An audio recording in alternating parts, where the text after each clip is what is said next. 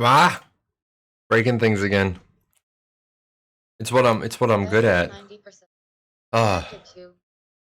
breaking things is what I excel at on this program. I do want to start off with an apology, guys. On Wednesday, we were having a really good discussion on corruption. Totally lost track of time. Looked down at my phone. My accountant was calling. Well, one of the potential accountants that wants the job, and I'm probably not going to go with them. They uh $2,300 a year. Um, that's not really conducive to what I want to pay. I don't really have that many things going on involving money, and that's just for the business. That's not my accountant. I'm going to start off with made a couple of tweaks to the audio. It is going to be a process. I did get the second bookshelf ordered. The company had one in stock. I want the same height bookshelf all the way behind me. And you can see I added a little flavor lighting behind me, make things work a little better. Oh, you guys are interested. You guys are thirsty today. Look at that. 24,000 points to find out what's in this envelope. You guys are excited about that. Anyways, we're going to jump in right here into a segment scene. What we're going to do is we're going to talk a little bit right at the beginning of the show, and then we're going to move into their live stream. We will talk about their live stream. We're gonna watch their live stream live. Unfortunately, one of the downsides of going for Twitch Partner is they really like you to have a regular schedule.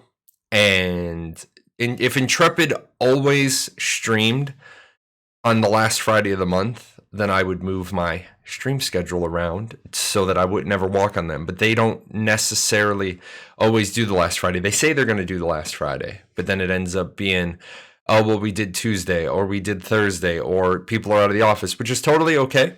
They shouldn't be confined to doing one day a week or one particular day of the month, but I can't really keep moving show schedules around. So I'm going to stream. I've got the side monitor set up. This was built to be a 2-monitor setup, and I realized 2 monitors don't work. I need 3. So I've got a side monitor with us. But with that said, guys, we were talking about corruption. In fact, I'm going to add a media source in here real quick for...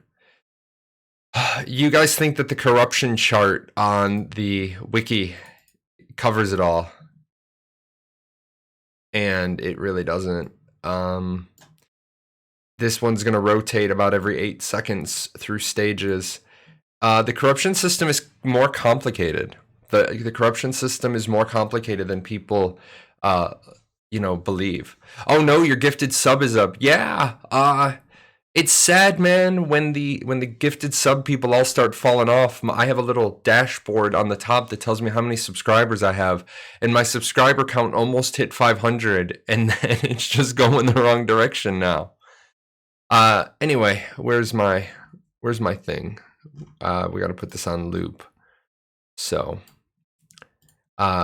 corruption, it seems to be confusing a lot of people.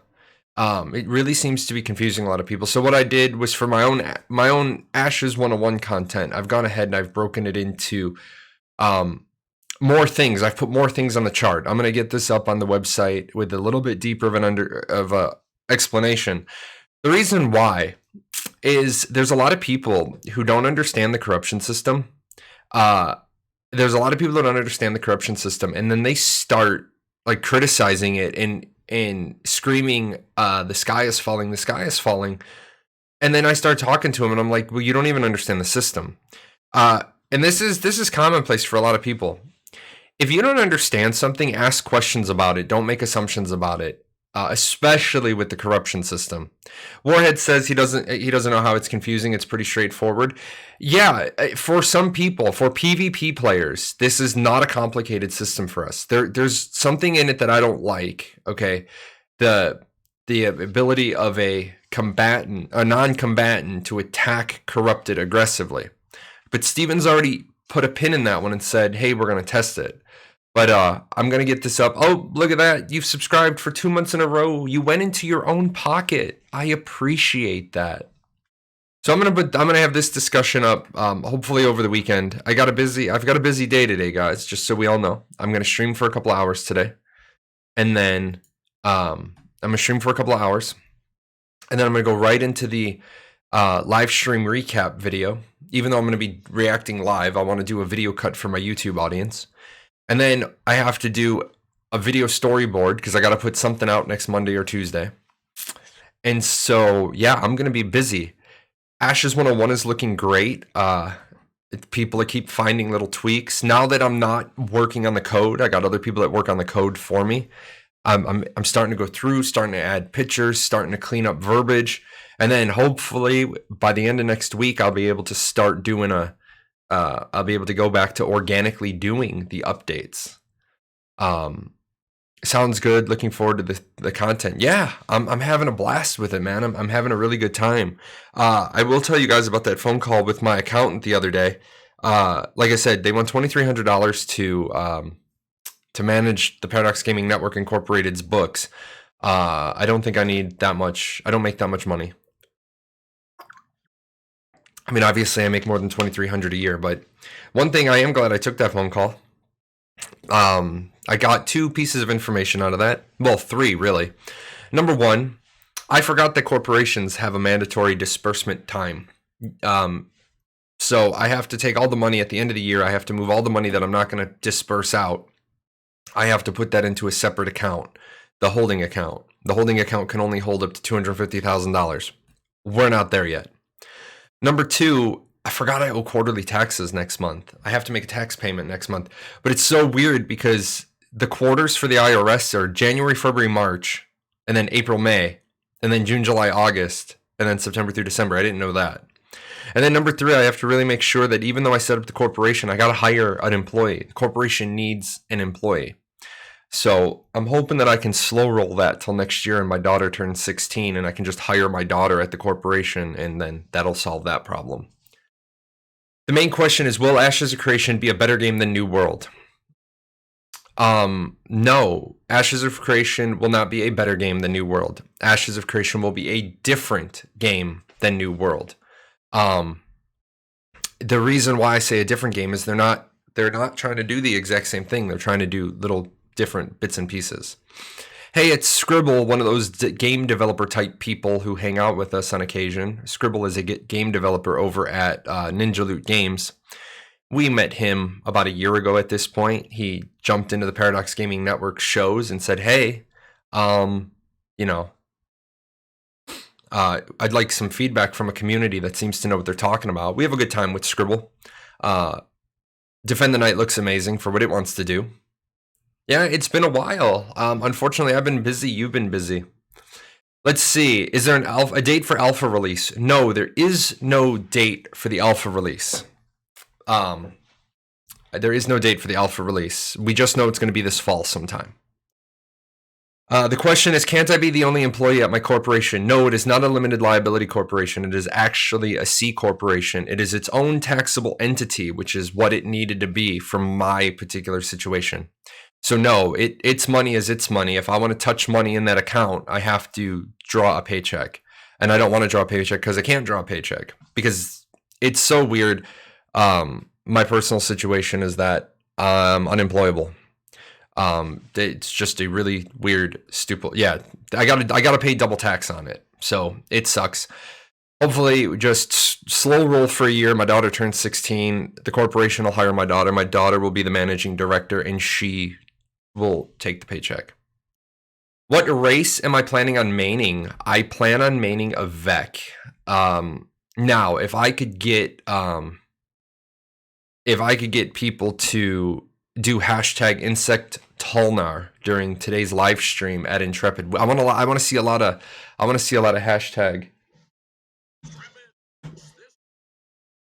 see a lot of hashtag insect Talnar. I definitely think that's worthwhile. Is everyone about to play the underground race, the Talnar? No, I don't think so.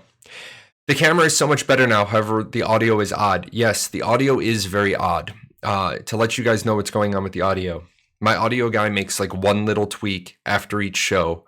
The problem is that I want to get an Elgato Wave 3 mic and I want to get the boom arm, right? I want to get the boom arm so that I can bring the mic up to my face sideways. Right now the mic is on a stand right in front of me. The problem is that I'm partially deaf.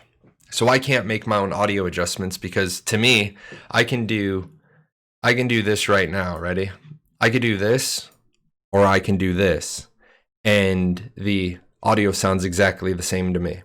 I don't have any differences. When I start turning things in my settings on and off, I don't hear them. So basically what happens is that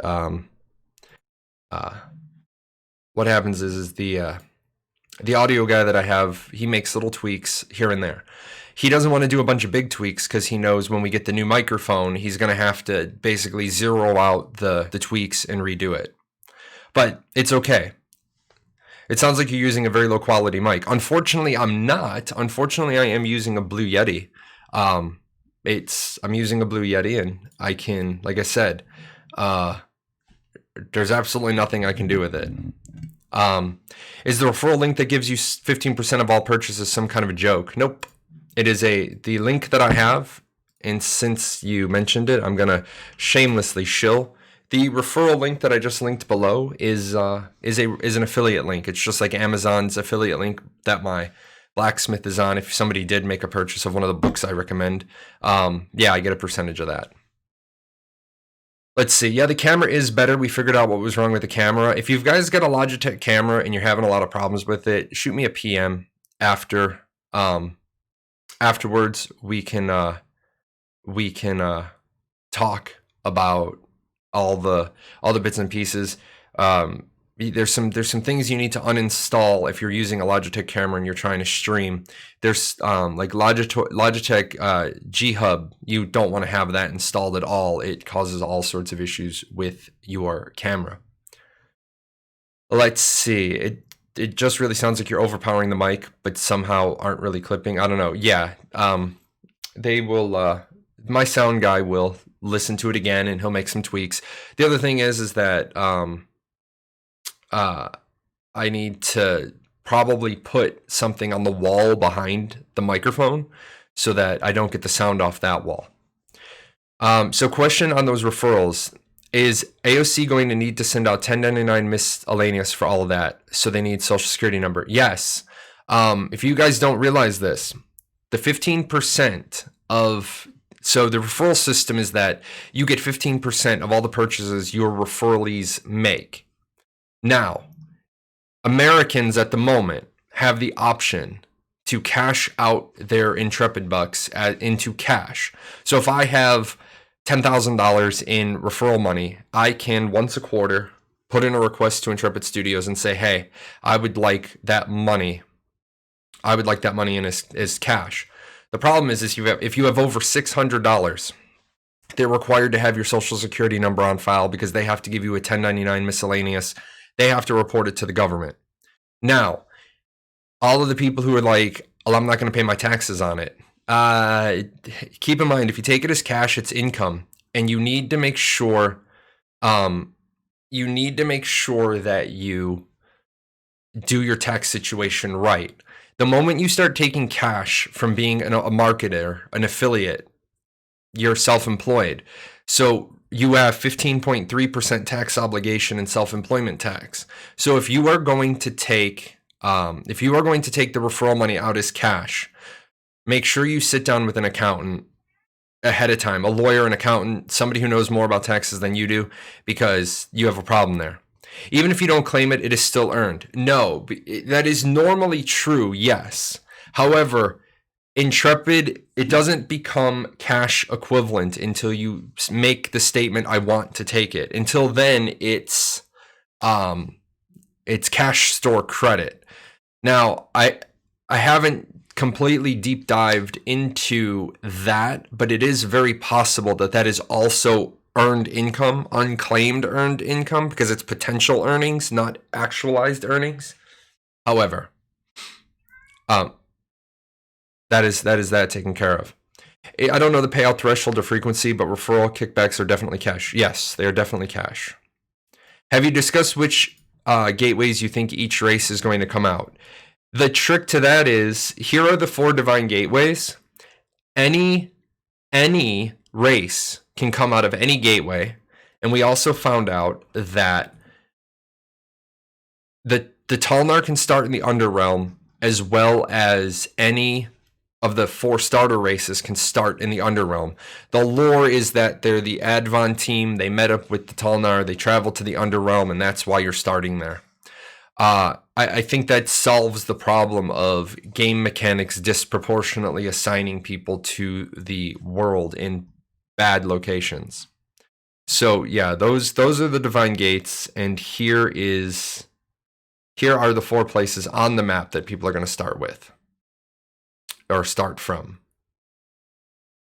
Let's see. Will Ashes of Creation require a pretty componented computer? Yes, you're going to need, if you're thinking you're going to play Ashes of Creation on the good old fashioned 660 i3 with 6 gigs of RAM, that's not going to happen. The base requirements for alpha, I'm about to link those. But you also have to keep in mind, these are the base requirements for alpha. People are like, oh, the game's only going to need 15 gigs of available space. No, it's going to need more than that. You're probably talking on the order of 100 gigs of storage by the time it's said and done. Let's see. They started the stream. Yeah, there's 52 minutes and 20 seconds left until the stream starts. So we're going to talk about some stuff until then, and then we're going to switch over to that. We're going to watch it live. We're going to live react to it, and then we'll go back to doing our thing. And at the end of the show, I will then, you guys are going to see kind of like behind the scenes on how I put together my live stream recaps. So yeah, download more RAM. It's always the thing to do. Wow. My giant cat is sitting in a really small cat. He's sleeping in the stand instead of sleeping in the one on the top. I tired them out. I got them a cat laser and an enrichment toy, and they've been busy ever since. First time live viewer. I love your content. Keep up the good work. Oh, hey. Glad you're here. I do want to say thank you to all the people who keep coming out. I want to remind people I am on that Twitch partner push. I'm going for 6,000 followers by next Friday. I think we're going to hit that easy. YouTube should hit 15,000 subs by next Friday before I put in the application. I wrote my application, so that looks good. Let's see. And then the setup is looking nice. Yeah, I do like one thing I did with the background. I like one thing I did. It depends on the mood I'm in, you know? If I want to talk about corruption, we can talk about corruption. If we want to talk about like Care Bear or more Care Berry stuff, we can go like green. I gotta angle the lenses, the lights a little bit more, but I like the way it works, and I can do it from my phone. Really slick. My daughter might want a pair of these lights, so I might give her these lights and then get these are 15 watt equivalents, or these are 15 watts. These are 100 watt equivalents. I might get the like 250 watt equivalents. I don't know yet. If she wants a set of lights, if she doesn't want a set of lights, then I'm going to keep these. Is it launching on its own launcher or a known one? It will be launching presently on its own launcher because they're self-publishing. So, what lights are those? You know what? That's a good question. I should put my lights in my Amazon Blacksmith. I can grab the lights real quick. I can grab the link to the lights real quick for you. Man, it's been hard to find. It's been hard to find anything. Yeah, they're these. This is gonna be a little weird of a link. This link's gonna be kind of long. I'm not giving you an affiliate link. This is just a straight link to those lights. They're really cool. They come in a 2-pack for $36. So, did I submit a question on the forums? Yes, I submitted about the 4th or 5th question down the line. But they don't take the questions in order. They take the best questions. So Lieutenant Toast does an amazing job. She goes through the entire list of questions like we were doing the other day, and we answered about a page and a half of the questions, and we talked about, if we didn't have an answer, we talked about why your question wasn't a good question. And Toast today in the Discord, she said, yeah, don't give me walls of text because I can't formulate that into a question. Guys, when you're going to ask a developer a question, ask an answerable question. And what I mean by that is ask them a question they can't answer. Don't ask them, so if I'm playing a Renkai fighter and I'm living in a military node, then it's stage 4, and I'm a priest in religion number 5, and my mayor is a Vec. Will the cat meow at 227 every day? Well, how do they know? 21 words or fewer. 21 words might be a little short, but yes, I definitely agree. A statement a old commander gave to me. I have this little book, and I gotta find it. I've unpacked almost all my stuff, and I can't find my quote book from my self-development book. I might have burned it. I might have been angry. But one of the things my boss said, if you can't explain it simply, you don't understand it thoroughly. And that one stuck with me, because these people that try to give you on and on and on, like explanations, short, simple explanations. That doesn't mean you can't string together several short, simple explanations. But you should be able to give somebody a short, simple explanation and then build on that as they want to know more. Let's see. Did I apply for partner? No, I'm applying for partner next Friday, after next Friday's show. That will have given me some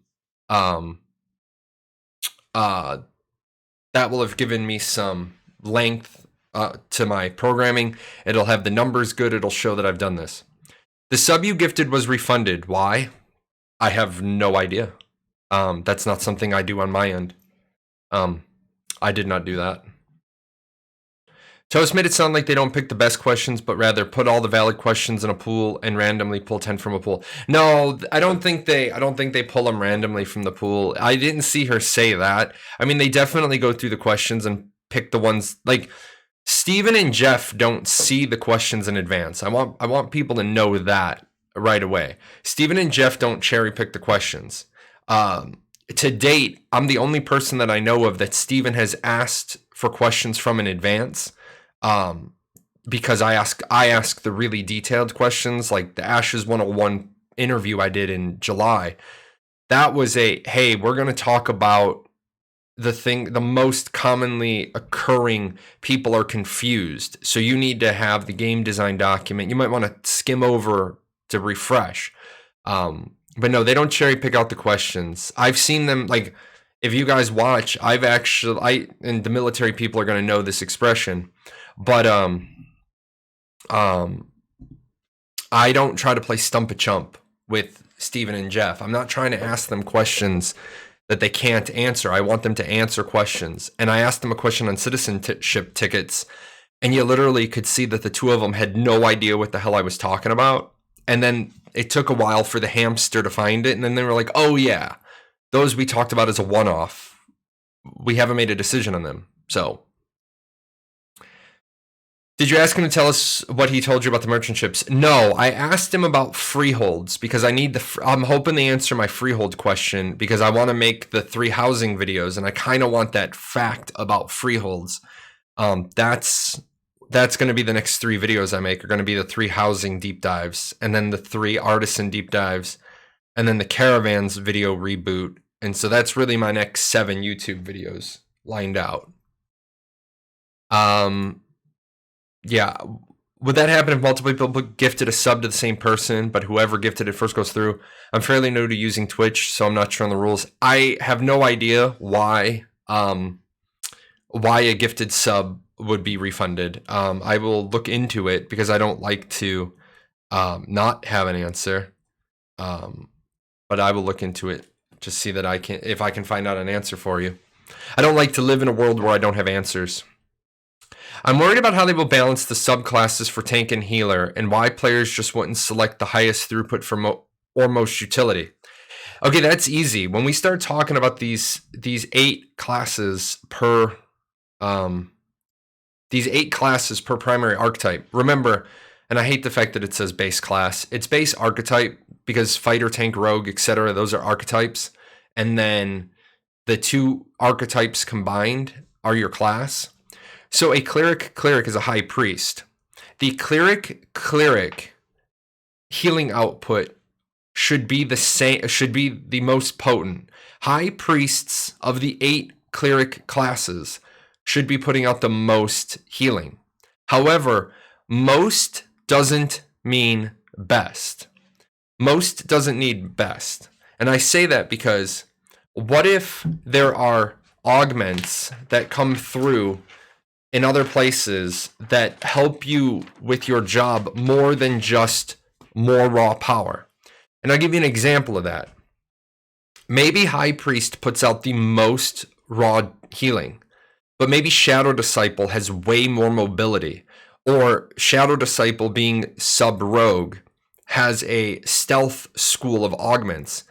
So periodically you can throw out an ability and then stealth for several seconds. So that is where the power versus utility is going to be. Power versus utility. Let's see. Can we throw righteous keggers at our freeholds? Yes, Vitamin Peanut Butter. You can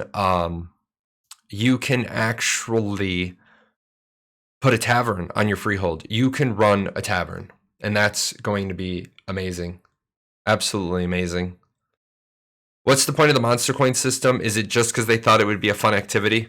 Yes, they understand that the monster coin system is a little bit controversial, so that you can take control of the monsters that are going to be doing damage to the other nodes.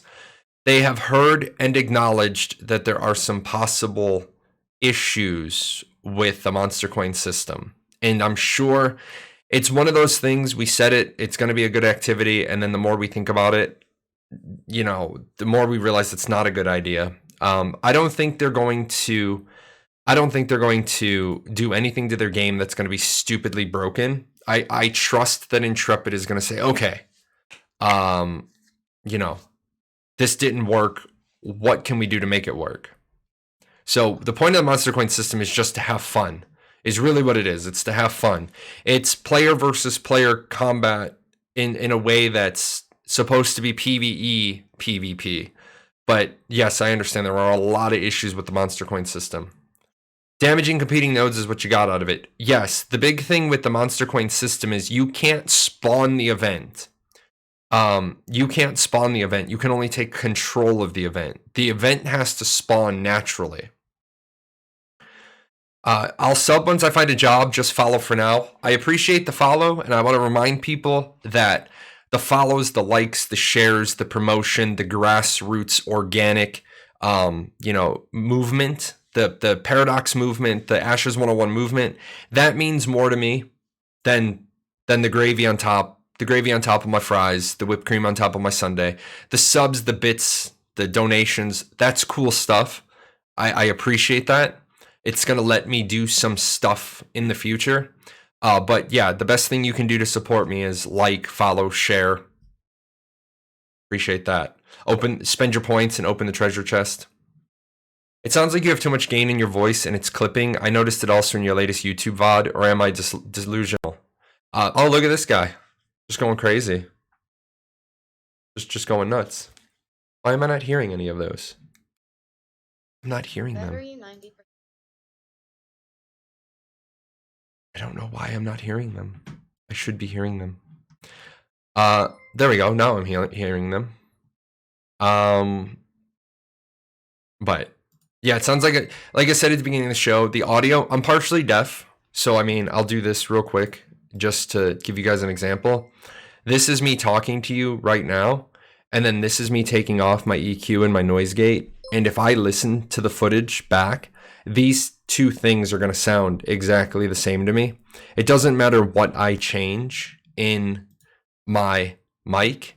I don't hear the changes because I basically hear the white noise. What is going on? The Roz did. What is this? How many are you doing? How many are you doing? You're crazy. Look at this guy. I'm like, what's they're still going. And then I'm like, oh, okay. They're still going for a reason.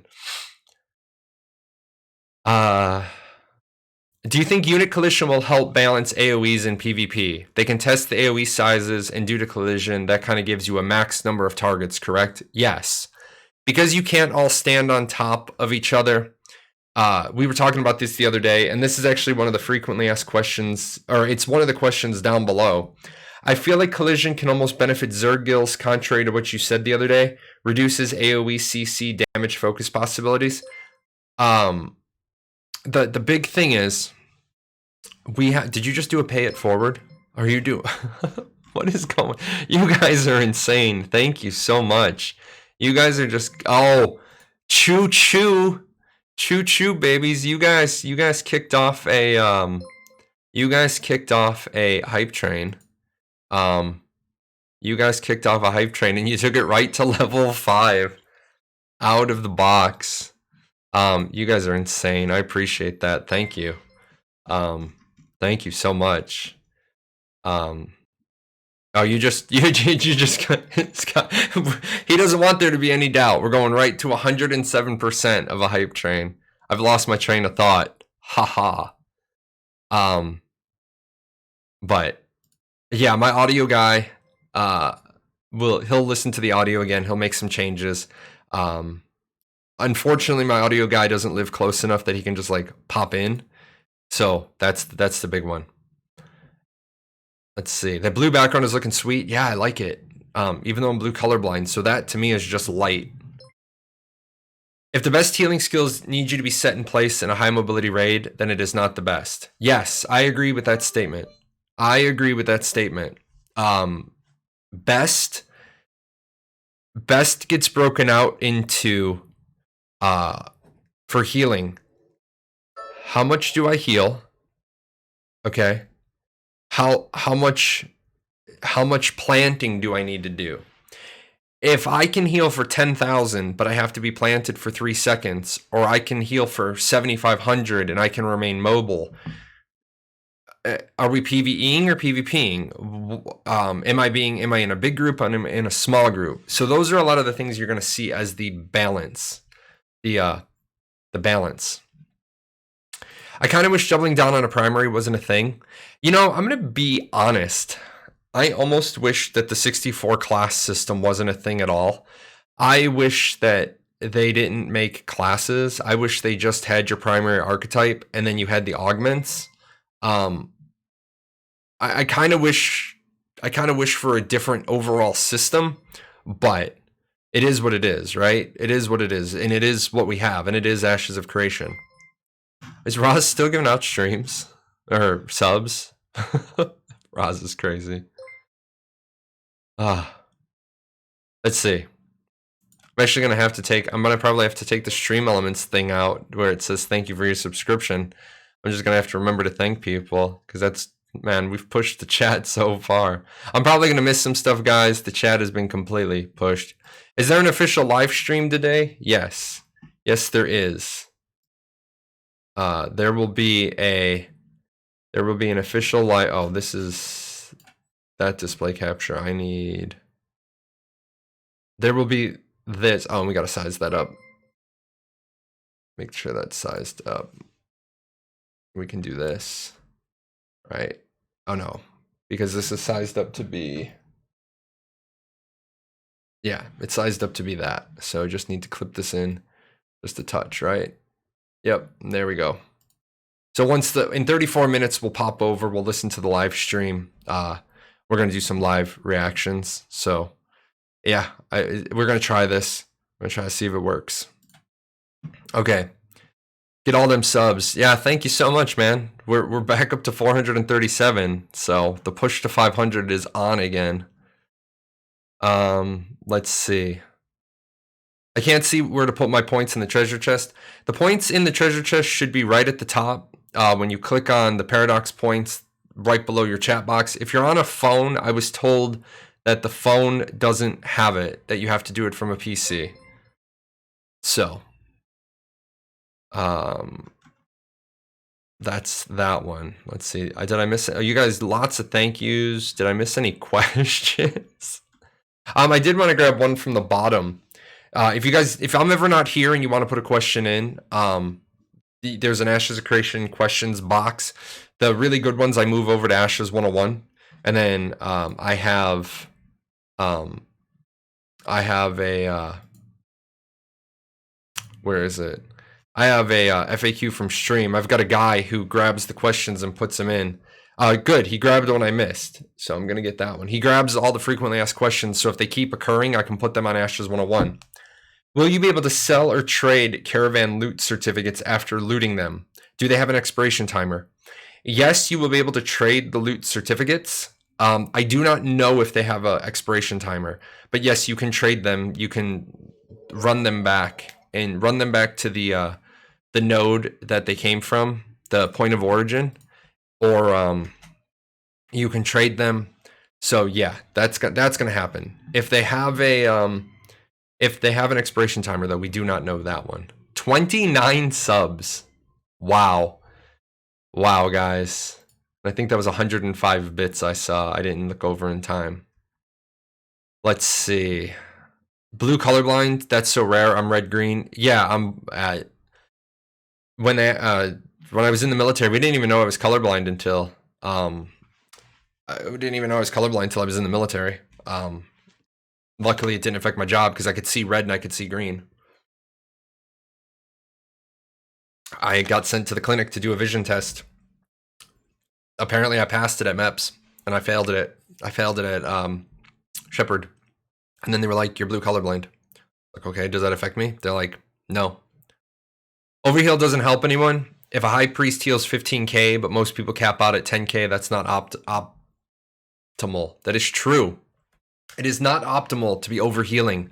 So with that said, back to the class thing. Say a high priest, its build allows you to be hitting that 15k through all the augments, all the things that you put together on your caravan or your character. You can hit 15k heals, but the majority of the people in your party only have 11,000 health. Well, 4k overheal doesn't help. So maybe instead of playing a high priest, maybe you play an apostle, and it takes your heal down from 15k to 9k. But maybe it does a 9k with a 4k shield. And a 9k with a 4k shield for 5 seconds is a lot better than a 15k. Because chances are, if the person only has 11,000 hit points, even if you do 9k heal them, you'd want them to have that shield so you have time to throw out another heal on top of them. If all you do, if the damage coming in is so fast and rapid, all it's going to take is 2 or 3 people to get a crit off, and then your target's going to die. To clarify, I don't think there will be one choice for best subclass. I just think that there will be top 2 to 3, and the others will be subpar. I don't think they're going to be subpar. Obviously, meta exists. But I think that they're going to work really hard to make sure that they're all within a few percentage points of each other. I did miss a question. Do you think that certain bosses will be better from certain augments? High priest because you need massive heals for this boss. Cleric, rogue possibly reduce healing aggro. Oh, do I think that certain classes will be better on certain bosses due to the augments you get? Yes, absolutely. Absolutely. I think that augments are going to be very important, and you're going to change your build based on where you're headed. So yes, absolutely. I think you're going to be changing your class. Do you think that certain bosses will be better? Hold on. Is there any info on how zones of influence expand over open water and how it influences the content there? Zones of influence will expand over the water because the water is considered game board. There's islands, so they obviously have to have zones of influence on the water because that's just the natural push out from the center. The big part is that the zones of influence cause the range of content to spawn. Boom. So when you have a zone of influence that's expanding out over the water, yes, it's going to influence the quality and the quantity and the rarity of the mobs that are out in the water. Absolutely going to be effect there. If you are with war with the caravan origin node, you won't be able to exchange your tickets. Yes, that is a probability of what will happen if you are at war with a node and you destroy one of their caravans. You're not going to be able to go to the point of origin to cash your reward. That is a good question. I actually want to put that in. That's actually a really good question, or a really good insight. I keep this list of insights and questions. Boom, there's another one. You guys are insane. How many did you do? 5 more? 2 more? 3 more? I don't even know. I don't even, what world are we in, guys? What is happening? What is happening right now? Why is because it's Google and I've got so many Google tabs open. You guys hate Google? Sometimes I hate Chrome sometimes. The more tabs you have open, more memory you use. Let's see. Are backers still able to get into Ashes of Creation and play? Not right now. Not right now. I think everybody is going to be a subscriber. In fact, yes, I think everybody is going to be a subscriber. I think you guys will all be subscribers by the end of the show. If this keeps up, you will all be subscribers. Are backers able to get into Ashes of Creation and play? No. Unfortunately, Alpha 1 sales are closed right now. We need to get all the existing Alpha 1 backers into testing. And then, if they want to reopen Alpha 1 sales, they'll open Alpha 1 sales. There are some drawbacks to them opening up Alpha 1 sales. So I'm not 100% certain that they can escape some of that rage if they do reopen Alpha 1 sales. I did do a video. I talked about it in a segment. I do want to see Alpha 1 sales reopen. I think there's a lot of good reasons for that. And if you guys want to know that, I can jump into that. But yeah, I think there was there's good and bad from reopening Alpha 1 footage. Was the footage from 3 years ago just a proof of concept? It seems like the character models don't look as good in the more recent footage. I think the character models look better in the more recent footage. But if you're talking about, say, this one, if you're talking about the Art of War, then yeah. I understand what you're saying in the older footage. The newer footage, remember, they still have passes to do. There are still animation passes to do and character passes to do and the character creator to do. Remember, you're using some pretty stock models in the new footage. I did an entire video on the character creator and what they want to do with it. So, but yeah, some of these animations, remember, they have one model that's animated. I would be willing to bet that this asset for the Rogue is a stock asset out of the Unreal Engine store. Only because it's so much smoother and cleaner. Now, we talked about stock assets the other day, guys. It's okay if you use stock assets. It's not okay if you use nothing but stock assets and you don't make the gameplay work right. But using stock assets is fine. You don't need an artist to recreate the wheel every single time. I don't need an artist to do all brand new trees.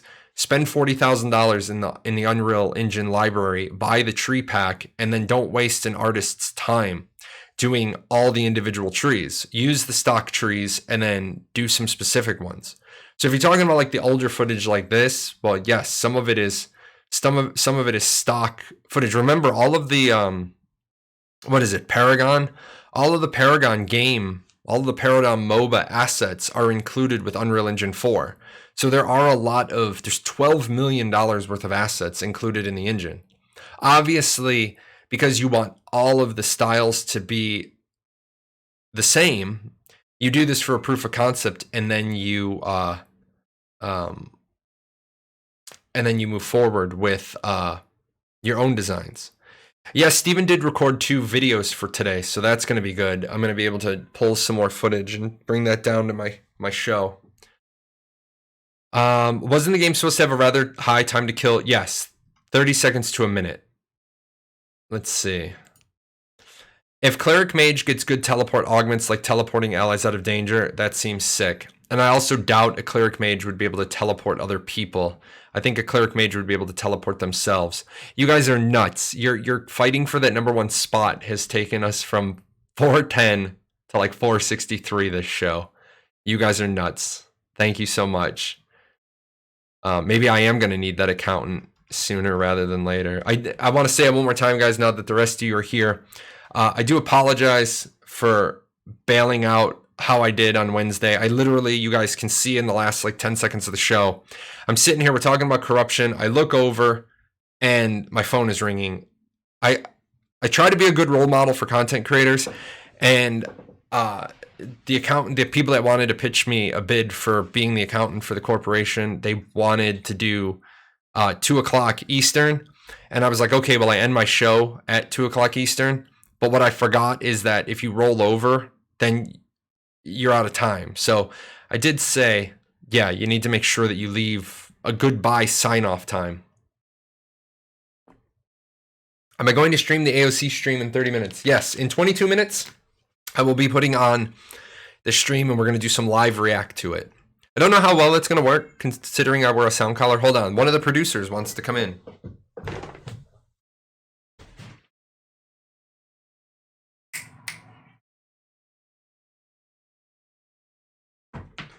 See, now we play this game of he comes in and then his wife will want to come in and the brother just woke up and the brother will want to leave. Here, come here. You can be internet famous.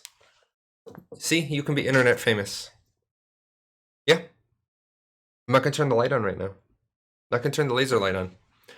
So, we've seen raptors around the gameplay videos. Do you think it is likely we'll see more dinosaurs as animals in the world? Maybe as tameable creatures. I'd like them, but they don't feel like they fit into the setting aesthetically. You know, I'm going to jump on that question for a minute, and we're going to go down a rabbit hole. Why do people keep saying that raptors and dinosaurs don't fit high fantasy when they're in every MMO? People have raged about the dinosaurs since they first were shown, but they are in every... I cannot think of an MMO that doesn't have dinosaurs if it's a high fantasy game. I just simply cannot think of an MMO that doesn't have dinosaurs. WoW has them. Final Fantasy has them. Both Final Fantasies have them. My response to people and their dinosaur and their raptor hate is that if you don't like raptors and Ashes of Creation, you wet the bed after seeing Jurassic Park. I mean, that's just how I feel about it. They're in WoW. They're in Final Fantasy 11. I think they're in EQ. It's like dinosaurs, no, but dragons, yes. Krakens, yes. Leviathans, no, but a Velociraptor is a bad thing. I want my Velociraptors. I want my Velociraptors in my game.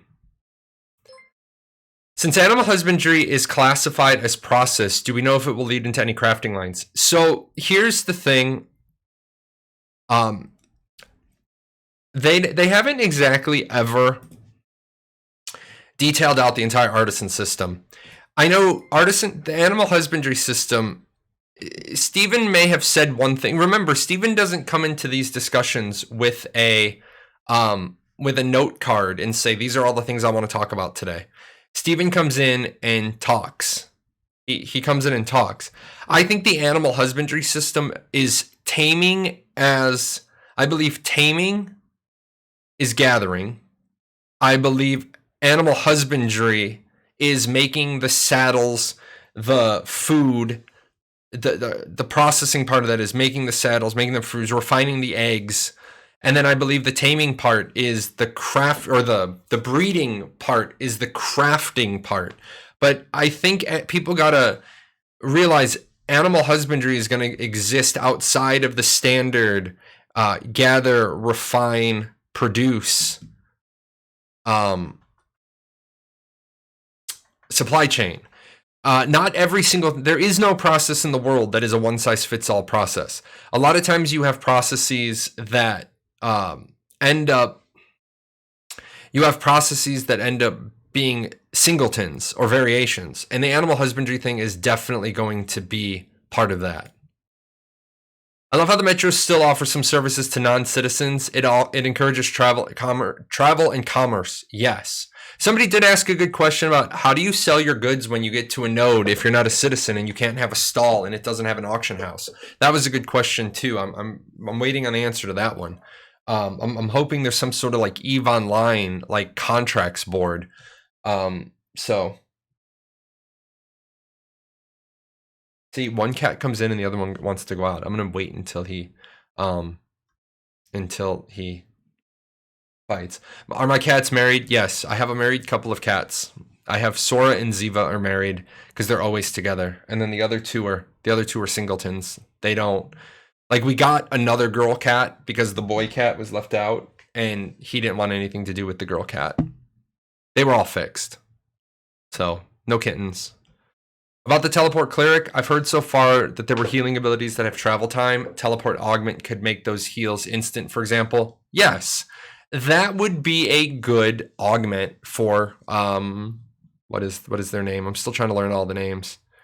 For cleric, mage, for an oracle. So you know that you have a skill shot, right? You have a skill shot, and then somebody can step in the way of that skill shot. Well, what cleric plus mage could do is that it could make the skill shot not a skill shot, but an on-target cast. I don't know if they're going to do that because that would make it very, very tabby and not tabby cat, but tab target sort of deal. But it definitely could do that. Raptors are your first mount in Guild Wars 2. Good. Lord of the Rings Online, Star Wars Online. Star Wars Online isn't high fantasy, so I'm covered on that one. Lord of the Rings Online, you might have gotten me on that one. Might have gotten me on that one. People have nothing else to discuss. They fight over such stuff. Man, there were some people getting heated in the official Discord over some stuff. People have been crazy. Warhead says the generosity has been off the chain in the stream. Yeah, I agree, and I appreciate that, guys.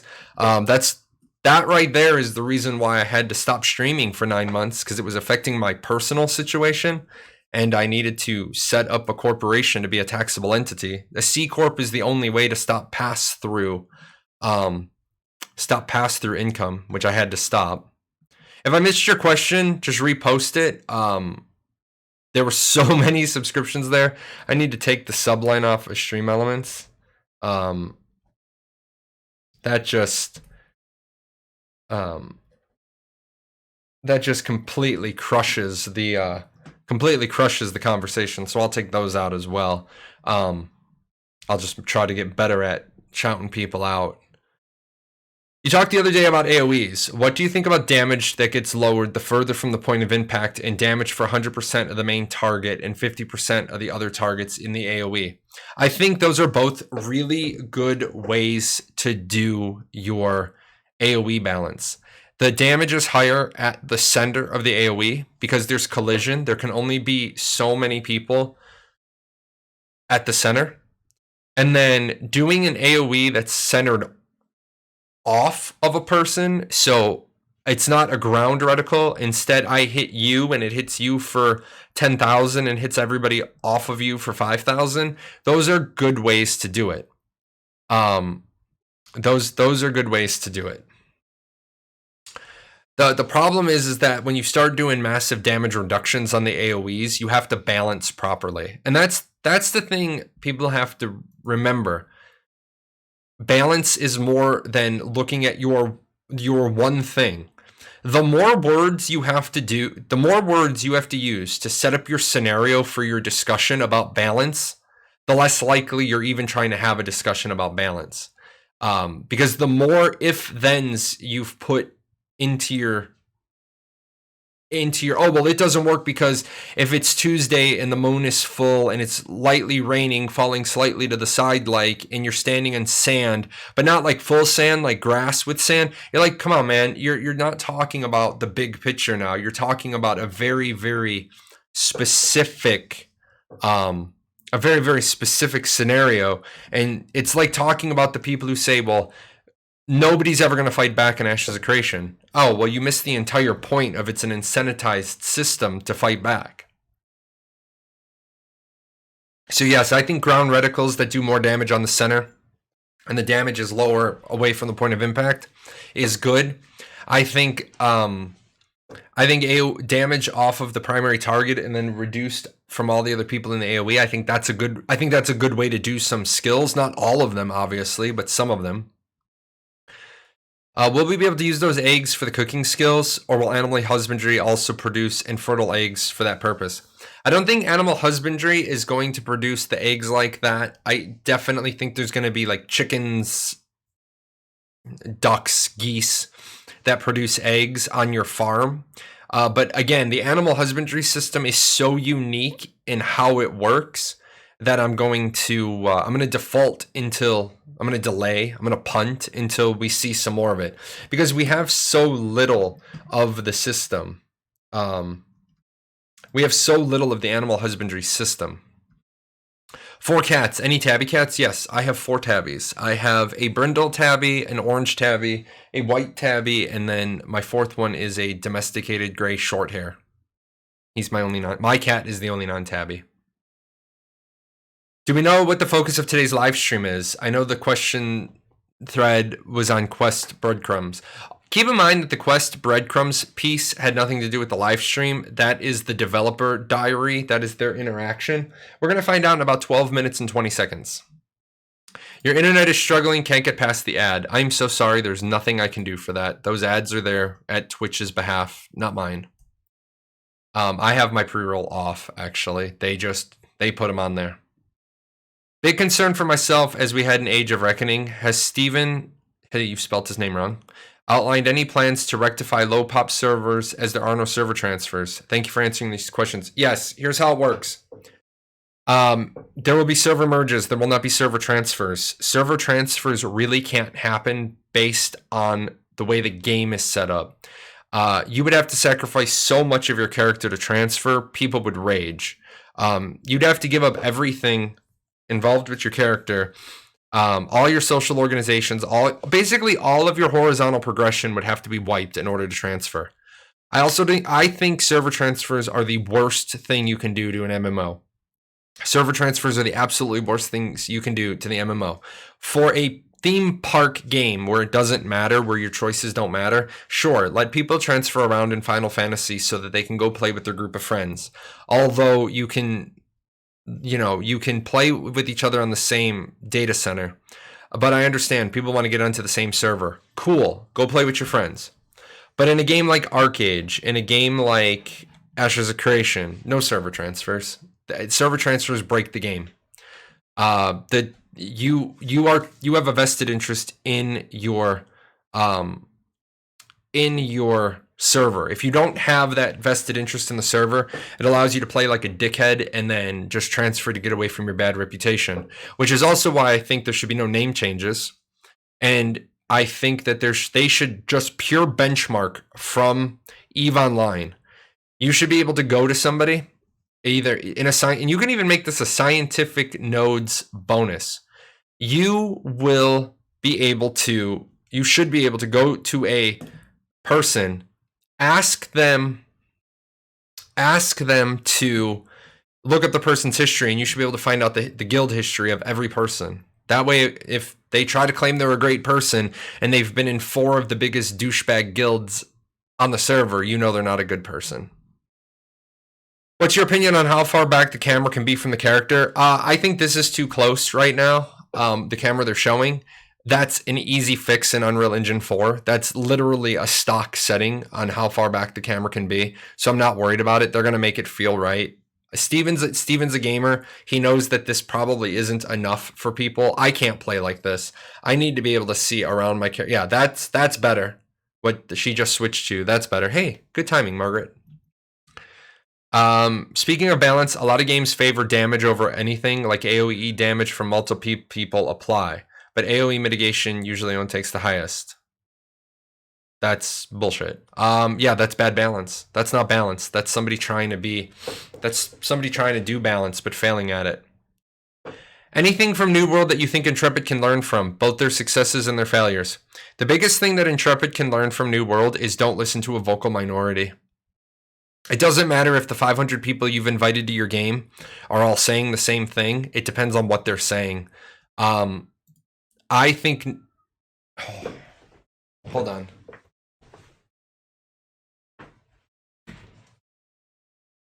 Come on, he's in here. Come on. Come on.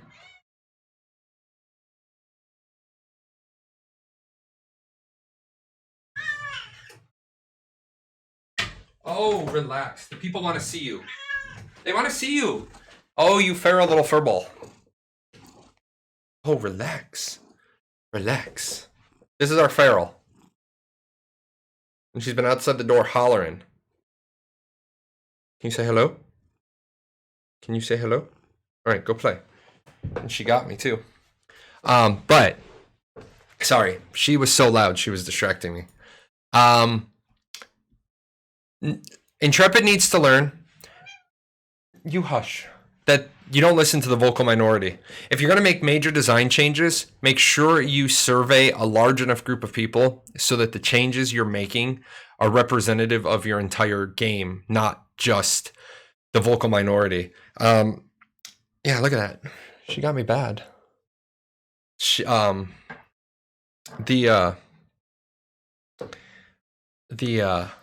The vocal minority doesn't necessarily always know what they're talking about. The vocal minority will sometimes yammic about what they want, and then they ruin your game because people are under the assumption that if they get what they want, it's going to be a good game. But like I've said, a lot of people look at something in such a, like you're looking at the fact that that one leaf on that one tree is dead. And you're worried because that one leaf on that one tree is dead. So you start making all sorts of changes to the entire ecosystem of the forest. And what you fail to remember is that leaves on trees just die sometimes, and that's okay. 1 minute until stream? No, 6 minutes until stream. 6 minutes, 37 seconds. But let's get set up for that. Just because. Just because. There it is. So, now it's... guys, look at the screen. Look at the screen. It's got 6 minutes and 11 seconds on the timer. So... let's see. I think they need to... No, stop it. Come here. You guys aren't going in and out all the time. Go. I think they need to incorporate a friend code system at least. Yes, I believe they need to. Come here. I think they need to incorporate a friend code system so that even if a server is locked, you can get on that server with a friend code. And Final Fantasy XI did this, and it worked really well. Really, really well. Why are you so vocal? Come here. God. Man, all I want is a studio. I wanted an office, and then I got an office, and the cats won't stop. Now all I want is a studio I can drive to, like just in town, a couple of minutes away, so I can just drive to it and work. The friend code's okay. You want out? Then go out. See, she doesn't want out. She just wants to irritate me. She wants to piss me off. That's what she wants. A friend code system is that if the server is locked. Okay, you're bad. You're a bad cat. You guys go. Shoo. Go. Go. And you go with her. You guys go play. My God. It's like a guy can't even... I know, they're furious. They're furious because the stream is late. They wanted to lay down. I know, cat aggro is the worst aggro. It is... I think my wife isn't here right now. I think my wife is off doing errands. But yeah. The friend code system works like this. Our server is locked. The Jahlon server is locked. But I'm playing on that server. I can go to an NPC. I can get a code. I give it to you. It allows It allows you to make a character on a locked server because somebody on that server sponsored you to that server. It works really well long term, so you can keep your servers locked. But then, because what's people's big complaint? Oh, my guildmate can't get on my server. My friends can't get on my server. Well, if you know somebody on the server, you can get a friend code for it. And then the big part of that is, if you catch people like publicly putting friend codes out for the server, hey, come join our server, here's my friend code, then you just sanction the account that generated the friend code, because you'll know who generated the friend code because you can track it back to the account that generated it. It would be nice to have a transparent type poll, maybe an in-game poll as part of the UI so you can see real-time results, or somewhere to discuss as a whole community, not just a minority. Yes, a good game developer gets a lot of information from a lot of places. They don't go with just one place. That is the worst thing that you should do. Okay, I need to do this, and then you guys tell me, is that audio too loud? Is their background music too loud? Not enough? You let me know where that background music needs to be. Perfect. Okay, good. When they start talking, guys, remember you're gonna need to tell me. I'm gonna have to mute my mic while they're talking because I have to hear it through the collar. So let's see. You applied as a developer for Ashes thanks to me. Yes, and I hope you put that in your application as well. Hey, if you hire me, thank Jahlon. Or if you do get hired, make sure you say, hey, thanks to Jahlon, I'm working on your project. With the idea of gear degrading and no longer being usable, I have a concern that players will use subpar gear to maintain their good gear for getting into groups and then switching to worst gear. Yeah, that is always a problem. That is always a problem. But here's the thing. For some reason, people got it in their head that if gear has a maximum repairability on it, I don't know why. What is with people always going to the third standard deviation? So gear only has a number of times it can be repaired, but nobody is saying that number of times it can be repaired isn't in the hundreds. Okay? It's not in the hundreds. Like people are thinking this is like a Rust where you get your gear in every week you're going to be on a gear cycle. That's not what we're talking about here. We're talking about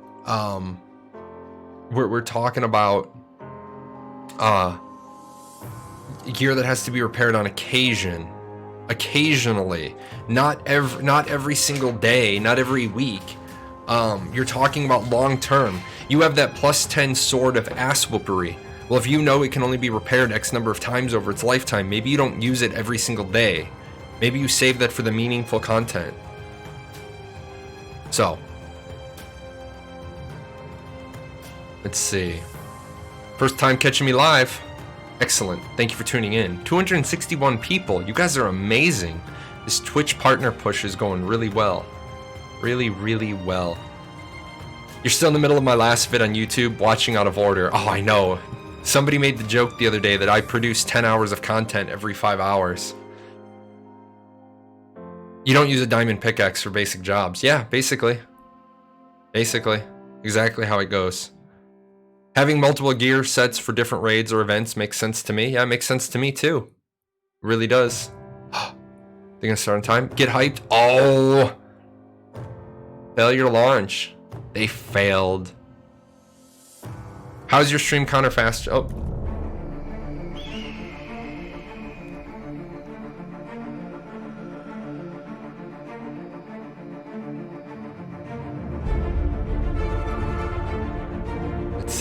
Let's see what we get here.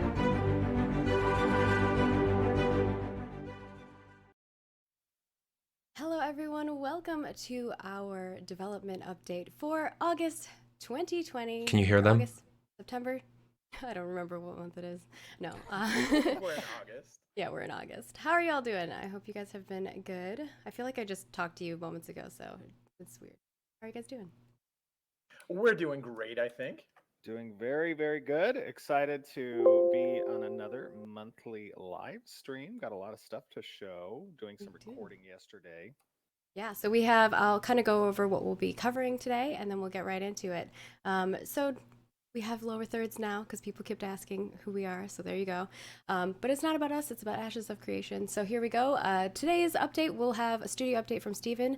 We did announce some stuff with My Games, so we'll talk a little bit about that. We do also have a design update. We have some in-game footage, actually 2 videos for you this time around, and environment art update as well. 2 Some videos. cool assets in that end, and a character update with another video as well. And then we'll go into our Q&A, which we've got quite a few questions. We'll probably get through 10 of them, but maybe we'll try for more if we can. We did All right, get I a keep lot of bumping it. questions Let me know when in it gets the perfect. forum thread. So thank you so much for putting those in there. I know Toast is going to try her darndest to answer as many as possible because there were a lot of repeat questions in there as well. So for quick updates, I'm just going to quick show those. We have our next dev discussion. So our next dev discussion is coming up in September. Stay tuned for it. All I'm going to give you is a sneak preview of immersion. Immersion. That's such a good topic. Get ready you for can that. go so many We are places with that. compiling the dev discussion from the previous one. So I think that report already went out to the design team, correct, Jeff? I sure did. We also have a sweet coloring book for you guys. If you check out our ashesofcreation.com/news, which also is a great place to get all of our news, everything's always there, even our live streams. I've now started uploading those as well. So everything's up there. We will be getting a fresh new look to that page too someday. So stay tuned. I'm really excited. By the way, I just wanted to chime in. The participation that you guys out in the community have had in the dev discussions is very appreciated. It's really great to see different, opinions and comments and experiences, and all of those things kind of go to further reinforce, a lot of the design decisions that we've made with Ashes of Creation, and it's very beneficial for the team to kind of get that very eclectic, view from a lot of you guys as players. And please don't stop participating in those discussions. It's very, very helpful. Yeah, and Toast does a great job of thoroughly going through every single comment. So don't worry, you're getting heard. And sometimes the example ones that she provides for the links for the dev team are it gets really long because there's been so many conversations happening with that. Yeah, it's one of those things that, you sometimes think you understand what the audience wants, but actually hearing it, directly in an organized way really helps to, laser focus us and get us on the right track. So yeah, keep it coming. Yeah, awesome.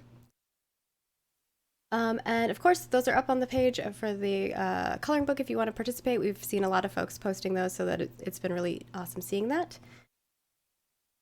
And we have our next cosmetic. We always tell you whenever the swap over is on the news post, so definitely stay tuned for that. But our swap over will be September 2nd, 2020 at 11 a.m. Pacific, as noted in the article. So do keep a note of that if you're interested in the boons of the Waveborn goodies.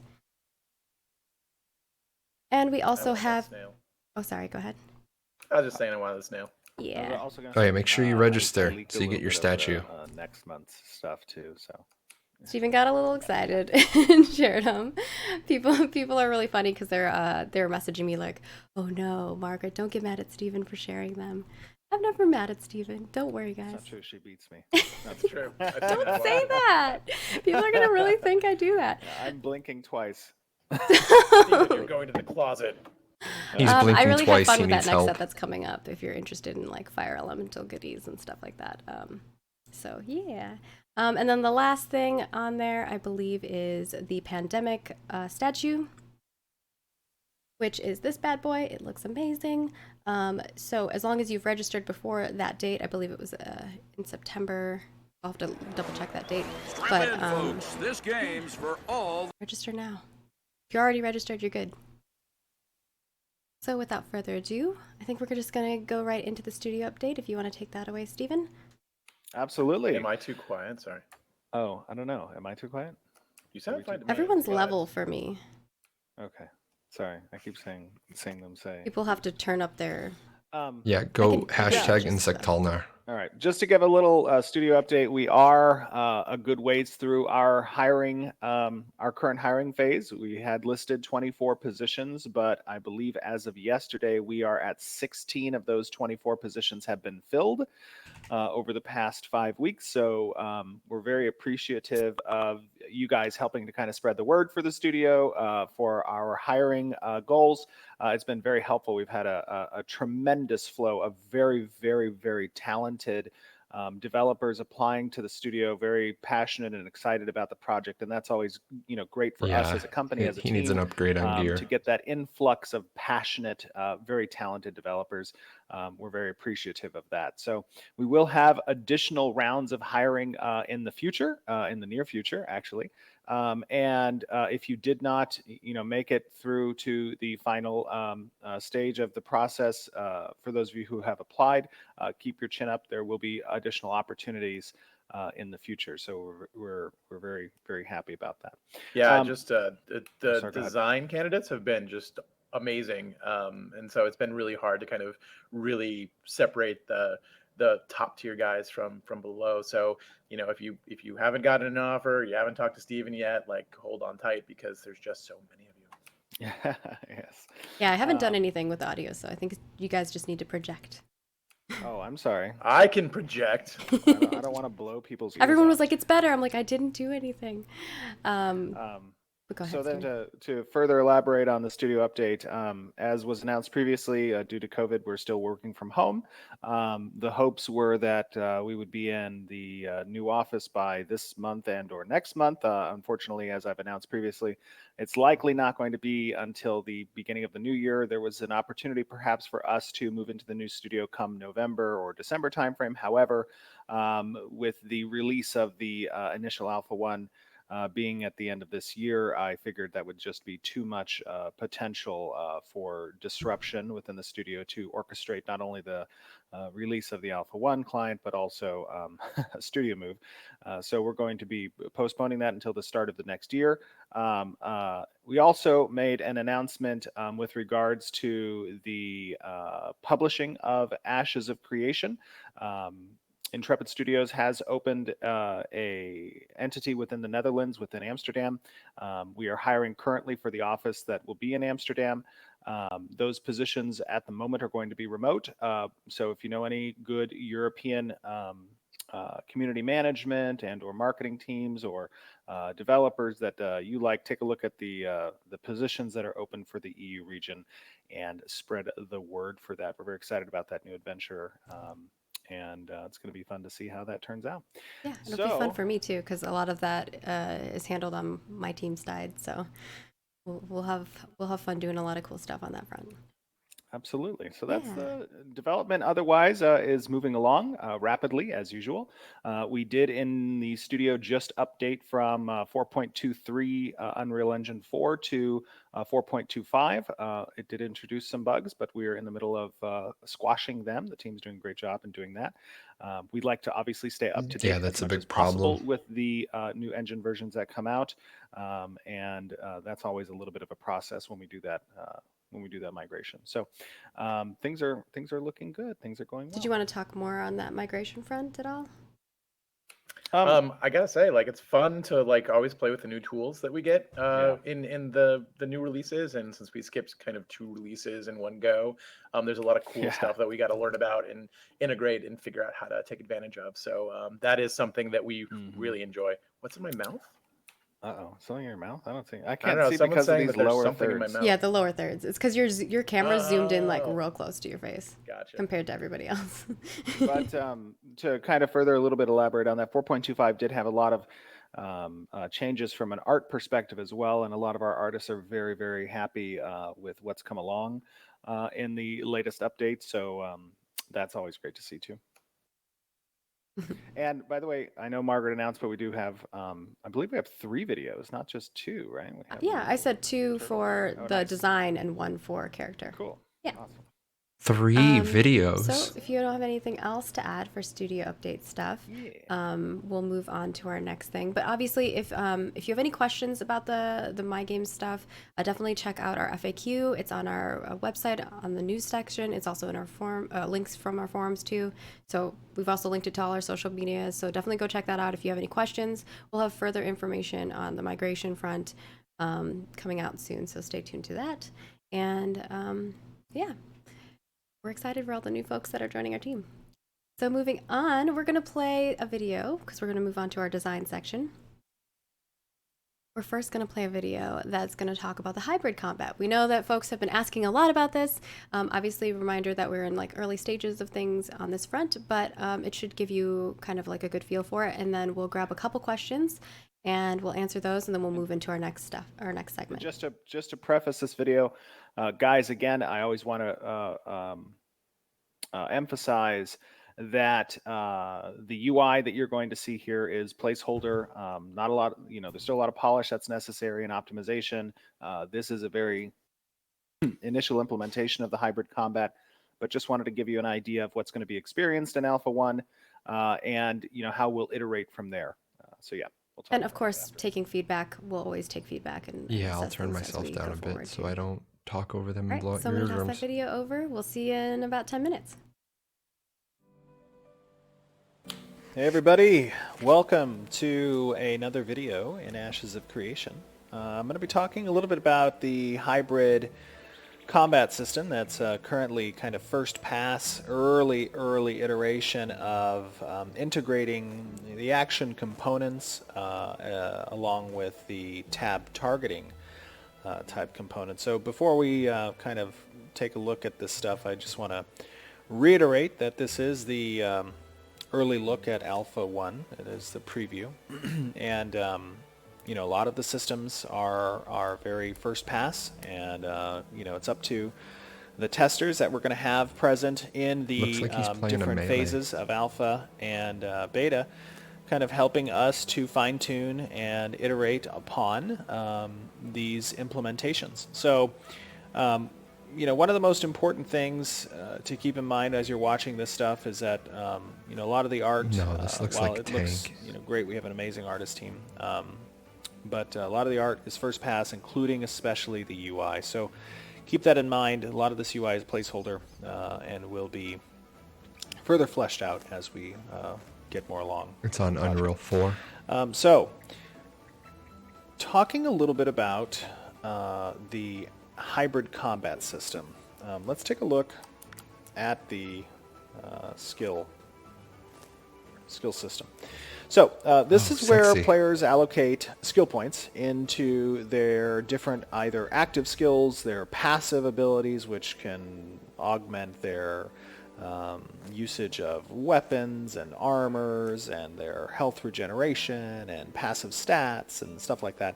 On the weapon side of things, that's where you will spec into certain types of procs based off of weapon groupings. So, we've talked a little bit about this in the past. If you have a dagger, daggers might have a chance to proc a bleed on your weapon attack, and that would synergize with an active skills ability, like let's say backstab, that does additional damage if the target is under a bleed effect. Now, we've said in the past that players will be able to allocate skill points into their active skills that are more geared towards either action combat or tab targeting. As an example, you can kind of see, these skills can have additional points allocated to them to unlock further features. Some of them can be tab to start and become action if you allocate additional skill points. And this is one of the ways that we kind of balance the skills between action and tab targeting, requiring additional skill points in order to unlock certain features of that skill, and then it becomes a tab or an action type skill. So what I'd like to show you is, let's see if we can find some Shift monsters. 1 looks like his mount ability. Look for something nearby. Okay, here we go. We got some macaws. Oh, macaws and a raptor. So let me dismount here. One of the things I'm going to show you is essentially the weapon attack. So you see on the Q down here we have a, oh, it's a Silver Guardian weapon. That's cool, okay. So this is a rare, like level 10 weapon. It's not too bad. Yeah, that shift 1 was mount. But these guys I think are low, or like level 1. As you can see, I'm currently in the tab mode, essentially. Oh, look at the poor little thing fly. It's going to be sad if I have to kill it. The Fellbeak macaw. This thing's pathing all over the place. I can click and I can target. I can tab target if I want to. So yeah, tab between that. So this is the traditional kind of tab targeting. I can, you know, my camera movement is not tied to my cursor. I can kind of look around and do kind of stuff like that. I can look at my cool silver sword. Yeah, but players can very easily transition between tab targeting and action combat. By pressing Z, I now tie my cursor movement to my camera, and additionally, a reticle has spawned. Now, like I said previously, the UI here is relatively rudimentary and very early, but essentially, as I hover over targets with this reticle, I will get indicators through color and highlights on the reticle that will tell me essentially either distance to the target, whether or not a skill that I might have prepped could hit the target from this distance. I can left click and tab target a target currently. Now we'll change that to be right click. Right now it's left click, but it should be right click. And additionally, I can, when targeting an enemy this way, I can utilize my tab targeting skills. So I'll try to hook this dude. Come on over, little buddy. And my left click will attack. And I can use my kind of movements here. Another important thing to note, let's see if we can get a few of these guys, is that all weapons have a forward cone to some degree. Based on the weapon type, it'll change. Pole arms, for example, will have a much wider arc and much further out. Daggers will have a more fine-tuned arc, so you have to be more precise in that regard. So if I pull this sword, if I pull a few of these macaws, let's see if we can grab a few of them. Come on over, buddies. So we have a few macaws here. Little buddies, I feel horrible. But you'll see as I attack, I'm hitting multiple numbers of these opponents. And that's important because all weapons, regardless of if you're in reticle mode or tab targeting mode, you will be able to have a action-based type weapon attack. Not active skill, but weapon attack. Let me pull this guy. So, that's an important note. Weapons each have their own unique and individual forward arcs and distance that they deal damage to a target. Yeah, this is a huge improvement, guys, from what I've played. Over here. And let me grab this little plant. What's up, buddy? Give me your goods. Should be some stuff here. Now, obviously, as I've said in the past, action, combat, and tab are two very different tempos. And, you know, if we had to go through and rework kind of combat not to be hybrid, I would lean more in favor of tab targeting with high mobility and a lot of template type attacks to kind of represent that more skill-oriented combat. But I think that through testing in alpha and beta, but especially alphas, that we will be able to fine-tune this so that it sits comfortably between the two different types of speeds, essentially. Oh, we got some mushrooms. Let me kill these mushrooms.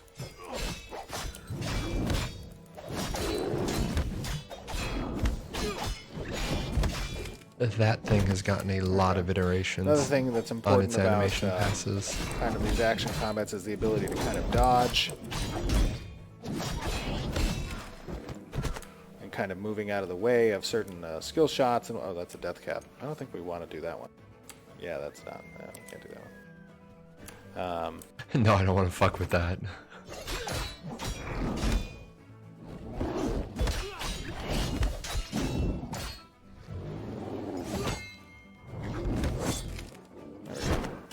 Yeah, so it's going to be interesting to see players. Oh, here we go. It's going to be interesting to see essentially players kind of testing out this hybrid combat, seeing how it feels, getting an idea for essentially the balancing that's going to be required and hosting different types of CC effects across the different targeting methods, and iterating on this. And you guys are going to be a part of that every step of the way, giving great feedback as all of you do normally, which we appreciate. Yeah, it was on our +8 levels. Discord or forums or Reddit. It's always great to get kind of player feedback. So bad for this crab. You know, Bacon made this crab.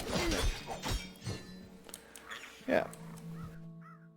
So I hope you guys enjoyed taking a look at the hybrid combat system, and feel free to leave some comments, and I will see you guys back on stream here momentarily. Yeah, I'm sold on the hybrid Alright. combat now.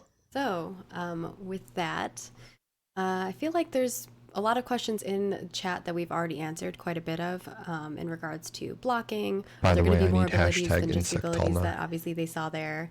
So I don't know if you want to kind of like touch base on some of those other things that you might have seen in chat. But again, I think a lot of those questions we've answered before, and this is early implementation again. So keep that in mind, everybody. I think one of the most important things is you guys are seeing that we obviously the team loves to see the excitement, the the feedback about how great the game looks and all that kind of stuff. That's very important to us. But really, what the purpose is of going into these alpha phases is going to be is getting data, getting logs, getting the actual feedback from the players. And there's a long way to go in making combat what it needs to be. I've said this in the past. The design team knows this. We all know this. Combat is the most tactile system in the game. It's the thing you will experience most often. And outside of the systems and mechanics that are going to be present for kind of the overarching core gameplay loop, combat needs to feel responsive. It needs to not feel floaty. It needs to feel mobile. It needs to be fluid. It needs to give a feeling of satisfaction. The audio components, the effects components, the animations themselves, the types of skills, and those types of things. All of those are really kind of our objective in fine-tuning the approach for our combat in Ashes of Creation. And I just want to make sure that you guys are aware, as we go through these alphas, it's going to be rapidly changing. There might be several prototypes we attempt to play with the live audience. That's the best way, I think, that we as a development team can yield a successful system in combat, is that type of iteration, that type of player involvement. Jeff?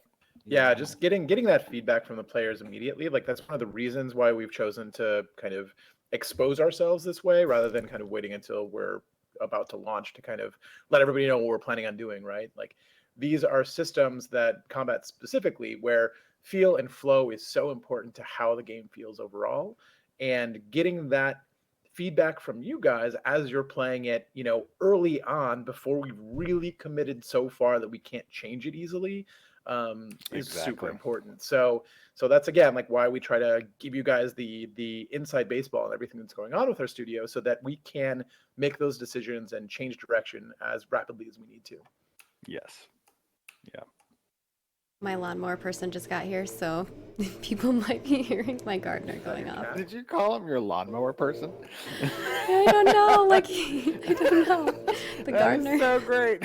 The lawnmower man is here. I just heard it go up, and I'm like, oh no, the lawnmower is going off.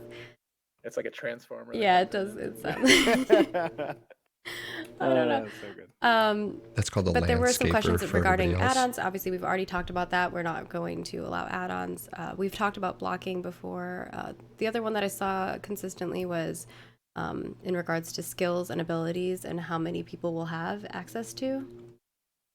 Yeah, so the goal is not to overwhelm people with hotbars, right? And to make sure that we're making good decisions about like Yeah. how many buttons you actually need to press to accomplish a thing. But with that being said, this is also a build-based game, so how many buttons you are using kind of depends on you.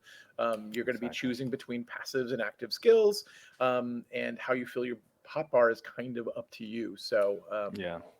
One of the things we've said in the past, is the things that I've disliked, at least personally, about MMOs that I've played before, is that as you go through different phases of leveling, you have relevant skills, and then eventually, sometimes you end up with like a skill menu where you have half of them available, but none of them are relevant at your end game or higher level stages. We're trying to mitigate that as much as possible by making active skills capable of receiving additional skill point allocations and unlocking additional features, so that from a player agency standpoint, it's going to be up to you whether or not you want to be more diverse but less depth, right? Wider and not taller in some of these skill choices, or if you want to be very, very tall. That's going to be something that is up to the player in that regard. There will be multiple hotbars that you obviously have available, because you're going to have consumables, you're going to have active skills and whatnot. But the All my number of mounts. active skills, I'm just kidding. all your mounts, exactly. But the number of active skills are not going to try to overwhelm necessarily the character and be kind of irrelevant, especially at certain stages. And I know it seems like most people are happy about the no add-ons, but in regards to UI elements and things like that, we're really trying to make them be, you can move them around, you can adjust them and things like that. So we'll try to, we want to give you those tools and make them be part of the system. And if you have, features that you'd like in the future, obviously like those things will take time. But, when community managers are kind of taking in that feedback, we'll toss those over to the design team, and they'll take into account what things they want to add to the milestones as we progress. So keeping that in mind, we're definitely going to try our best to make sure that it's very smooth for all of you. Yeah, from a UI customization standpoint, regardless of whether or not we open APIs or no add-ons, that kind of, we had a stance against that. But the UI implementation will be highly customizable, whether it be from resizing, a movement, a recoloring, different types of actual like UI flavors that will be presented and offered to players as well. We want to have a very, very robust UI system. So we know that that's something that's kind of more personally oriented in people's kind of preferences, rather than something that can be a one size fits all. Yeah. All right. Do you want to move on to the next video, which is going to talk about more Castle Siege oriented things? I do want to preface before we go to this video that obviously we used some GM hacks. You wouldn't be able to like run around like we were and lose the mobs that easily. Hacking GMs. And also, I'd like to preface that the castle you see here is really intended for like what systems will be able to have online by Alpha 1 for certain Castle Siege testing. Small. We did. Yeah, it's very small. So it's like maybe 1/4 of the size of an actual castle at launch. And there will be a lot more, inner corridors and rooms and multiple portcullises and gates and stuff like that. We have shown in the past a little bit of the destruction physics of castles, so you won't see that in this video. We're just kind of taking you around and talking a little bit about the castle system for especially those of you who are new and might not have received a lot of information about castle sieges. That's kind of what this video goes over a little bit. We're going to talk blocking and parry later. Hello, everybody. Welcome to another video. We are recording here not live. This is pre-recorded. It is Thursday, August 27th at 5:53 p.m. Pacific Standard Time. I am joined by Tiny Toast, the tiniest of toasts currently, and also by Leperzo, not Leperza. Look at them Margaret mounts. They're amazing. I changed my character, and my other character's name is Leperza, so here we are. So we just wanted to kind of showcase a little bit of the castle implementation. We're just going to take you over near the castle and talk a little bit about it. You are still on the Alpha Island, but we are hoping to get castles online for some activity in Alpha 1.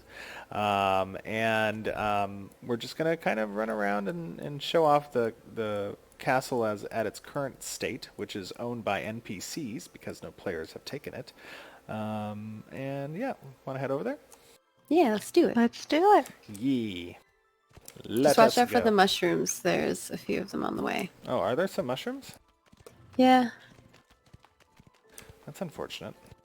Can That we, comment right there is the best cook them? because it shows that Capture not Saute even them? Steven That'd be knows awesome. everything You know, all the we time. had stuffed mushrooms last night. I put it in the food channel. And Oh, yeah, I saw that. That looked really dragon good. is a scale runner. It was pretty yummy. I like how you're on Will that players scale be runner. able to create stuffed mushrooms? The That's a scale good runners question. cracks me up. Well, the my you're on too is really funny.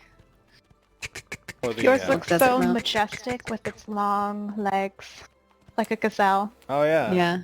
Like a Meanwhile, gazelle. me. Yes, mounts have variable speeds. Your legs are so funny. So up here you can see one of the castles, probably those of you guys who participated in the apocalypse testing recognize this castle in particular. This is a bacon constructed castle. Yes. This is a little bit smaller than actually the size of the castles and how they'll actually be in the game at launch.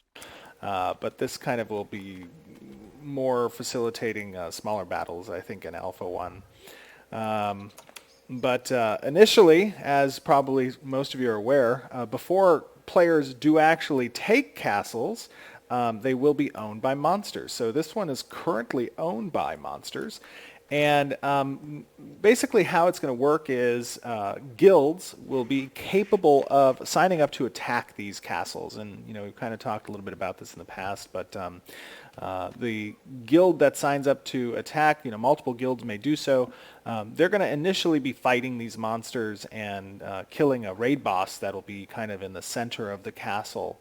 And the what we're thinking right now is that in order to initially take the castle from the NPC control, rather than using the normal sealing mechanic that's cast on the center relic, instead the raid boss will be essentially killed by the number of players out there, and the highest contributing damage to the raid boss for the initial capture of the castle will be the determining factor for the guild. We're going to test this, obviously. You know, we have a couple of other ideas as well. The whole purpose of alpha and the betas is to test these ideas and see No, how that's a they bad idea. play out. Now, there's a lot of stuff outside of just killing, you know, the raid boss that's important to take a castle. There are objectives in the interior of the castle, specific waypoints that you want to capture, and this will aid kind of in progressing to the raid boss eventually. But let's dismount and see if we can head in. I know we're only 3, but whoops. I believe in us. Yeah, I think we might be able to. I believe in We'll cheese. do some GM hackery probably. Yeah, I think the 3 of us combined with the tiny might of Tiny Toast and the strong staff of Luperzo, we could potentially do this. Let's see. I mean, you can see your reflection in my armor.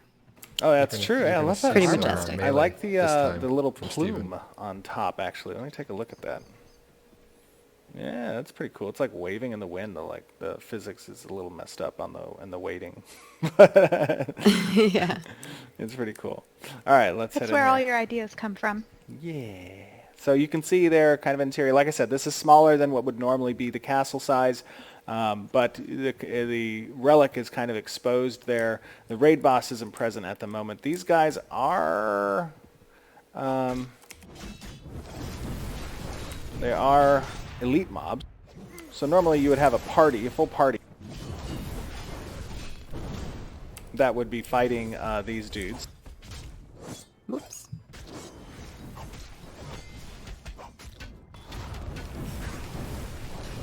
Yeah, these guys are strong. We are cheating a little bit, by the way, or at least I'm cheating. You can see the other party members have a few hundred hit points. And I bumped myself up. Cheater. I'll give you some mana. Full party for just nice. Did you this get a minute? mob. Now I give This you mob mana. is 8 levels higher than them. Oh, the mana friendship.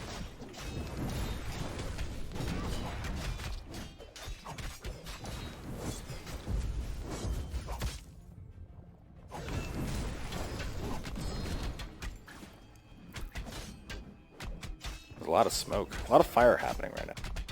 Yeah. Get 2 mages in here. Oh no. Oh no. We'll switch into As you can see, they action. still don't Or- have the mana actually, resource I'm gonna train- management I'm gonna train the done room. yet. It's trying to kill us. Oh, I have a lot of hit points. You guys, let's see. Oh no. Oh god. Someone's on my butt. Oh, there's like little flowers in here. Wait for it.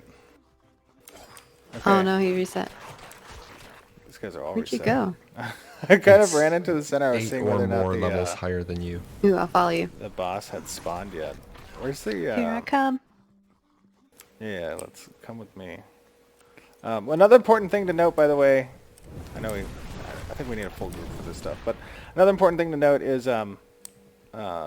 during the siege, these gates will be closed. The portcullises will be closed. All of the walls are destructible. You guys have seen some of the destruction videos in the past, kind of how this stuff happens. But players will be able to come prepared with siege weaponry. They'll have trebuchets. They'll have the ladder things. What are those things called? I can't remember now. To towers, the siege towers that they can utilize. I'm just kind of running around out here. They were showcasing We're trying to off kill of the this thing. castle Oh, no, you guys siege are gonna die for mechanics. sure. But yeah, we're aiming to have some of the basic castle functionality present for Alpha 1.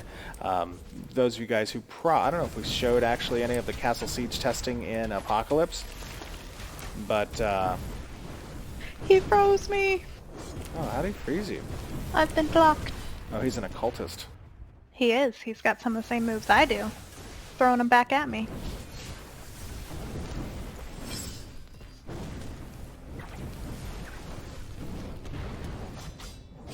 I'm probably gonna make him leash. It's a good thing I cheated and put my health up a little bit. Yeah.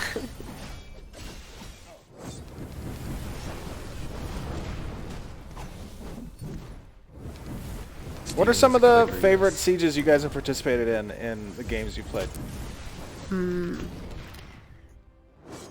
I've really loved Warhammer Online's PvP and Dark Age of Camelot. Like, both of those were probably my favorite experiences. For me, I think this may actually be the first time where I'm participating in large-scale Siege PvP personally, so I am super excited to jump in and test and try out all this stuff with you guys. Ooh, that's kind of cool. You've Or never it might done have large-scale been- sieges? Back in, like, if we're thinking of Ragnarok Online, I think had some Those are not the sieges. bosses. Those are the But that's probably the underlings last time that I hold did. the castle. So kicking it back old school. We're in a circle around this thing. Ragnarok Online, yeah, that's pretty cool. I also enjoyed Warhammer Online. That was a great game. Yeah, I didn't care so much for the PvE content, but the PvP content I really liked, and I enjoyed it a lot. Yeah, it was. I liked the arenas that they had in Warhammer Online. Yeah. That was a lot of fun to me. And some of the way that their abilities worked and stuff like that. As a tank, I thought it was really cool how I could like take the damage for somebody else and stuff like that. It's really neat. Yeah. Another important thing to note about castles in Ashes is that they actually, we should be facing the camera. There you go. Let's go like Ooh, that. okay, there you go. Yeah. Get close, smile. Yeah. Another thing to note about the castles is they do Too close, Toast. have Too a close. lot of trophies for the guilds that manage to take them and keep them.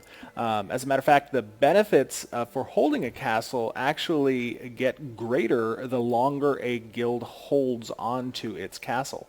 So each cycle, which is a 30-day cycle before it gets sieged again, the benefits of the castle get stronger. They exert control and pressure over the region, one of the 5 main economic regions they exert control over. They can levy taxes against the nodes under them. They can establish essentially the quote-unquote king's presence or queen's presence within the node system that grants benefits to the citizens that are under its rule. That's new, And they can have special relationships established with the mayors as well to help participate in kind of building up the nodes that spawn around the castle, these castle-dedicated nodes. They're not tied into the structure of the general world node structure, but they're kind of dedicated to helping to build up the castle's defenses and the economic benefits that come along with owning the castle. So yeah, I hope you guys enjoyed this little insight to one of the castles that is going to be present in Alpha we did, 1. Steven. And We did. We'll see you guys back on stream. Thanks, everybody. Thanks. Thank you. They need to do the Q&A like speed round. We're at 45 minutes already. All right. So it seems like y'all liked that and enjoyed it. And you got a little toast cameo in there. She always cracks me up. I know there were a few comments and concerns in regards to obviously the difficulty of that because as Steven said, you're going to have to like break down gates. You're going to have to like kind of progress and push. It's not going to be that easy. We're just kind of showing like, yeah. Just to be clear, when we were running in there, so when the castle siege occurs, it'll be different than what you saw there. That's just kind of in its unowned state. If there's no owner, there will be little monsters and you can kind of go in and fight on the off siege time when it's not siege time. Then when siege time occurs, guilds will have a week period of time where they can kind of register and come and attack. And during the 2-hour-long siege, that's when everything changes. The portcullises go down, the gates go down. You'll need siege weaponry. There's going to be specific objectives within the castles that you'll have to conquer. And then there'll be, if it's an unowned castle, it'll need to have a raid boss at the center that kind of gets fought for. Attackers can fight each other during that experience. It's going to be a contesting thing. Once the castle is owned by a guild, that's when the castle supporting sieges are not castle instanced. I'll nodes explain start to that come online after. and spawn each week prior to the 4th week castle siege. And they'll have to form alliances. They'll have to get support. They'll have to get resources. They'll be able to allocate funds that have been collected through taxation in order to strengthen the defenses, as well as hiring additional NPC mercenaries, that type of thing. So there's a lot of systems that go into the castle sieges. Really, we were just kind of showing off the castle itself and kind of running around and the little monsters that are present there. So. Yeah, and the AI is not finalized either. Like it is, it's all kind of populated for the level ranges that we're going for right now, and only really populated for group content. These will actually be raid level stuff, so you're going to need really large raids in order to kind of take these things from the NPCs who live there, and then also contest with other guilds that are also trying to do the same thing. So So it's not exactly representative. It's a good approximation maybe, but certainly is not going to be what the final thing is going to look like. 100%. And something that might not have been revealed previously, but each week leading up to the siege week, right? So there's a 4-week period of time that the castle is owned. Each week is a week that's dedicated to one of the 3 castle dedicated nodes. So around the castle, there are 3 nodes. They represent week 1, 2, and 3. And then the 4th week is the siege against the castle.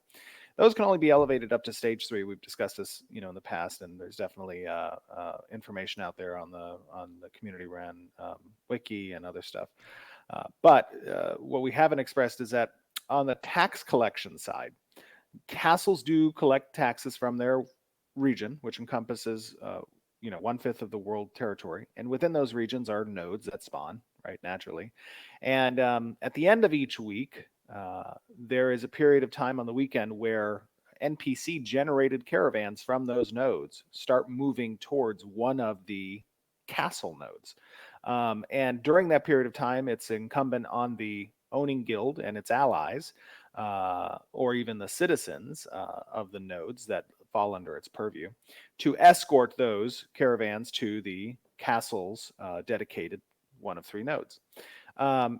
Those caravans carry the castle taxes. So the incentive to essentially attack those caravans as they move to build the castle dedicated nodes on the enemies of that guild are very high, not only because of the reward that you can reap in kind of sabotaging that tax collection, but also in destabilizing or reducing the defensive capability of the castle itself, because it depends on those dedicated nodes around the castle in order to have strong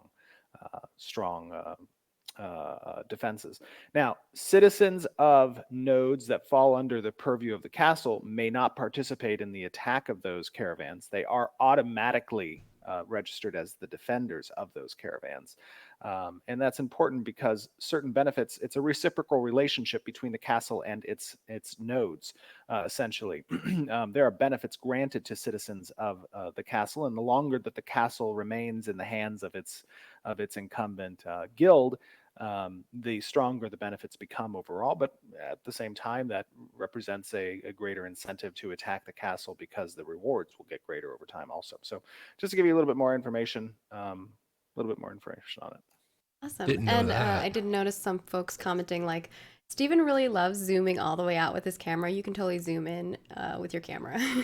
You don't have to have it zoomed out that That's far. true. I'm one of the zoom out MMO players. I know that there's a spectrum of people and where they live on that from a zoom standpoint, but I love seeing everything around me, and that's usually because when I played MMOs, I used to have a large guild and we had large raids, and I always had to kind of like know what was going on all over the place. So, Yeah, I think for raids I always always go a- max, but like for when I'm just running around and stuff, I kind of like give the cinematic zoom in, you know. But I noticed some comments in regards to that, so I just wanted to make a note of it. That's actually a conversation me and Steven have a lot, where it's, hey Steven, is this camera distance okay? No. yeah. More. This stream is going Must to be have 2 hours. maximum zoom. And there was For a question regarding like first person, like if you can zoom in and like see things first person. I'm assuming we'll allow that as well. With some MMOs too. You could zoom in, but you will not have the traditional first person type animations where you see like your arms. Your and arms, stuff, yeah. You know what I mean? So like, yeah, you could zoom all the way into your character and get that kind of camera perspective from the eyes, but you're not going to get any of the correlating typical first person animations with arms and stuff like that. Yeah, so like similar to a lot of other MMOs out there. Yeah. All right, I think we've covered both of those. We still have a lot more to go through, and we don't have a lot of time. So I'm going to swap us over. So there's going to be a weird screen situation for a moment. If y'all give me a moment for that. They should have saved some of that and Are we done going to like show the a mid-month media thing. other one and have the audio with it too, or are we going to show it while we? Oh, that will be later. That'll be during the character. Oh, nice. It's a, Cool. Okay, read the, run a show, homie. I'm sorry. I didn't have Steven He's just doesn't read. excited. Steven I know. doesn't do I want cardio. people to see the little turtle. All right, so our first thing here is, and I know that all of the cameras, because their cameras are so tiny, their cameras are actually better quality than that. It's just because I'm screen sharing with them. We're going to find a better solution for this for our next stream. Promise. Hold me to it. I know Jahlon will. No, I'm just kidding. So first and foremost, we're going to talk a little bit about the Junior City Gate that you see here. And there's also a lot of little intricacies that we're going to show off in some other assets Someone go as clip well. that. And this first one is kind of like giving you the feel of what that gate is going to look like. This isn't even the whole city itself. But I don't know if you guys want to talk a little bit about that. And then I can show as well the lamps and some of the props as well. And how those integrate with nodes as they progress, like level 1 to all the way to level 6. Jeff, why is everybody telling you to put as much water in your mouth as possible? I don't know. It's because when you drinking from a really drink- big Yeti, so I don't know. Maybe. Oh. It's because they can see more. like all the water slishing around in your Got mouth. It's it. weird. I don't know. Is it like does he have like translucent lips or something? I can see the water in it. I don't know. I think when he like laughs and stuff. Okay. Yeah. So Now it's probably this harder to is- see because it's kind of blurry. This is a concept piece showing kind of the architectural designs for the Dunier Stage 5 city. This piece in particular is really focused on the outer walls. One important thing to note about the way that nodes essentially get established is we're now utilizing a platform system as these nodes kind of get constructed in real time. And it's semi-procedural. Obviously, there's parameters that we set, and those parameters dictate the placement of specific buildings that adhere to the designs for both sieges, as well as the roads that exist and the location of specific services and or merchants. Margaret leaked these But accidentally. what that ensures is that every node will have a unique appearance. It will be distinct to itself. And even if it gets leveled up multiple times, there's an opportunity there where the node platform design gets changed for each progression, so to speak. And this is great from an immersion standpoint, obviously, because you're not going to see cookie cutter type nodes you're not going to see cookie cutter type city layouts and node designs. It's going to be fresh kind of each time. And they're not going to be like, oh, this is every node's a rectangle kind of thing. They're going to be natural, immersive, looking like normal cities and stuff. Yeah, and so this next one is kind of the lamps, and you can kind of see the progression as, it goes from, a town all the way up to, I think this is like Metropolis-ish. It depends, and there might be another stage in there, but kind of gives you... No, you can kind of see the node 3 and 4 is like village and town. Node 4 to 5 is like town to city, and then node 5 to 6 is city to metropolis. So you can kind of get a sense there. Mm-hmm. And then the next one we have here is also some Dunier braziers. Not braziers. Brazier. Wow. Brazier. I know, it's like a weird words, man. English. But yeah, it's really cool seeing like the different progression and like the style and how fancier things get as we go up.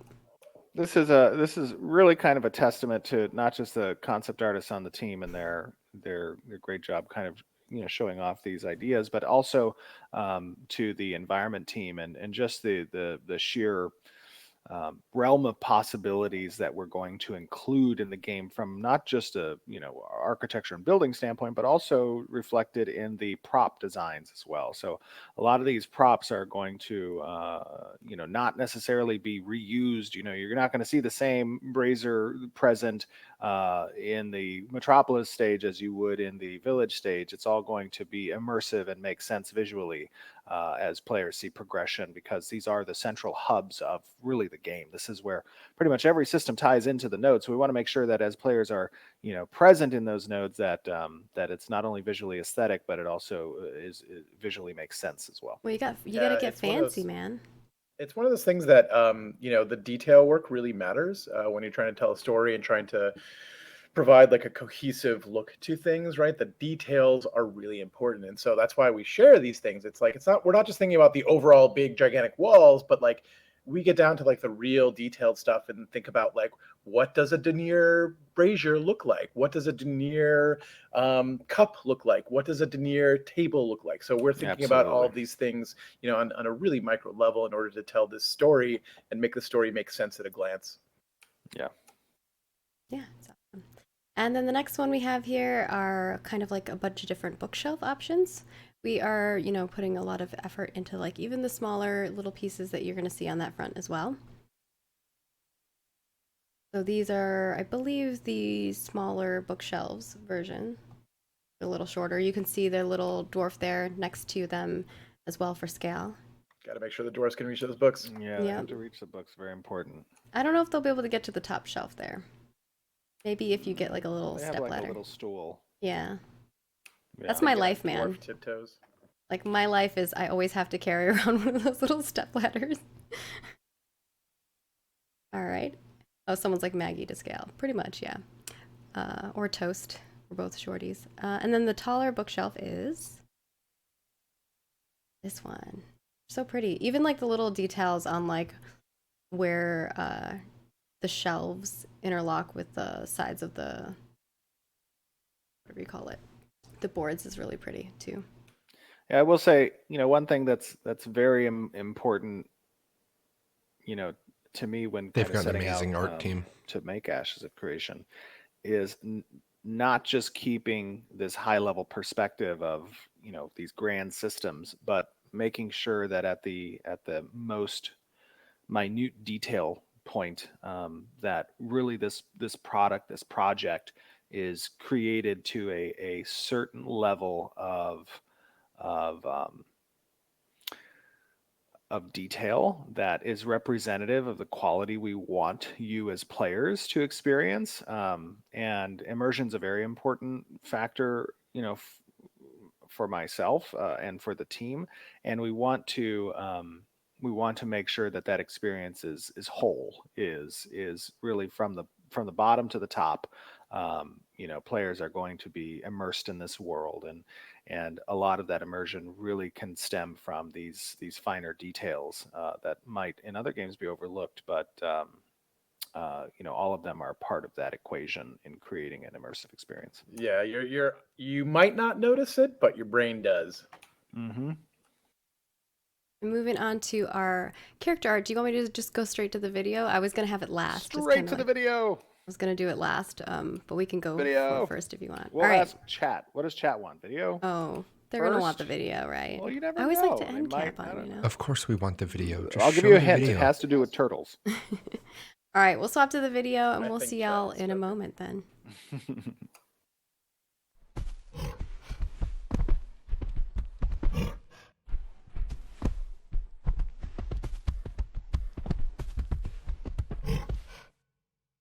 Yeah, now we're getting it. Now we're getting it.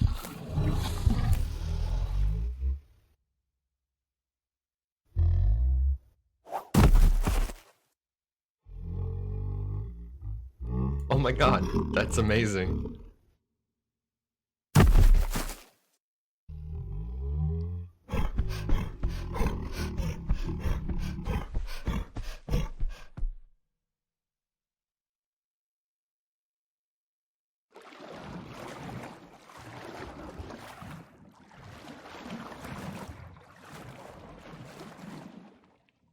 User left your channel. User was moved out of your channel.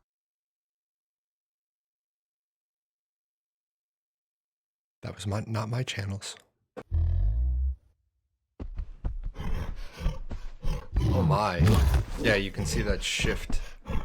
That shift shift 1 is on the mount bar. Look at this. This is amazing.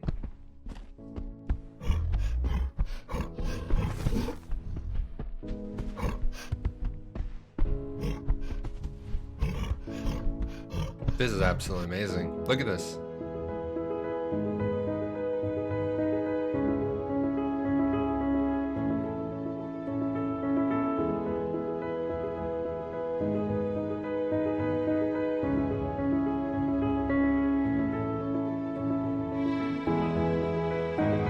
That's a beefy turtle right there.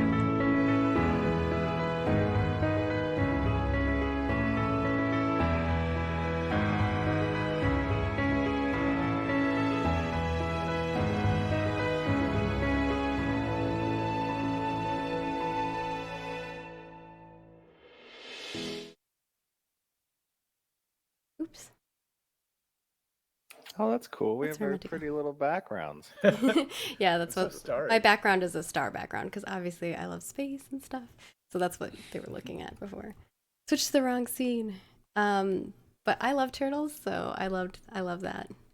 Yeah, it's Yeah, gotta be. and just so you guys are aware, that is the Shell of the the Ancients. Shell of the Ancients. Yeah, Shell of the Ancients. That was something that was limited to last year. I think it was last year in one of the months. But it's always nice of you guys to take a look at, as these things kind of come online, you see, from the modeling perspective to the animation to the sounds to the eventually in-game. Not the TeamSpeak sounds. I know. Oh my gosh. Yeah. There's, you guys heard the TeamSpeak sound there. But yeah, so you guys get to see kind of that and really kind of understand the process and quality that goes into creating these assets.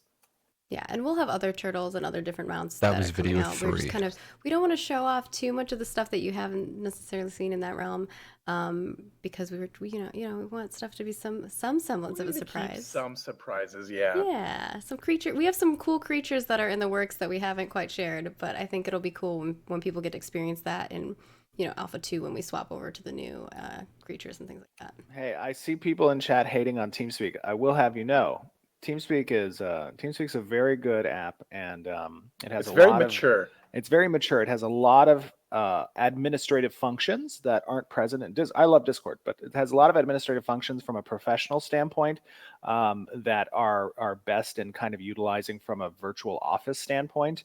And it's been very beneficial. We have Discord as well that we do. That is true.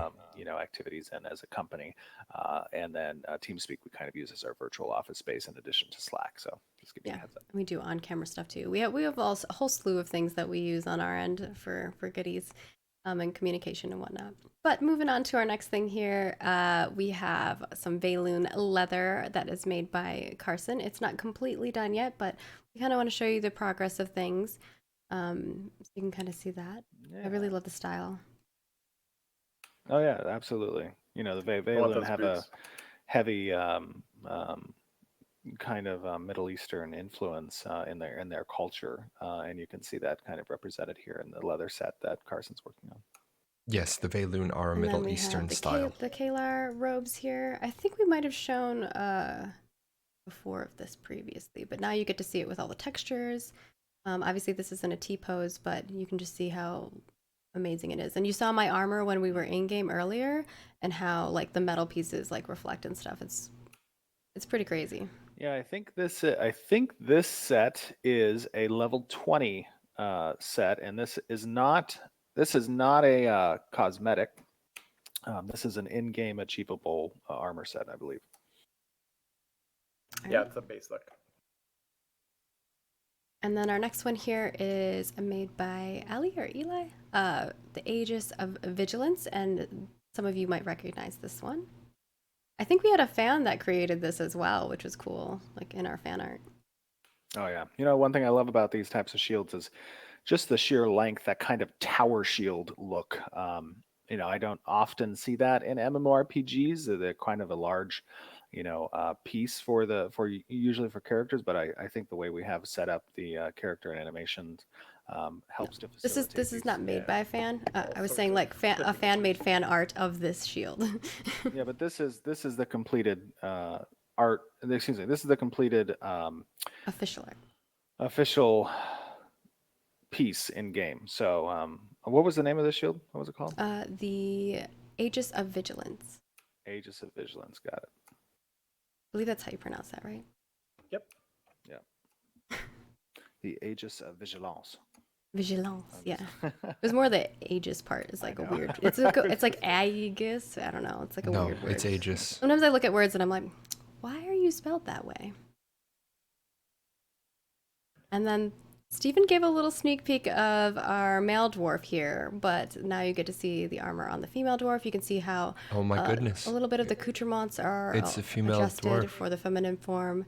And yeah, let's check it out. It looks great. This one is made by Jinsey.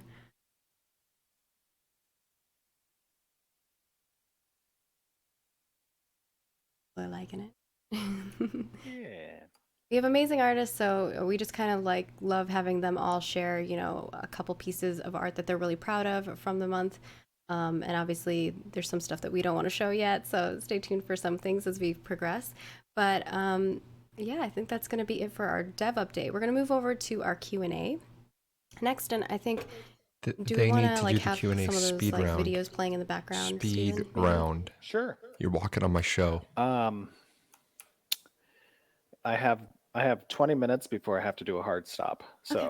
We'll try to get through. as many as we can. Try to get through at least 10 of them. So our first question here is from Archie McQueen, and just so you guys know, we do post a week before our live stream. We always let you know in advance when the live stream is going to happen. So stay tuned on our social, follow us there. They're right below me right here. And we always let you know whenever you can submit questions. So got to get in there fast. But I know Toast kind of randomizes it so that, no matter where you are in the thread, you might see your question here. So Archie McQueen wants to know, In the aftermath of a node siege, when freeholds can be attacked, are these attacks only allowed for participants of the siege, or can other players come as raiders to lay waste to freeholds as well? In its current design, it is possible for anyone to attack the freeholds, not just the attackers. That might be changed. We'll see how testing goes. But at the moment, essentially what happens is the freehold becomes vulnerable for a period of time. And then after Good that period question. of time, there is a grace period extended for the freehold if it survives that vulnerable period. And that grace period could last up to 1 week, where if another node spawns at stage 3 or above and it falls under that node's zone of influence, the owner of the freehold can choose to undergo a quest/process by which the freehold would then be adopted by the new node. All right, our next question is from Nixa, which is, does gear held in your bags, not equipped, lose durability when you die? No. No. Our next question is Good from question. King Yosi. I don't know if I'm saying your name right, sorry. Are artisan crafts and their progression affected in any way by race, religion, class, or archetype? Bad question. Artisan classes and their professions are not affected. That system is wholly independent of other character choices. And then Yorkie wants to know, are there plans for level 50 to be a soft cap when you can still level beyond it, albeit Bad question. it might err it at a slow rate, requiring lots of experience? So like, I guess if you can like have overload experience. No. Yeah, there's not infinite progression in those systems. That would be a difficult thing to essentially balanced. Yeah, exactly. There's going to be Also, when we there's had gonna be- expansions, people would just like auto level. It would be weird. well, there's ways that you could restrict the progression to specific skill, components, but True. yeah, there's not infinite progression. But we do have a lot of systems where there's still progression to be made, right? Where you hit level 50, that's not it. Like there's a lot of other systems that you can engage with in progression. Yes. Religions and organizations and all sorts of other things that can give you augments, which can change the way your skills work and change the way your character kind of functions. So there's still a lot of stuff to chase after you hit 50. 50 is not the end of anything. Yep. Awesome. Thanks, Jeff. And then Ventherian wants to know, when Stephen mentioned flight paths in his interview with Asmongold, was he referring to the scientific Metropolis's airship system or something else? No, the Metropolis airship system is really a connector Good question. between other metropolises and or different regions, so to speak.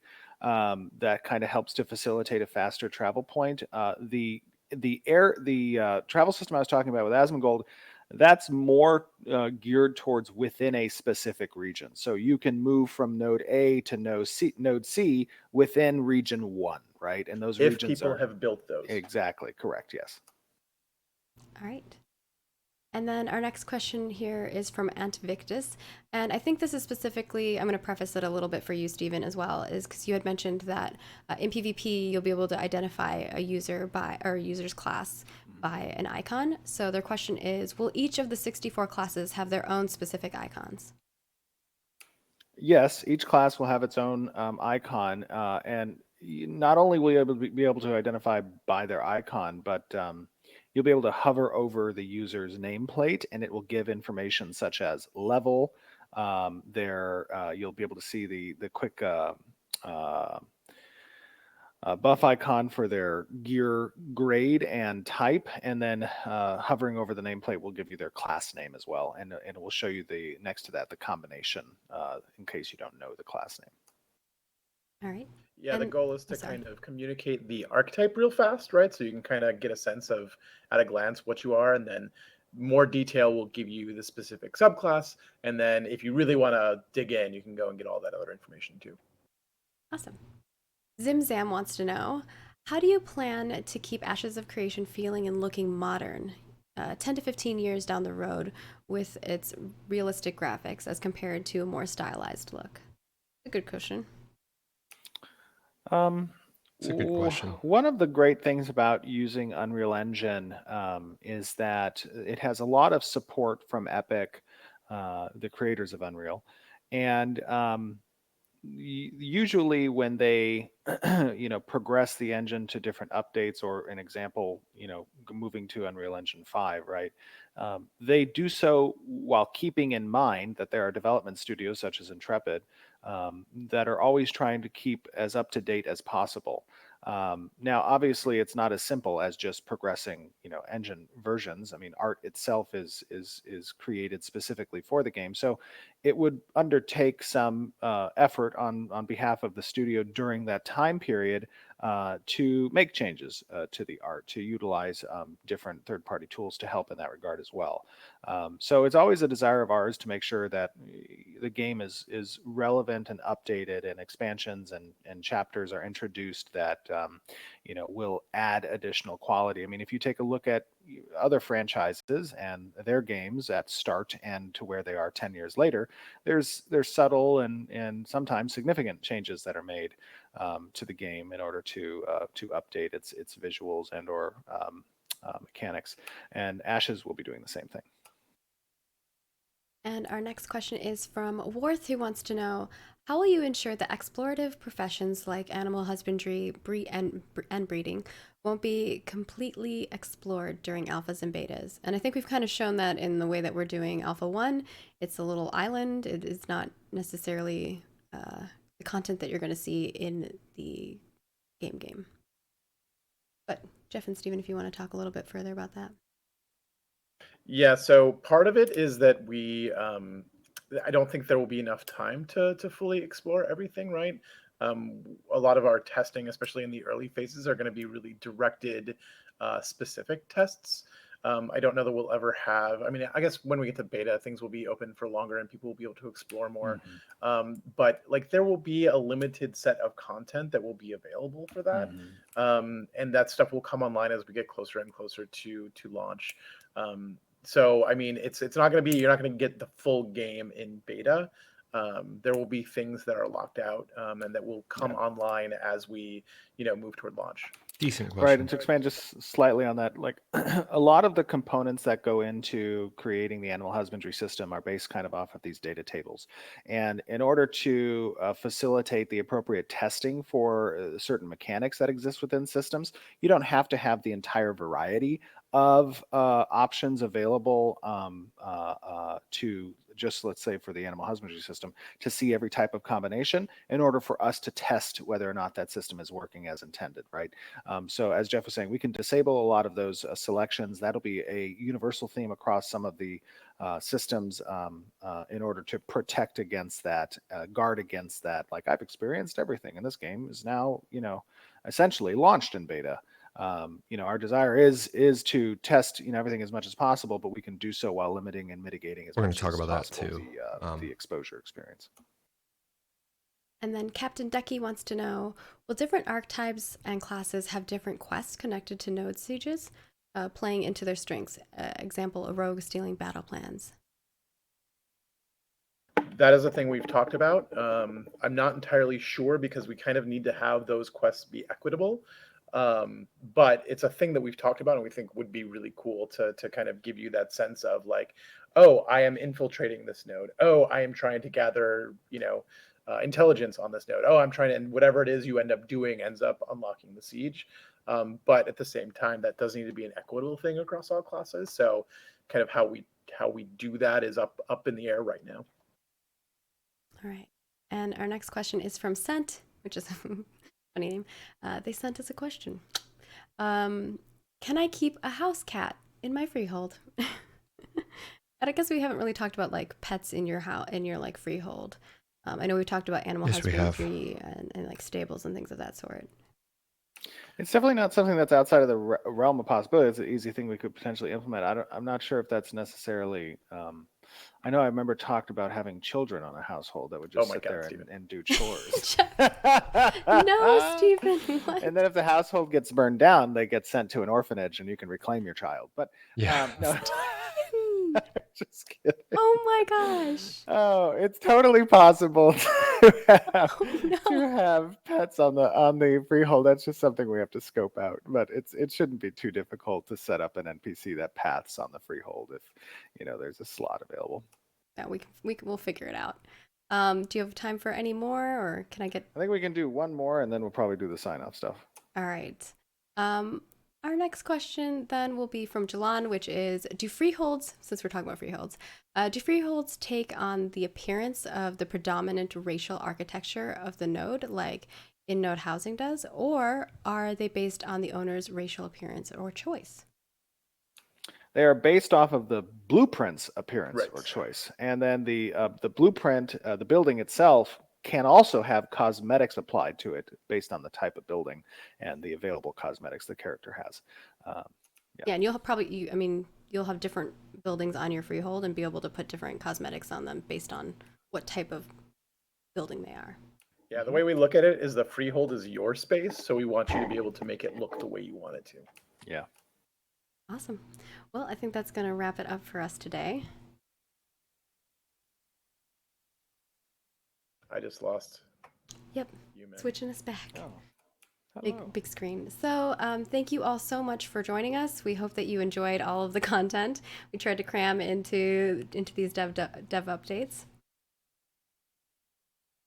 Just as quick reminders, we have a new dev discussion coming up, so definitely take part in those. Again, these help the dev team extremely. Again, we do put reports together on the forums in general, but in regards to specific things they're looking for feedback on, these are the things. So if you really want to have a say and provide your suggestions and your feedback on the game, definitely putting your opinion in those is going to be very, very helpful for us.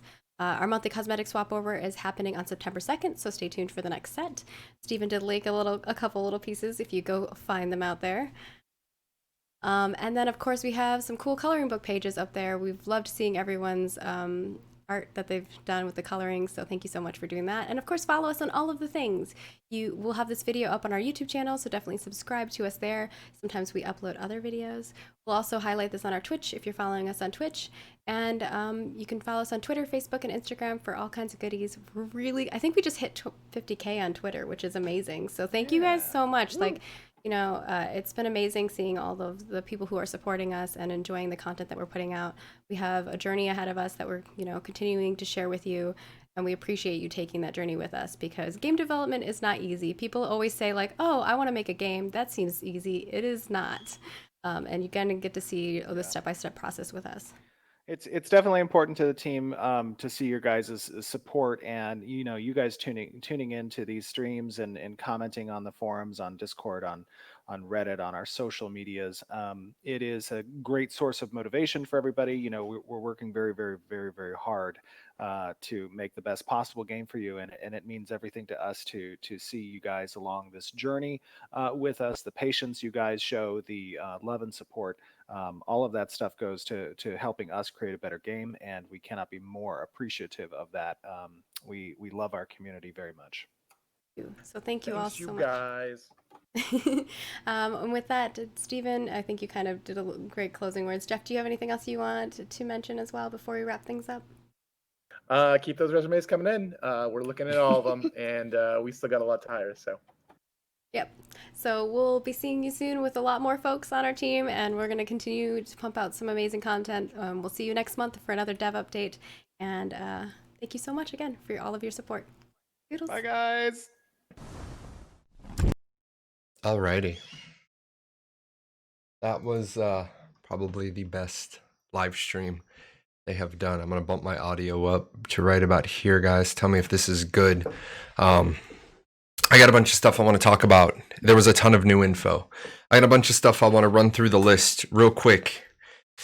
Kind of loud? Okay, I will bump that back down. One of the things, I usually don't touch my mic. Let me bump it down to here. Let me know. Are we good here? If we're not good here, I'll bump it down. I usually don't touch my mic. Okay. Good. Okay. I try not to touch my mic. It's been a learning experience as I move the mic around, trying to get it closer to my mouth. I got to put a sound dampening curtain on the wall behind me to try to stop some of that reverb. Things I want to hit on right away, guys, and then we'll jump into your questions from today. Those of you that saw me over the last 90 minutes feverishly writing Yes, I was feverishly writing. In fact, I was kind of stupid. I didn't remake any beverages. My daughter is going to help me out before she disappears. Yes, the hybrid system. I'm not going to go into that too much right now. I'm not going to go into the hybrid system too much right now because, hold on.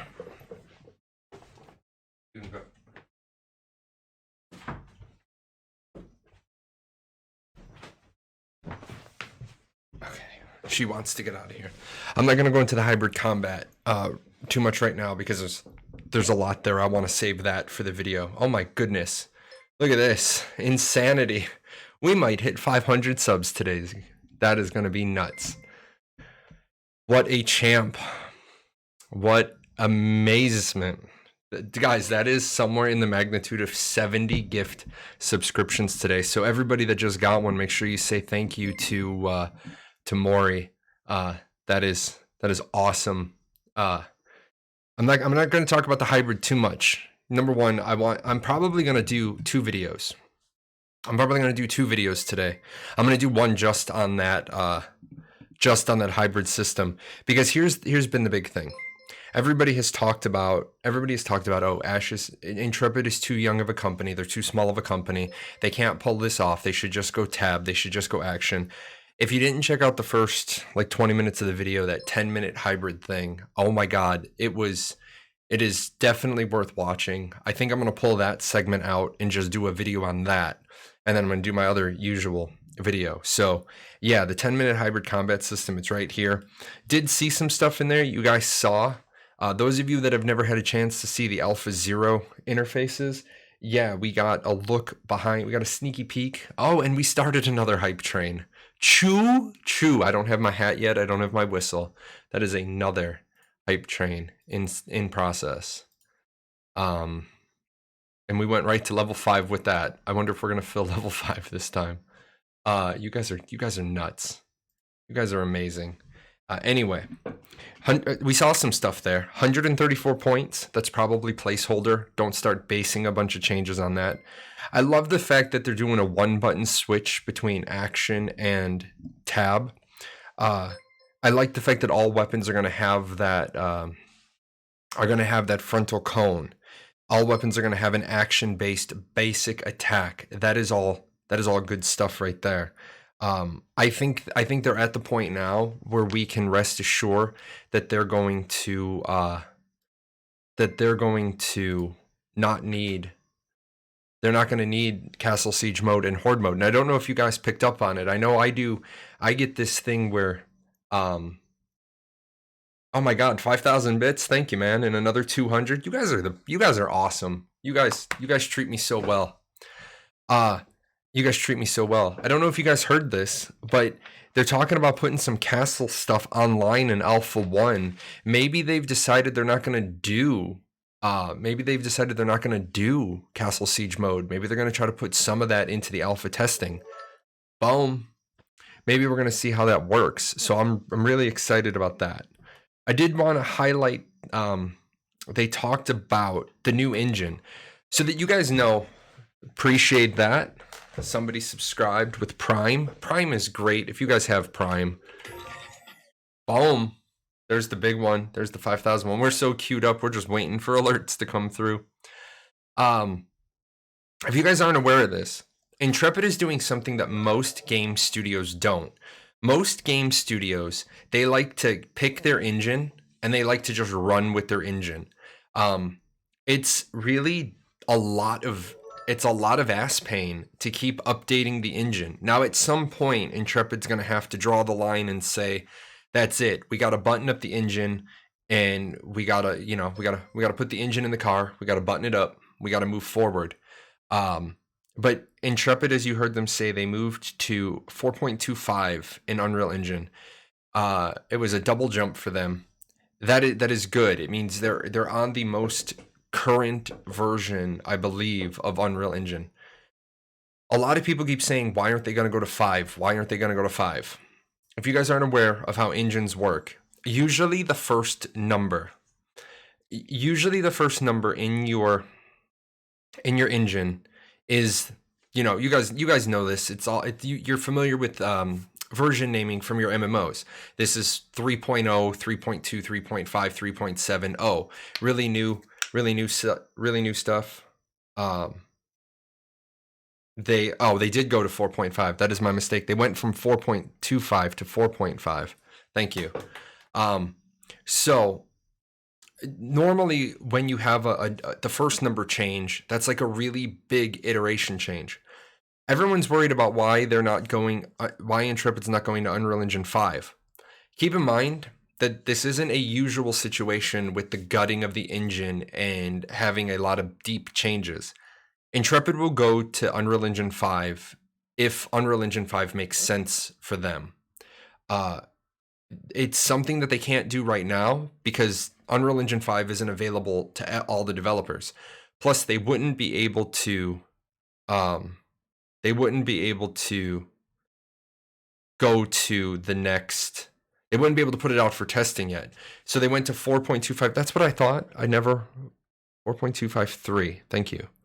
I was going to look I have to look all that up anyway for the shop stuff.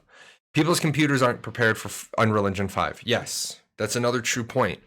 Keep in mind, if they want to do testing this year, they have to be on Unreal Engine 4. They can't be on 5. They definitely want the testing. We were talking about testing earlier. You're definitely seeing the feedback of that testing. You're seeing Intrepid take the information they get. Also, the dev kit for 5 isn't even ready yet. Yes, exactly. Those are all the things. I do get a little bit of the information from other game developers. I can ask them like subject matter expert questions. I can say, hey, you're a subject matter expert. You work at a game design studio. Can you help me out here? So I do have that advantage. Perfect. If he said 4.25 in the studio, I can get a clarification on that if necessary. But the big thing is, so you guys know, a lot of game studios, they find a engine and they stick to it. They stick on it. And then they build and they get all the way to the end. And then they realize it's too much retool. It's too much rework. Because some of these changes are significant. The engineering team at Intrepid is staying current with the engine. And you heard them say, we've done a double jump. We're generating a lot of bugs. But I think they're going to be okay moving to Unreal Engine 5. If Unreal Engine 5 does stuff for them. Now I'm going to jump ahead to somebody said during the stream, there's too many particles. Yes, and they are aware of this. They are aware of this. However, what you're seeing in the game is they go maximum because you can always dial back. They can always dial back. They don't want to go like mid-range and then realize it doesn't look good enough and then have to dial up. Plus, remember, once they get it all built, they can do like ultra, they can do like amazing, godlike, ultra. They can have a lot of different tier step downs. You guys know how there's some games that have low, medium, high, and that's it. Well, you guys know if you follow my show, I just got these 2 crispy new monitors. And I was never going to go to a 2K monitor. I never wanted to go to a 2K monitor. These bad boys came in. They're the one generation later of the pair I have downstairs. They're 2K compatible. I said, let me look at it. Yeah, I absolutely love 2K. So, I absolutely love 2K. With that, I put Final Fantasy 14. I put Final Fantasy 14 on ultra high with these 2K monitors. And it is unbelievable. Hey, it's Old Blind Guy, another good streamer. He listens. I like streamers that are coming to me for help because they listen, and they're going to grow because they listen. I can't get you to like the big numbers, but I can certainly help you get to mine. With that said, I saw somebody ask about the racial cosmetics. Anybody can wear the racial cosmetics. Nothing is locked. I want you guys to all realize this. Nothing is ever locked. Now, when I say nothing is ever locked, of course, there's the exception to the nothing. Like, you're level 50, you have your mage robes. That mage robe is going to be locked to your mage. There are some cosmetics that will be character bound. But when I say like the racial cosmetics, you'll be able to put that racial cosmetic on a different character. So if you're worried about buying it from the cash shop and being like, well, I'm not going to be able to put it on my I'm not going to be able to put it on my new character. No, that's going to work. The refresh rate on my monitors is 144.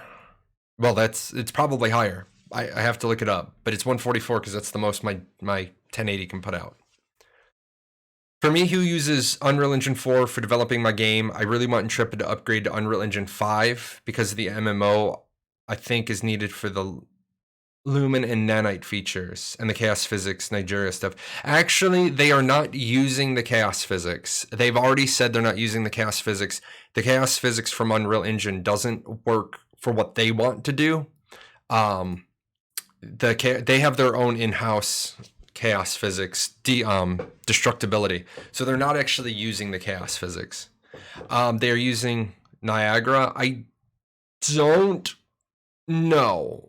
I don't know. That goes into the realm of stuff I'm not a subject matter expert on. I talk to game developers, but I don't talk engine talk. So I don't know. You would have been satisfied with just the turtle. Yes, absolutely. Let me talk tab abilities from action mode.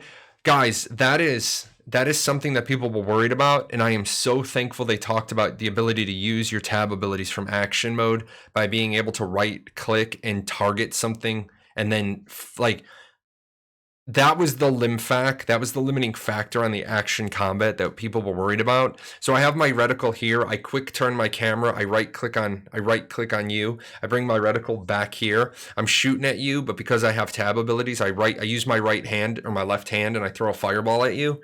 That is gonna be a huge game changer for their hybrid combat.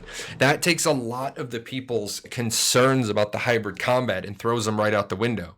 The fact that you can move the mouse and still tab lock on people, and from there it's not too much of an ability to tab find the person you want, or they could actually do a in-game macroing system where I can write a macro for shift 1 that's grab the target of my tank.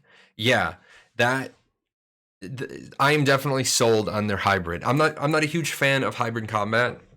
I'm not a fan of hybrid combat, but I am definitely a fan of what Ashes is doing. Definitely a fan of the way they described it. So I'm sold on that today. Like literally, guys, I have a list of questions, comments, concerns, things I'm worried about. My whole section on the hybrid combat system, I'm going to pretty much scratch that off, move it to the bottom and say, okay, they've addressed it. Let me test it. Let me see. The robust UI. Yeah, I'm not worried about the UI. We haven't seen anything that changes that today, but the castle siege, I love the fact that they prefaced that the castle they saw today is 1/4 the size of a launch castle. The fact that they showed the castle siege taking from the boss or taking from the NPCs, that worked. There is one thing I've added to the notebook that I'm concerned about. The taking a castle from the NPC raid boss will be based on the damage done by the raid, and the highest damage dealing raid will make their guild leader the monarch. That has I'm not gonna hold Steven to that because he said it during a stream, but that has a big question mark for me. I need more. I need like 30 more words on that. I did like they talked about the benefit from having a stable monarch, the benefit to the guild. The longer the monarch holds the castle, the bigger the advantages. That's really cool. What else did we see? We saw the castle nodes, the tax caravan to bring the castle taxes to the node. That was good. If you guys haven't checked out Ashes 101 yet, I just rewrote the Castle Siege page yesterday because it was just one on-running paragraph. I broke that up yesterday. I said we didn't have much information about the other weekly event. The weekly taxes being brought to the castle, that's such a cool thing. Now, I know some people have said it's not fair that vassals can't attack they can't siege their parent nodes.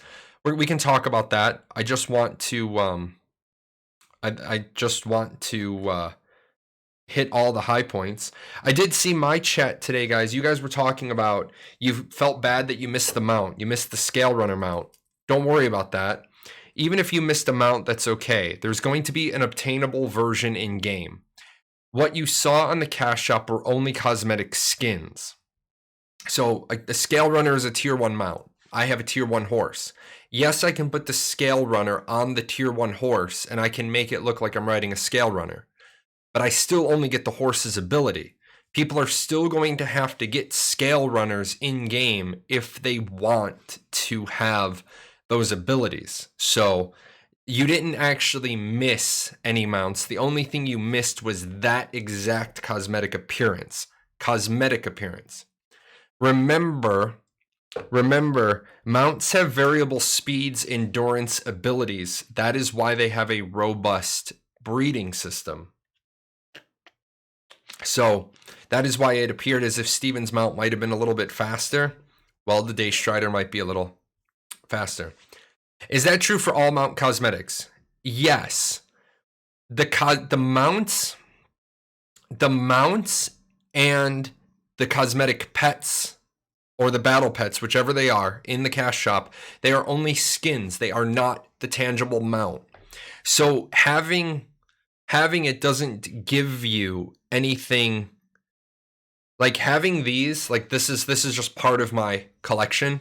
So having the little Dragonlight or the Raven skins, those don't actually give me the abilities of those things. I have to find the appropriate pet to put those on. And then when I put that on the appropriate pet, it's either a cosmetic, it follows me around, it's just cute, it doesn't do anything, or it's a battle pet. And once I do that, I can get that. Now, I'm not going to say 100% of them. You may not be able to get the creepy half body guy on the ground in game. But for the majority of them, you will be able to find a version or a variant in game. I have a question about node sieges. How does destroying a parent node affect your node? Does it affect it at all? And the answer is yes. Destroying a node. Remember, let me bring up, this is the nodes blockout. Now, obviously, I only have level 2 and 1 here. I am in the process of getting the rest of my teaching tools. But the example still holds true.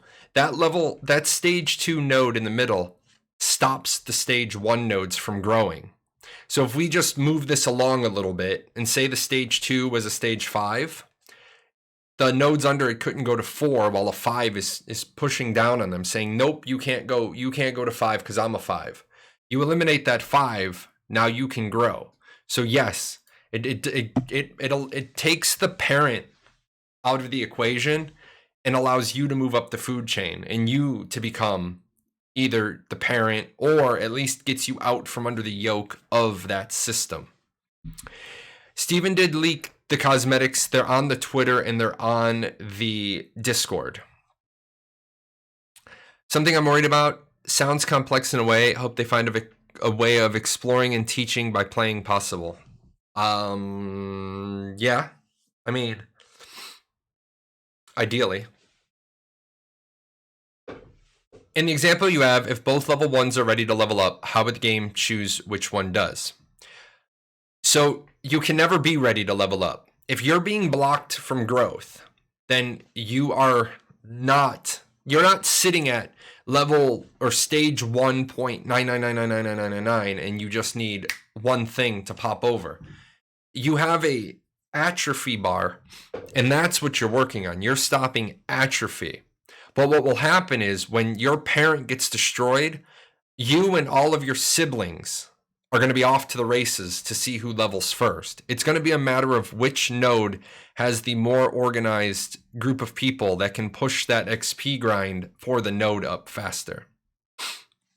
Don't have much to gift a bunch of people like others, but I can at least contribute one. Hey, I'm going to tell you this. because a lot of people have said that to me on occasion. They're like, I feel bad I can't sponsor you.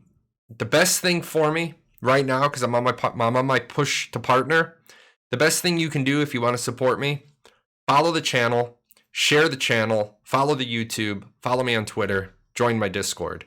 Things that don't require a single penny out of your pocket. I appreciate if you reach into your pocket. I definitely do. I'm not going to do that right now, but when have a little bit of a slower point in the show sometime, I can get into a little bit of a discussion about the Paradox Gaming Network. Thank you for the posture check. You caught me. I didn't have my feet underneath me. But yeah, I will 100% honest with you guys. It means more to me when I get likes and follows and shares and seeing like Ashes 101, the website, being shared to people. That's helping me. Not that the money doesn't help, but the money is a whole complicated issue if you guys know anything about business. But yeah, it means a lot to me that people just follow. I am trying to get to 6,000 or more followers by next Friday. I'm going to put in that partner application. So how recent is the video shown on the screen? Which one am I showing? This is the 4K video, so this is a couple of months old. Tomorrow I am gonna pull down the videos from today and add those into the rotation starting tomorrow. I'm streaming tomorrow as well, guys. I am streaming tomorrow as well. This was released in May. Oh yeah, we are in August, so July, June, yeah, May, so 3 months old. On your channel last week, really awesome content. Just finished watching your last Q&A, dropping by to say keep up the good work. Hey, I appreciate it. Wow, looks really good. Yeah, I think this does look really, really good. I think the graphics have done amazing. Followed on all your platforms. Excellent. Patreon is coming on payday. Aw, that's nice of you. You've got a really solid thought process and analysis that I appreciate. Thank you for your hard work. Hey, thank you for all the support. And yes, the website Ashes 101 has improved a lot. Big shout out to my HTML ninjas. They are great people. They got tired of feeding me code one line at a time. The guy was just like, dude, zip up the whole site, send it to me. You just need to be writing. You don't need to be trying to learn HTML. And I said, you know what? You're right. Because you're trying to do things. I'm trying to take care of it. There's not much I can do. The mic audio is kind of harsh. Yes, unfortunately, it's a slow process. I tell you guys, I'm partially deaf. I can't really make my own audio changes because like right now I'm in my filters. And then if I do this and I clip off the two filters and I listen to this, it sounds exactly the same to me because I can't hear through my range of tinnitus, my deaf space. The guy that does all my audio changes, he'll keep tweaking it. I got to put a sound curtain behind my screen. Try to take care of that. What cosmetics were leaked by Steven? The little fire pets. Oh, big question up here. We discussed this before, but in regards to vassals not being able to attack a parent node, whatever you did just made it better. Okay, hold on. How's that? Is this the better? Or is this the better? Okay. We'll leave it. You say it's worse. Okay, guys, I'm going to do this. Ready? We're going to do this. I'm going to kill the noise gate. I'm going to keep the EQ on and we're going to leave. If this doesn't work for us, let me know. Because some people are saying better, some people are saying worse. So, okay. Right now is fine. Perfect. We're going to stay with right now.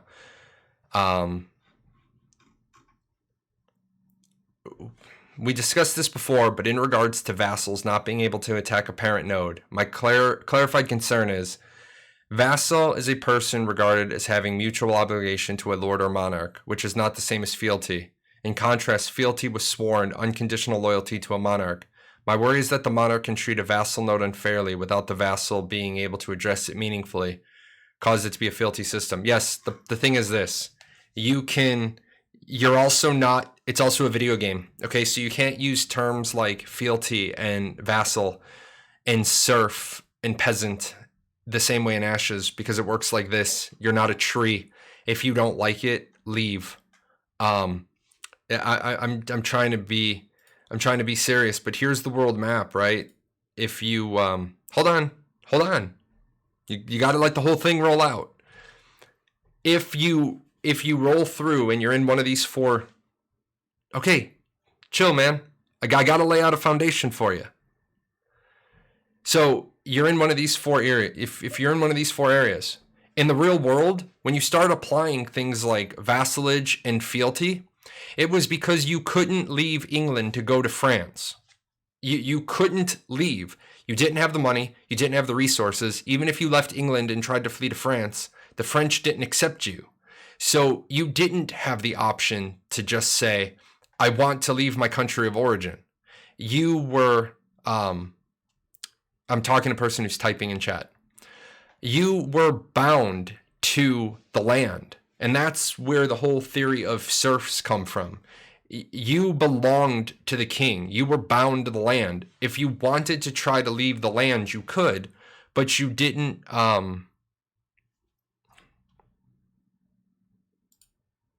You didn't have. You didn't have the option to move away from that spot. Now in Ashes, it's a video game, right? I understand the point. And the point is that, where is it? A vassal node cannot engage in a siege on its parent. So to bring up this one again, and again, these are the wrong levels for the theory, but all of these nodes, the stage 1 nodes, are vassals to the stage 2 node. I know they're the wrong levels. It's the visual we have. If the stage 2 node comes under siege, the vassal nodes have a choice. Help defend or don't help defend. The option of I want to help attack doesn't exist. And people have said, well, I should be able to attack my parent node. Okay, you can.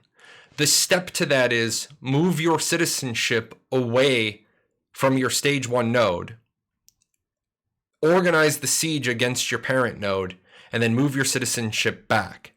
A lot of people get caught up on the mechanics in Ashes where it says you can't. However, you still can. If you really, really, really want to, you can. There's just a step you have to take. So if you don't, my worry is that a monarch can treat a vassal node unfairly. The monarch doesn't, first of all, we have to split. Ready? The monarchs can treat their nodes any way they want because the monarchs don't have to do anything to secure more nodes. You live in the monarch's region. The guild leader took control of the castle. If you don't like it, leave. That is, unfortunately, I know people are going to say, well, a new monarch took over and all my hard work. Okay, then do something about it. It is a game with meaningful consequences. There is risk and there is reward. There is choice. So if your monarch is horrible, okay, if your monarch is horrible, work against him. Move all of the resources away from him. Don't defend the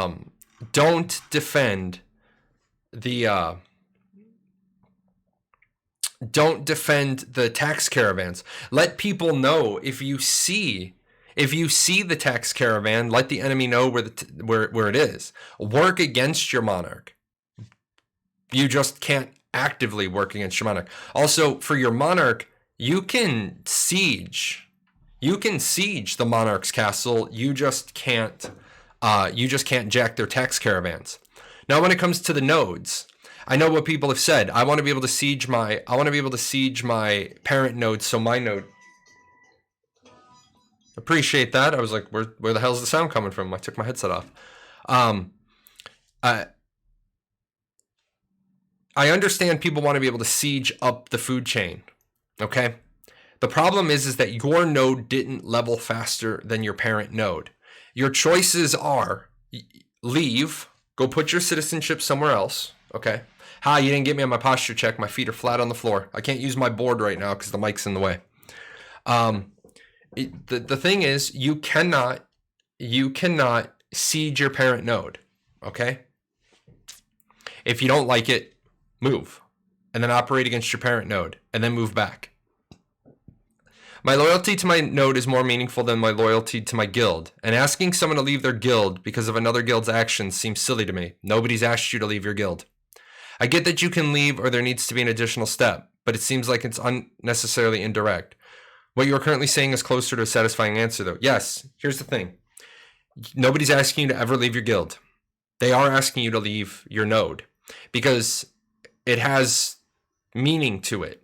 And everyone always goes to the siege. Everybody always goes to the siege example. There are lots of ways to change a node. There's a lot of ways to change the parentage. Hire outside mercenaries to do it for you. Hire a mercenary company to siege war deck, guild war. There's lots of ways. Lots of ways to go about it. Sometimes territory ownership changes and you have to move or adapt. It's like nullsec and EVE Online. Yeah. All honesty, there were times when I played at EVE Online where I had to go, I had to find a place that I could go to play EVE while I was like TDY or something, and I didn't like. If any of the military people are here, billeting is horrible internet. You usually can't play MMOs in billeting, and I had to go to an internet cafe with my laptop, and I had to trust a lot of people because our station in nullsec was about to belong to somebody else, and I had a lot of stuff in storage, and I had to set up a sino chain to get my shit into lowsec so that I could get back after my TDY. Ashes of Creation is going to be like EVE on that. It's going to be a living, breathing world that, hey, it doesn't mean you can't stop playing for a month, but when you stop playing for a month, you better be talking to your guild and being like, hey man, what's changed in a month? Where are you guys living? Are you still in the same node? Be like, dude, we're not only not living in the same node, we have a new king. So, can I sleep my way to the top and be the Monarch's main squeeze? No comment. If you pay high taxes, you probably gain more passive bonuses from the mutually beneficial system. Maybe. Isn't it tricky because parent nodes can be downgraded, giving you the option to build your node up and overtake, but castles are exchanged via the siege? Right now, it looks like nodes are not going to downgrade. It looks like nodes will either flourish or they'll be removed completely based on atrophy. That's kind of what Steven has said. And it looks like, because the downgrading thing was going to cause problems in the algorithm, it looks like they're gonna move towards, if your node atrophy's out, it's just gone. Since you have to have property to have citizenship, if you have at least one property in a different area of the world, you can change citizenship to there and then change back after the cooldown. Would that work? Yes. You decide you want to get rid of that node, you move your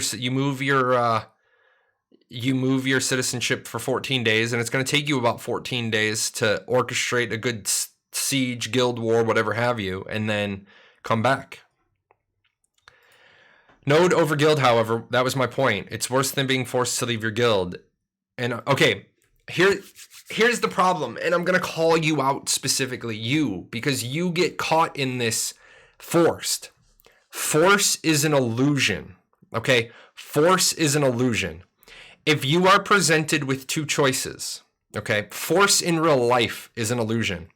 Most people think that you are forced to do things. You are not forced to do things. You choose to do things because the choice presented to you is that one alternative is much worse than the other. For example, when a police officer pulls up behind me while I'm speeding, I am not forced to pull over, okay? I have a choice. I can pull over, or I can put my finger out the window, flip him the bird, floor it, and see how that turns out for me. Now, people are going to say, well, if you don't pull over, okay, but you just used the word if. So you've indicated there's a choice there. You cannot simultaneously say it's force and then use the word if, because force would indicate only one outcome. Only one input, only one output. So When I get pulled over, I do not stick my finger out the window. I immediately pull over to the side of the road. I immediately turn on my inside lights. I immediately put my hands at 10 and 2. And when my window's already rolled down, and I don't do a damn other thing until the cop's next to my window. And I'm like, alrighty, sir. My wallet is right here on the left-hand side of me. May I move my left hand to get you the identification you want? The reason why I do that, okay, and I don't get shot, exactly, okay? There was a time, because I have tinted windows on my SUV, the cop rolled up to, do you know why I stopped you? No, I don't have a clue. And you should never say you know, okay? You never admit that you know why he pulled you over, because his mic's probably running. Do you know why I pulled you over? No, I don't have a clue. Hey, before we get started, can you roll down your windows for me, because you've got tinted windows? No, sure, no problem. Can I use my left hand to roll down these windows? Rolled them down. After I rolled him down, the guy was like, cool, no problem. We're disarmed now. The back of your SUV looks kind of sketchy. I can't see if anybody's back there. Hey, no problem, man. Do you know why I pulled you over? No, I don't have a clue. Hey, your brake light's out. Oh, really? That conversation could have gone I just got told to get it fixed. I live in a small agricultural town. Cop was doing me a favor so I don't get pulled over outside of town. I was like, oh, I'll go get that changed right now. I'll go up to the Meineke and get it fixed. My other choice would have been to say, do you know why I pulled you over today? No, fuck you. Well, guess what? I'm getting a ticket today. Keep it cool, keep it simple. But I have a choice. Strongly encouraged to perform an action in order to accomplish a goal that I would argue should be able to do without needing to do the extra step. So I said forced. Yes, but see, the moment you say forced, your argument is wrong. And your argument is wrong because you're not forced. That is why you have to make sure you are clear on it. You have to be clear on it. You're not forced to move your citizenship. You're not forced to move your citizenship. You don't have to move your citezenship. You don't have to leave your node. Hire mercenaries. I've just given you another alternative. Stop promoting or stop performing their work orders. Stop selling them stuff. Forced and compelled are not the same. I agree with Jahlon. Yes, exactly. This is one of the things, guys, that, because I'm a former teacher, this is one of the things I harp on all the time, but especially you younger people entering the world. Words have weight. There is a difference between forced and compelled. Okay, there's a difference between fair and equal. All right, and when you start understanding these words, have you heard about this thing called Twitch Prime? Yes, I have. In fact, I do a little thing about Prime. And I say, did you guys know that if you have Amazon Prime, you already have Twitch games for free? And that allows you to reach into Jeff Bezos' pocket and pull out $2 and some odd cents and give it to your favorite streamer. So I just wanted to let you guys know that if for some odd reason. I also highly recommend, even though I do get a lot of those kickbacks, I am going to say this to you guys. I am going to say this to you guys. Having Amazon Prime, and it makes it worth all the while to me. The fact that I can get stuff delivered in 2 days, not pay for shipping, I definitely get my money's worth out of my Amazon Prime every year. I mean, by the time you think about it, you are Twitch Prime, or it's now Twitch Games, and it's Amazon Prime. Yeah. Node over guild. However, that was my point. It's worse than being compelled to leave your guild. Well, why is it worse than being compelled? Because you've been given a choice. You've chosen to leave your node. My golden egg solution would be allow the mayor to risk a war with a parent node. Nope. They don't want that to happen. See, the thing is, you want to change the game to what you want, but you don't want to accept that there's reasons why those things are there. You're constantly trying to change the game because you don't like it, which is fine. But you're given the option to do what you want. You just want it done a different way, which is fine, but I disagree with you. I disagree with you. I don't think vassal nodes should be allowed to war or siege their parent nodes. It gives weight to your decisions. Do I continue to operate in here? Do I continue to operate in here with the hopes that somebody comes along and takes care of this parent node so my node can grow? Or do I leave and try to do something about it myself? Or do we work against them? So I don't agree with you. Exactly what somebody said. If you could war parents willy-nilly, then there'd be no incentive to protect your neighbors. There would be no communal chain. There would be no region wars. Okay? You want regional wars. You don't want the shenanigans that's going on. Do I have that one still up? And I gotta put open Q&A up. There's open Q&A is up. You don't want, okay. Oh, this isn't the regions one. Oh, but this one's fine, because you see, people are like, oh, you're gonna have to move all the way the hell far away. You have your house in this town, or in this village. We'll use this village. You want to siege the town so your village can go to a town. Okay, well, you got to go outside of this red line, because that's the vassal system. That's the vassal system. If you don't want to move, you obviously don't want to siege them that bad. If you could have wars with your neighbors, I mean, you could do a game like that, but you'd always be involved in a war. I mean, don't you want to be able to bebop around the world and know that? Don't you want to be able to know that you can zoom around this entire red zoned area and you're not going to be running into too many war targets because none of these local nodes can war deck you? I mean, if you've never played EVE Online, and I recommend EVE Online for people to go and play, and if you want a friend code, I'll give you a friend code. You go into nullsec and EVE Online, even blues can attack you. Even guild, or even corporations that you have declared peace with, they can just up at any time decide to attack you. And that gets really confusing when all of a sudden you've got a betrayal and you're trying to clear your targeting UI. So let me keep up. Prime is insane. Last Sunday I ordered a phone case on Amazon with Prime. The next day I got it on a Sunday. Yeah, I order so much stuff from Amazon. I got another bookshelf coming, guys. We are making small progress with getting the audio in here fixed. I ordered a bookshelf from Amazon, and they were like, what day would you like it? And I was like, I would like it on, and then all of my options were, wait a minute, it said, do you want it on Wednesday, or do you want it on your Prime delivery day, which is Wednesday, and we're going to give you $1. Now, I know it doesn't seem like a lot, but you know, I have a Prime Visa card, so I earn points. The like $80 bookshelf cost me $14. It's just money making money. Amazon's amazing. If you want to know why they made some design decisions, ask them. Yes, absolutely, ask them. They will give you a solid answer.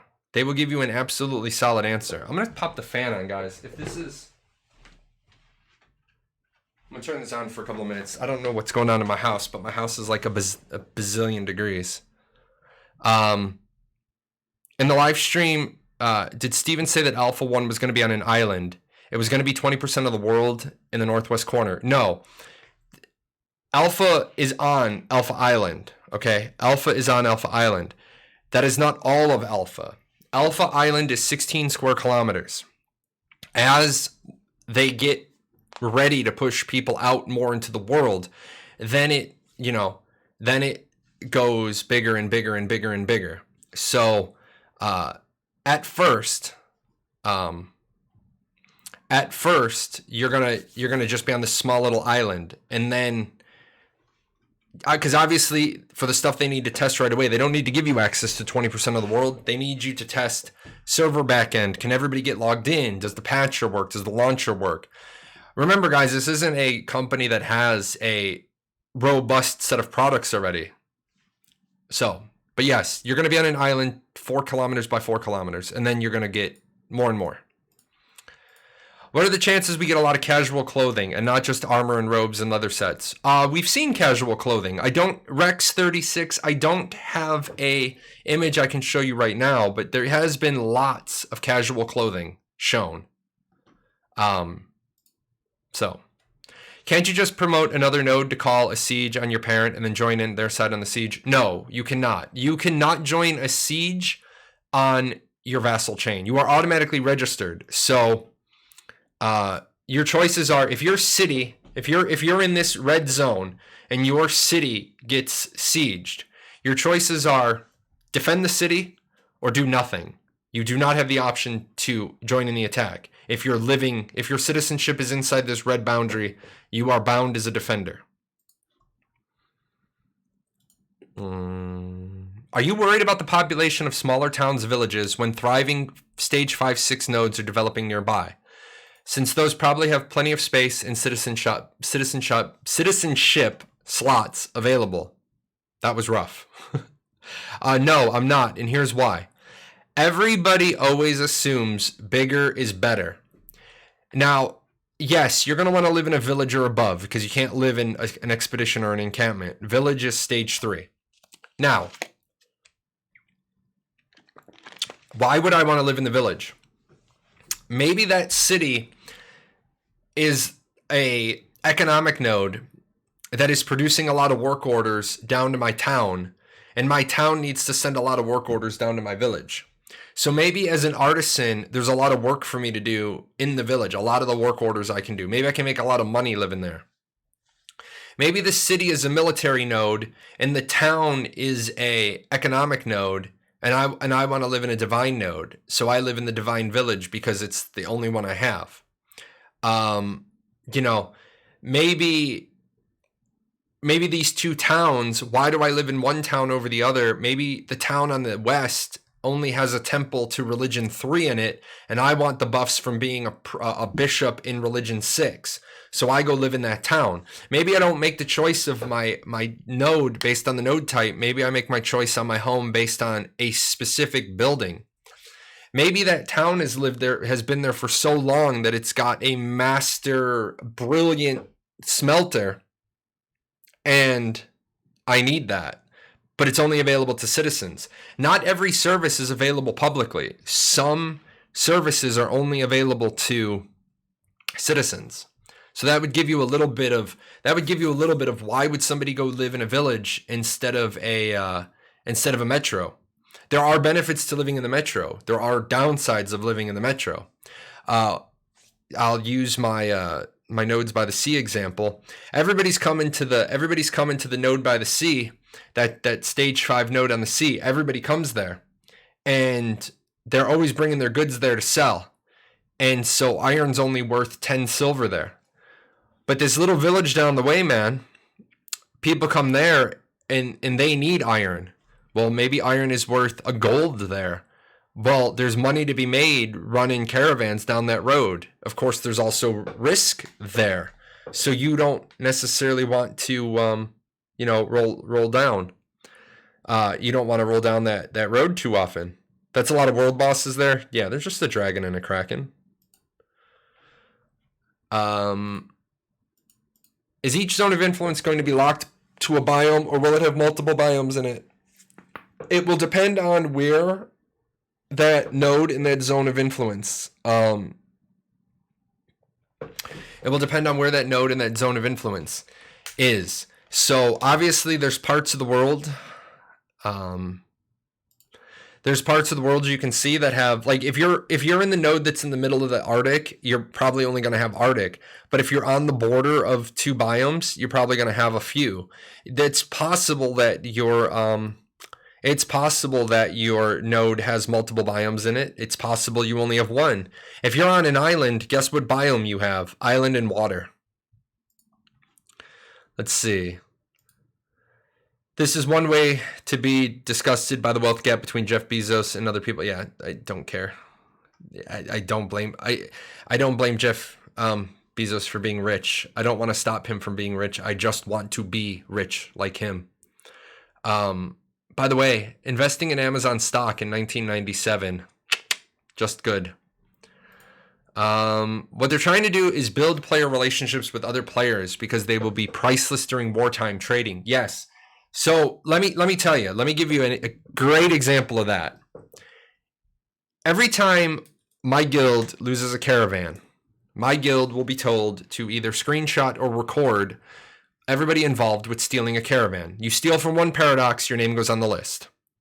And then if I just keep that list alphabetized and I keep it posted, I print it, put it on my monitor so I can see.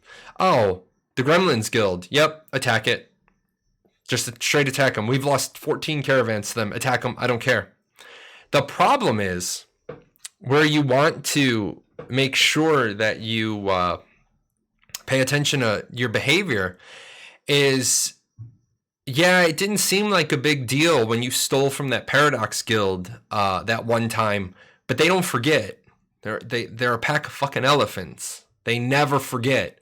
So you're on the high seas and you're getting chased, and you're being chased by some guild I don't know. But guess what? You stole from us once, or you stole from us 20 times. Well, maybe we just push the boat out and we bump your merchant ship. And then afterwards I send a message to, like, I just make it so the other guys catch you. And then we don't stay, we don't try to take a cut of anything. We just stop you, bump you, the other guys catch you, we leave. And then I shoot them a message, be like, hey man, hope you appreciated the bump. And they're like, yeah, what was that about? Yeah, they stole from us. That's person to person relationship. So always remember, in a game like Ashes, where there's consequences to choice, you're going to have to own the decision of not only yourself, but your family and, your guild. You wear the sins and the pride of your guild in a game like Ashes. Jahlon sends his regards. Yes, the Lannisters send their regards. It's like, Paradox is like, this is how Paradox works. We've got the honor of Ned Stark, but we've got the ruthlessness of Tywin Lannister. And we've got the combat ability of Oberyn. That's how we work. If a node is destroyed, do I lose my items that I had in my home in the node? Yes and no. You lose all of your gatherables. You lose all of your processed goods. You do not lose armor, weapons, finished products, decor items, or furniture.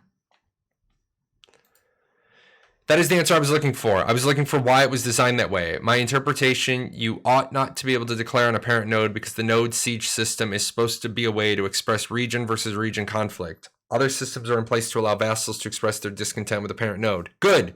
We finally got you to your answer. Good. So far, most of the tanks look like melee, knight types of tanks. Do you think there will be mage tanks like Archage had Skull Knights, for example? There might be. We really can't talk much about that yet. We have to see more. Let's see. When do Intrepid usually post their videos from the live stream in good quality? Unfortunately, Intrepid has gotten into a bad habit of not posting the video excerpts from their videos. I really think that they should. I understand why they don't. As a customer, I think that they should post those excerpts from today. They should chop them up and post them as videos. But I understand why they don't, because it messes with their metrics. It messes with their algorithm. And I totally understand why the next evolution of what they're doing, they want the high algorithm. If they don't want to post them, then they could definitely send them to me, and I would post their 4K versions, and so people could get at them. But I understand. I know a lot of people are going to like rag on Margaret for like why she would make a decision like that, and it is actually, it's the smart play. From the if you put on the marketing lenses, remember when you're looking at anything in life, you gotta always change glasses, and you have 3, 4, 5 different sets of lenses when you look at something. With the marketing glasses on, keeping your engagement rate high, your viewer retention rate high, is an important thing for a company. Would it be entirely possible that villages have different mats or spawn rates compared to cities, for example? Yes, it is.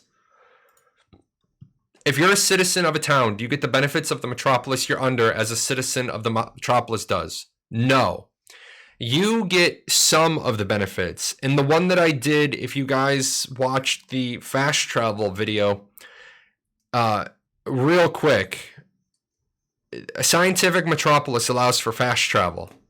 A citizen of the metropolis can teleport from the metropolis to any node and back, as long as the node has built the teleporter. A citizen of a vassal node can only teleport from their node to the metropolis and back. So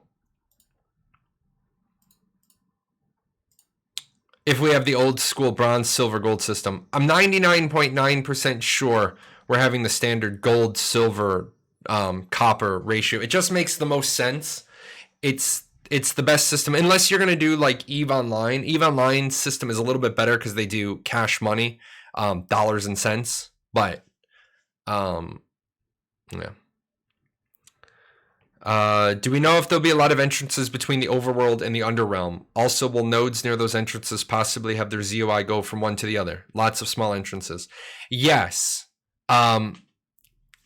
So first of all, yes, there's going to be lots of different pockets. Did I not keep that? Game housing. Did I not?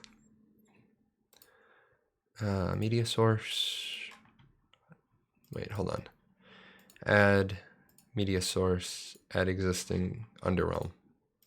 So guys, here's the underrealm, and I'm just gonna let this play through a few times. Right now I'm in the underrealm in APOC. And what you see on the map, on the mini map in the upper, I don't know why I'm pointing. In the mini map in the upper right hand corner, there's a Z axis. So there's actually people above me on the roof. Now as you can see, I'm looking out of the underrealm. So this is all the underrealm is. I just run out of it. And now I am in the quote unquote overrealm because I'm not in the pocket. I've run myself up and out. Yes, a node can send its ZOI into the underrealm. But what you're not going to have is stacking. We're still waiting on the final. We're still waiting on the final mechanics for how that's going to work. But yes, you will have ZOI. It's not like the underrealm is its own instanced place. It's just part of the world, and that's it. As quickly as you saw me leave, that's how you get out. How do I know if a node is sub friendly? Will it show on the map? We don't know yet how you're going to know. How we're going to know back and forth. I imagine there's going to be some sort of map available to the citizens that let them know which nodes are in their vassal chain, but we don't have a definitive answer for that yet.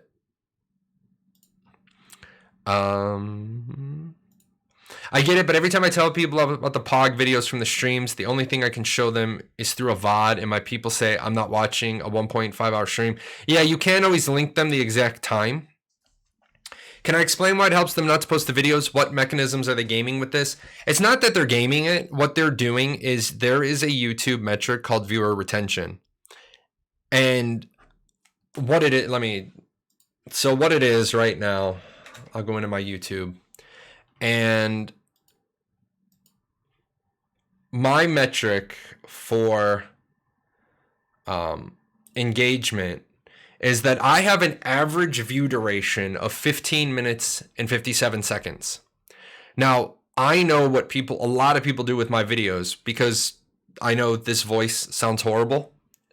But also people have told me over the years, the advantage of the way I speak is that you can put me on 1.75 or 2.0 and I mean, I sound like a damn sexy chipmunk. I may sound horrible right now, but you put me on ×2, and I will give Alvin, Simon, and Theodore a run for their money. I'm a damn sexy chipmunk.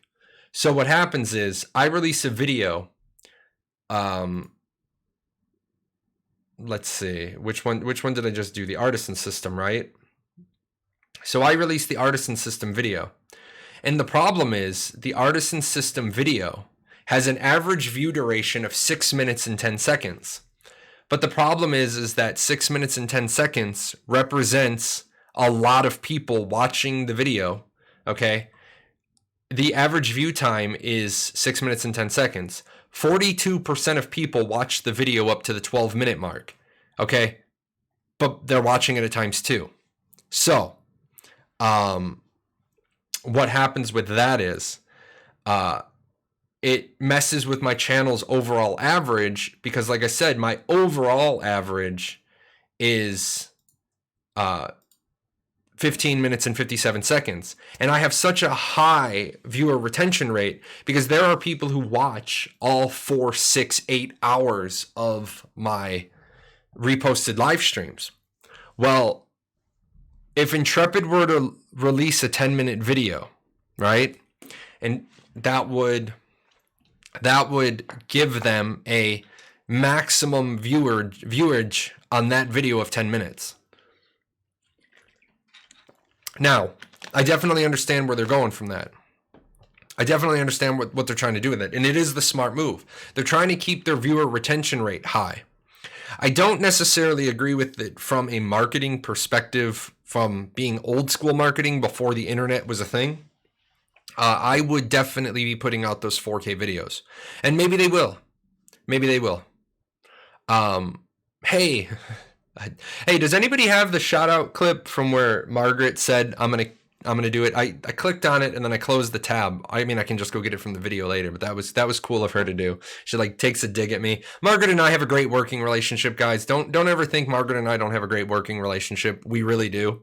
I've got lots of clips of her saying like weird stuff about me. It's just fun and games. It's all fun and games. Let's see. There's 3 vids from the VOD. The VOD is not 4K, and the VOD won't be 4K. The VOD will be 1080p. They don't stream in 4K. Nor do you want somebody to stream on Twitch in 4K. Boom. Happy Pappy. Happy Pappy is an amazing one of my supporters. I've been happy ever since I saw that person's name on my Patreon. It just, I saw that name come in and I was like, I'm good with that. Now here's the piece to that. I think the wiki does sometimes pull out the segments. You know, it does sometimes pull out the segments. But again, they won't be able to pull the segment out in 4K. Now, like I said, if Intrepid doesn't want to release their stuff at 4K because of their metrics, they can just give it to me. I will repost it. I will chop in a little intro and a little outro, and I will put their stuff up at 4K. That is okay with me. I will take all of those views and watch time. It's like they didn't do this one. I don't know why they didn't do this one, but they didn't put this one up on their webpage. I have a Patreon. Yes, I do have a Patreon. If it's worth it, it's linked somewhere down there. It's worth it to go read the stuff that I do. I'm not looking for anybody to go and to hit the give money button, but it's an interesting read. I put different stuff up there that you can't get anywhere else. They didn't put this video up on YouTube, and I think it was a bad decision. And that I would have put this video up because this is a damn fine video for people that like housing and games. This is a damn fine video. Do I have a Patreon? Nope. I'll add that. Where's my yellow one? I will get that fixed, Frost. Frost is one of my moderators. No, it's not on YouTube. Unless they put it up after they said they weren't going to put it up. The video that this comes out of is on YouTube, but this isn't on YouTube independently. Pulling in some great numbers today. Yeah, guys, I am going to take a minute before I jump up for a break. I am going to take a minute to shamelessly shill. What I want to shamelessly shill about is I am making my push to partner. So if you haven't followed the Twitch, make sure you do that. I'm trying to be at 6,000 by next Friday so that when I do that, it's, good numbers. Good numbers. Let's see. Jahlon call out. Thank you.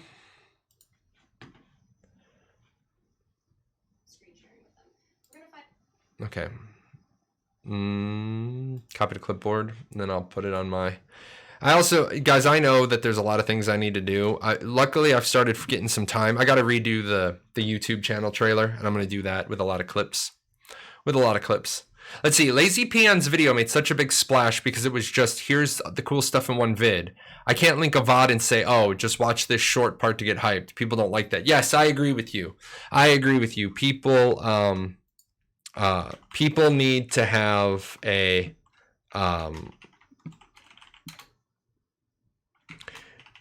People need to have a marketing type video. And I am going to tell you, once the audio issues are fixed and we get the audio sounding pretty good, I'm actually making a commercial for Ashes of Creation. I have that skill set. I did work at a commercial production studio back in my late teens. I know a lot about making commercials. I worked with DDB Needham and Leo Burnett, and I learned from one of the greats. I'm not gonna tell you who that is. That's from my past. But I have an idea for an Ash is a Creation commercial, and I'm working on it a little bit at a time. I'm pulling the clips I need for it, but I'm working on a commercial, and it's gonna blow up. I'm telling you, I'm gonna take a lot of time on the editing and the audio on it. With that said, guys, I'm going to jump up real quick. I'm going to take a quick break. Bring me questions. I just want to walk around. I've also had like 6 bottles of water. So I'm going to be here I'm going to be back in like less than a minute, but my legs are killing me and my teeth are floating.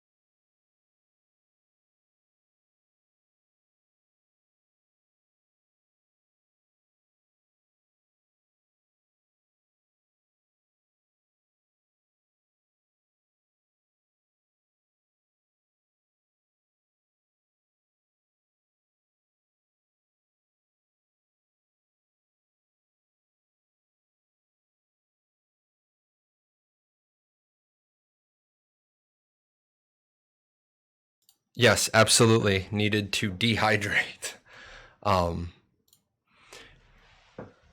Went for a run yesterday, guys, and that was amazing.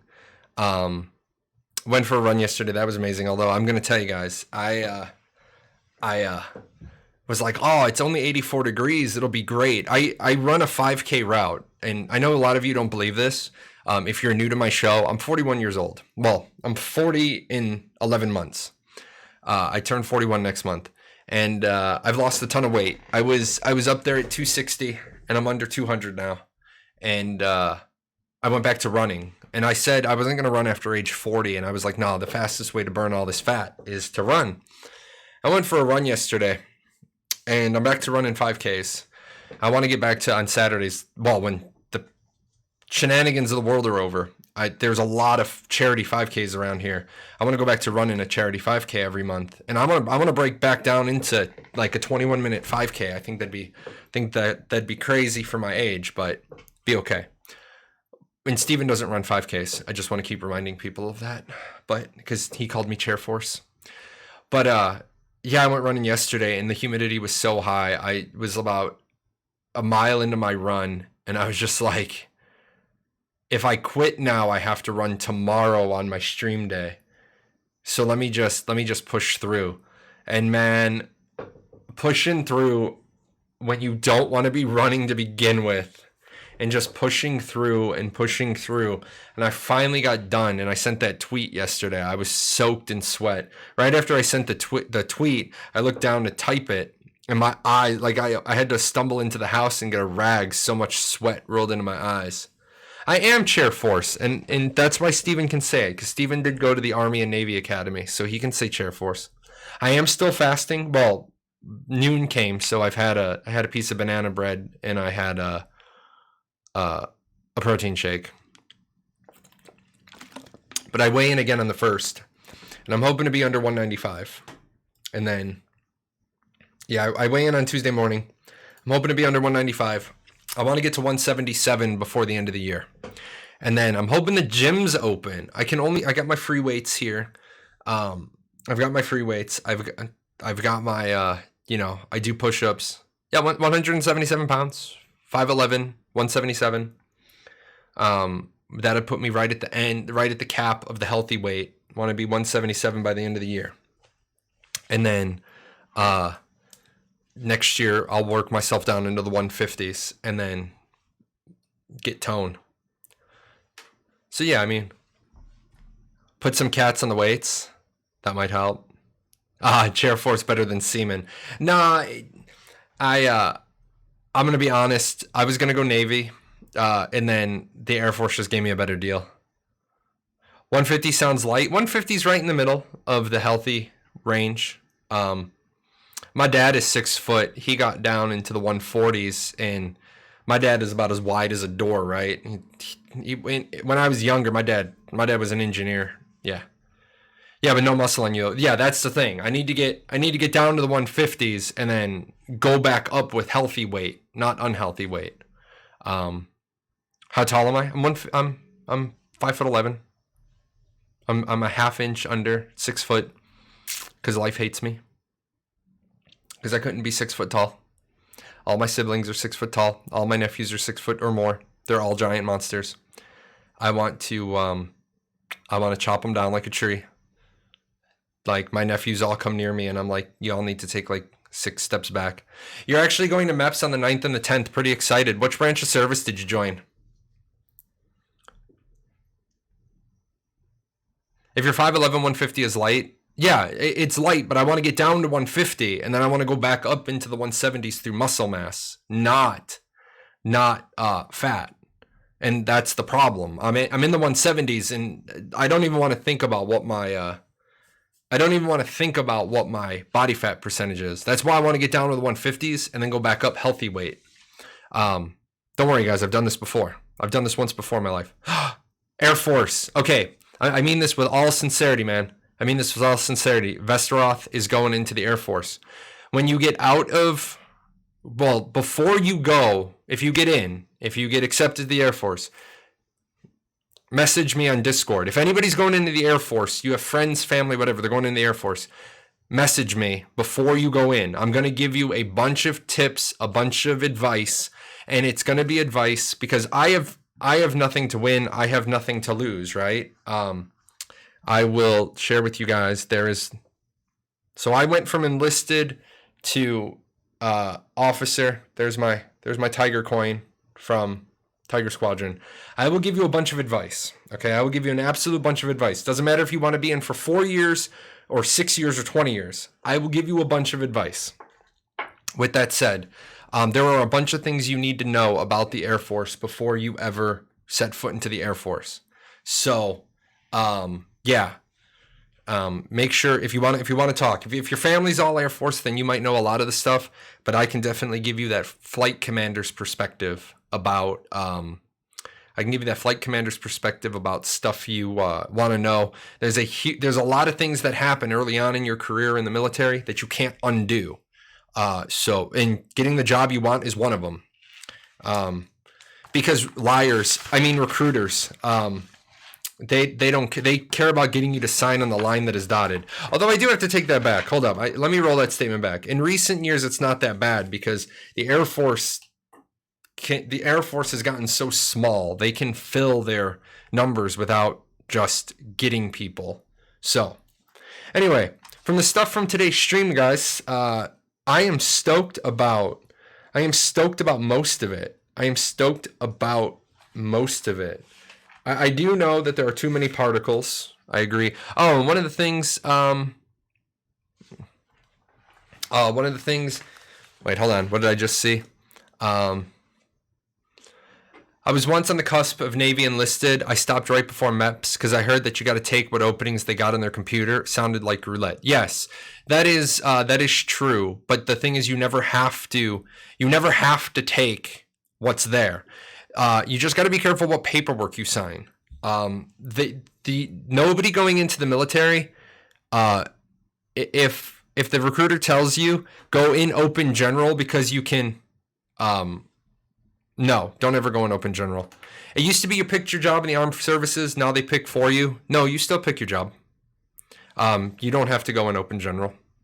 A lot of times what it is right now the recruitment numbers are, the recruiter here, he can't lie to me. Keep in mind, well, I'm retired now. He can lie to me if he wants to. But when I was active duty, When I was talking to the recruiter on behalf of kids in the neighborhood, I'd go with them to the recruiter in uniform. The recruiter can't stand there and lie to me because he'd be lying. At the time I was a captain. He can't stand there and lie to me because if I can prove he's lying, he just lied to a superior officer. And then that's where his life's going to get, he's going to get boned. There were still kids going in that would get open general. And open general is you're screwed and you want in immediately. Yes, exactly. Open general is I need to get into the military because I'm literally living out of my car. But no, there are times where you're going to go in and the job you want isn't there. The pipeline is full. Like if you wanted my enlisted job, 4 Alpha 271, biomedical equipment maintenance repair technician, they just might not have a need for you. They might be full. All of the projected fiscal year 2021 classes might be full. Or you might show up and be like, every job is open because we don't have high ASVAB score people.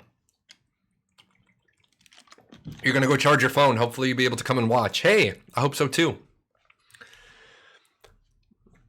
Do you think the sound effects on the turtles will happen with just the cosmetic or just the NPC turtles? Probably both. I imagine the sound effects will be on both. It'd be a waste to do it only on one. Definitely will be both. I wouldn't see them doing it just on one. Hold on, I got a bunch of pings. I don't know what people ping me for. Oh, 2 are news. And 1 is discussions. That's okay. I don't know what it is, guys, but it's like every time I go to stream, right when I start streaming, people will send me a PM. Hey, Jay, you busy? Yeah. Line scores matter too. What are line scores? They can't matter that much because I don't even know what they are.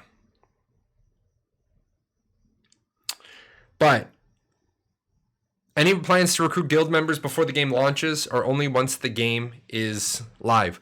I will be starting the recruitment. First off, I kicked over the rocks. I threw up the paradox sign into the sky and started reforming the guild because it's about that time. It's about that time. So the paradox guild is, I'm Harry Stamper. This is Armageddon.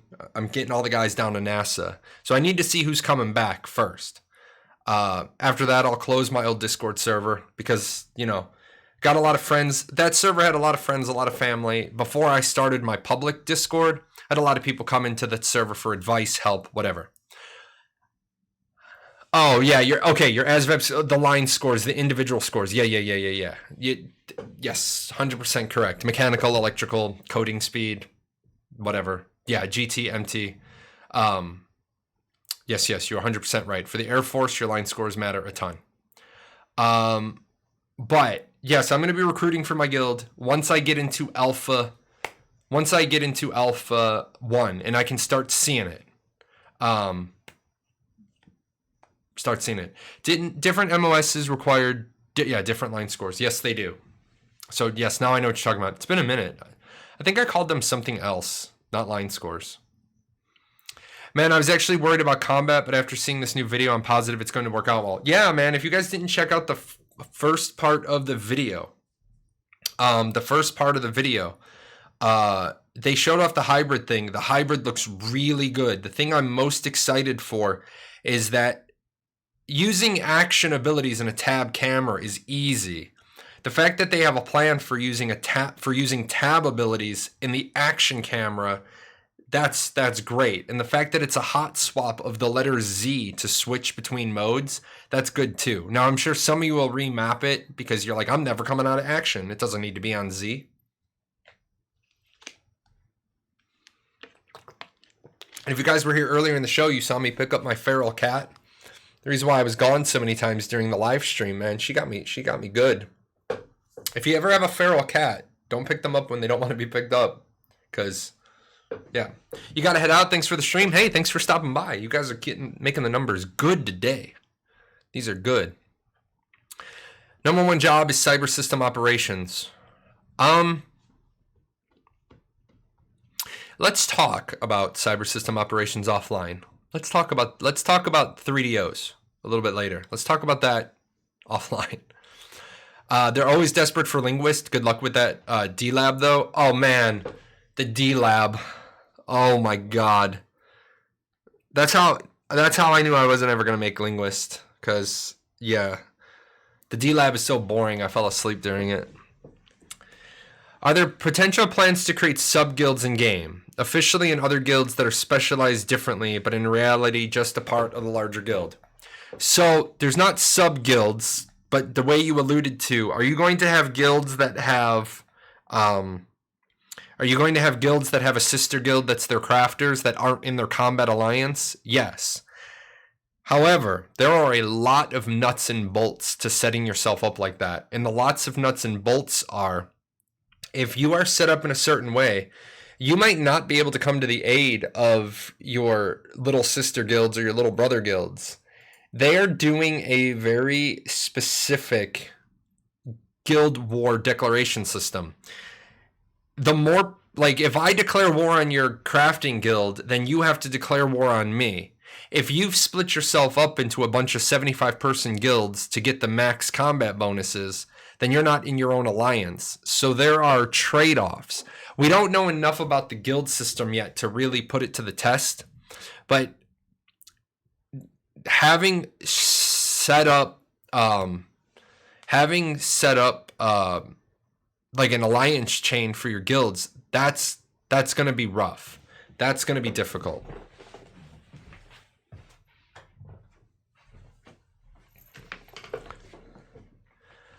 I smashed the D-Lab but did not want to go to Linguist because I did not want to learn one of their choices they wanted. I should have went to Linguist school and learned it. Yes, you should have. If you had the opportunity to go to D-Lab and you passed that up, bad on you.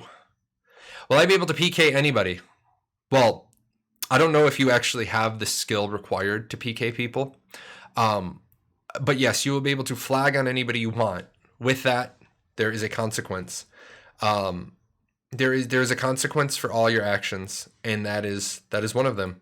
This is the corruption chart from that I made. I'm going to be getting these images put up. I don't know why this is so hard for people, but I accept that it is. Everybody learns things differently. But yes, you can flag on anybody you want. There is no, well, hold on.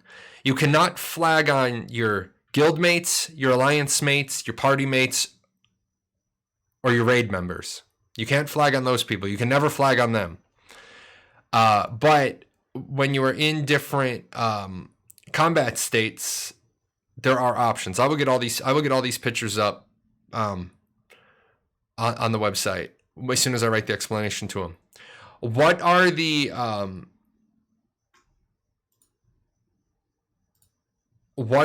combat free zones? Your housing.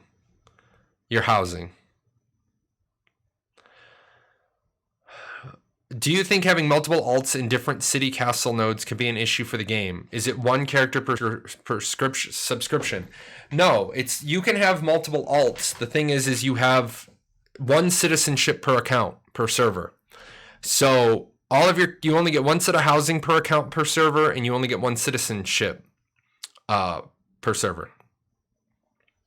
So if you're a citizen of level of node 42, you're always a citizen of 42 on that server.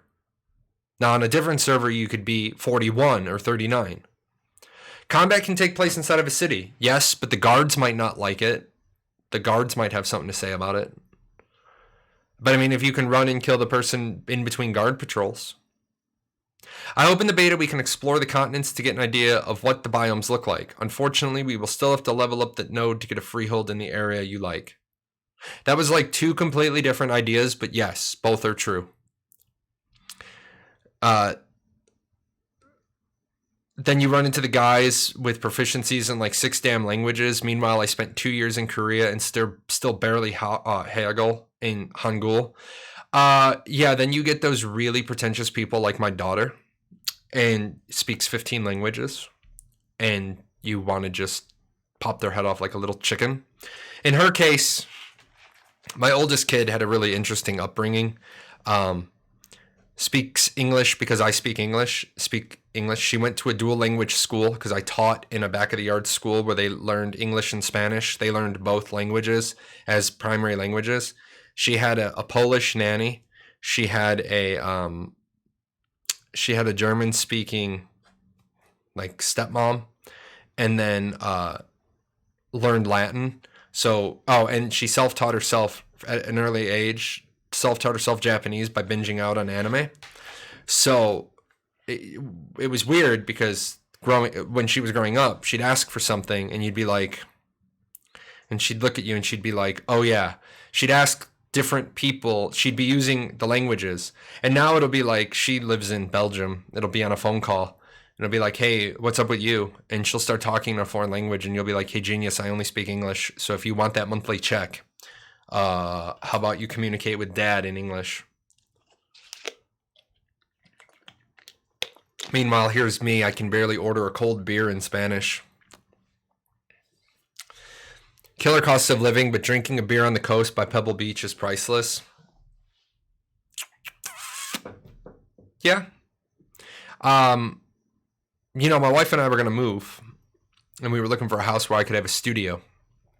And I've decided that after all the pain of setting up this room, once the audio sounds good in this room, I'm never moving my equipment until we're making so much money that I can just build the house and have an audio engineer go in and set up everything, go in there and talk. He plays with all the switches and then puts a lock on it.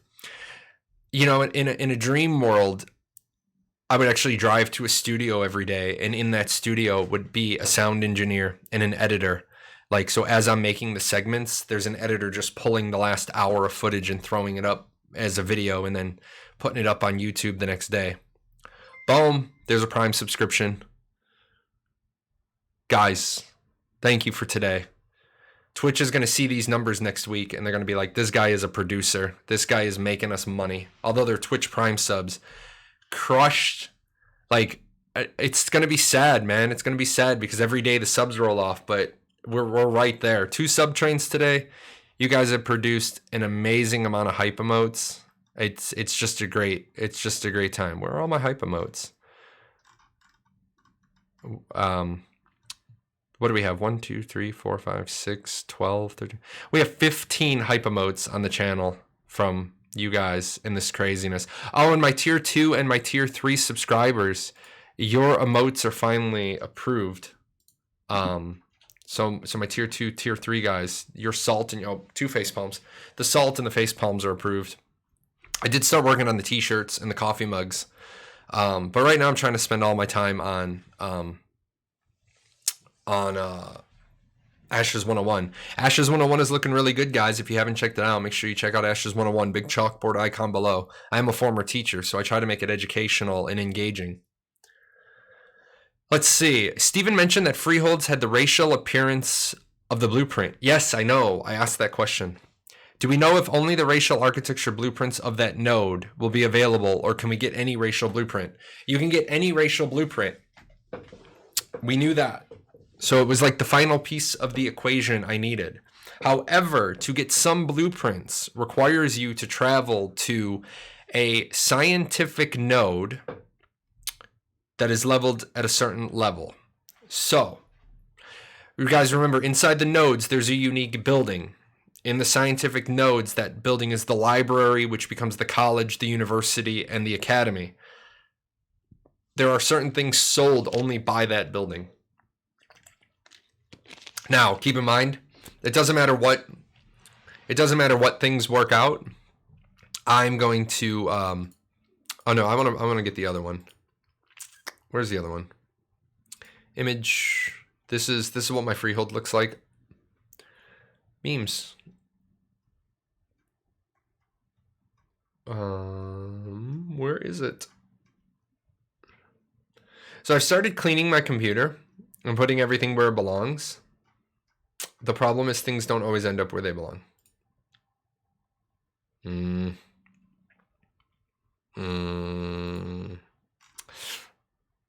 Very, very sad and depressing. Where did I put it? Bad on me. I don't know where I put it. Oh, there's my airship one. My airship one is in the wrong folder too. I had my for sale one and I lost it. I'm very, very sad about this. Oh, and there's the cast. So some of the ones that I was missing, I found. They ended up in my pictures folder. So first stream. Nice to see you on the first stream that you visited. We've been having very good streams lately. Been averaging between 150 and 200 people. Today was a nice surprise, guys. We hit 400 for a while, and of course, people trail off. But it's okay. Let's see. Yeah, look at all those hypers, too. We got people just giving out stuff left and right. You guys, it's totally mind-blowing. I think the cat that's been in here harassing me the whole time, he finally went and laid on the blanket. I'm not going to be able to do it. One of the goals is to eventually be able to have a mobile camera on a slide arm so I can put it over there. He's laying in the corner. He's a good boy. So that you all guys also know, I got them enrichment toys. So when they're in here, they're not like causing a ruckus. But they can take the balls out of the enrichment toy. So it wasn't amazing. It's good for when I'm working, but let's see. One more hour? I think we can squeeze out one more hour. What did I have planned for today before the live stream? I wanted to talk a couple of things. Oh, I want to talk about voice over internet and what is with this sudden what is with this? No, I don't want this one. I don't want that one. I want the March one. This is from March. I just like it because it's full screen. Guys, can you work with me here and try, because I told you, I'm old. I'm old.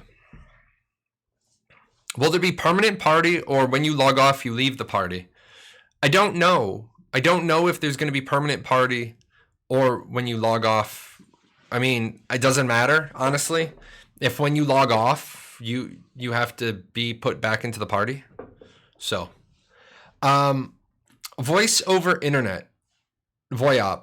I understand the concept. I get the concept.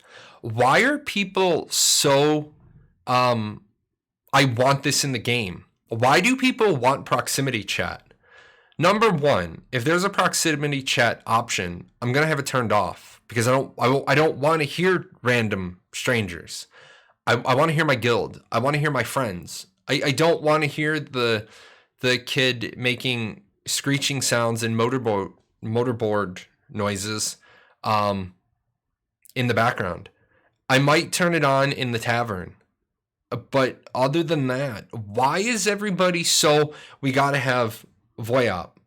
Why? Why? What is the driving factor? To troll, to talk trash, to play super loud music to make your ears bleed. Proximity chat is so cancerous. Yeah, the only time I've run into proximity chat having any value to me is when I was playing Light and Dark and Light, whichever the hell it is, with Frost, and I shot him with a fireball and he screamed. That was the only time. That was the only time it's ever been funny to me. I don't have proximity chat turned on ever in any game.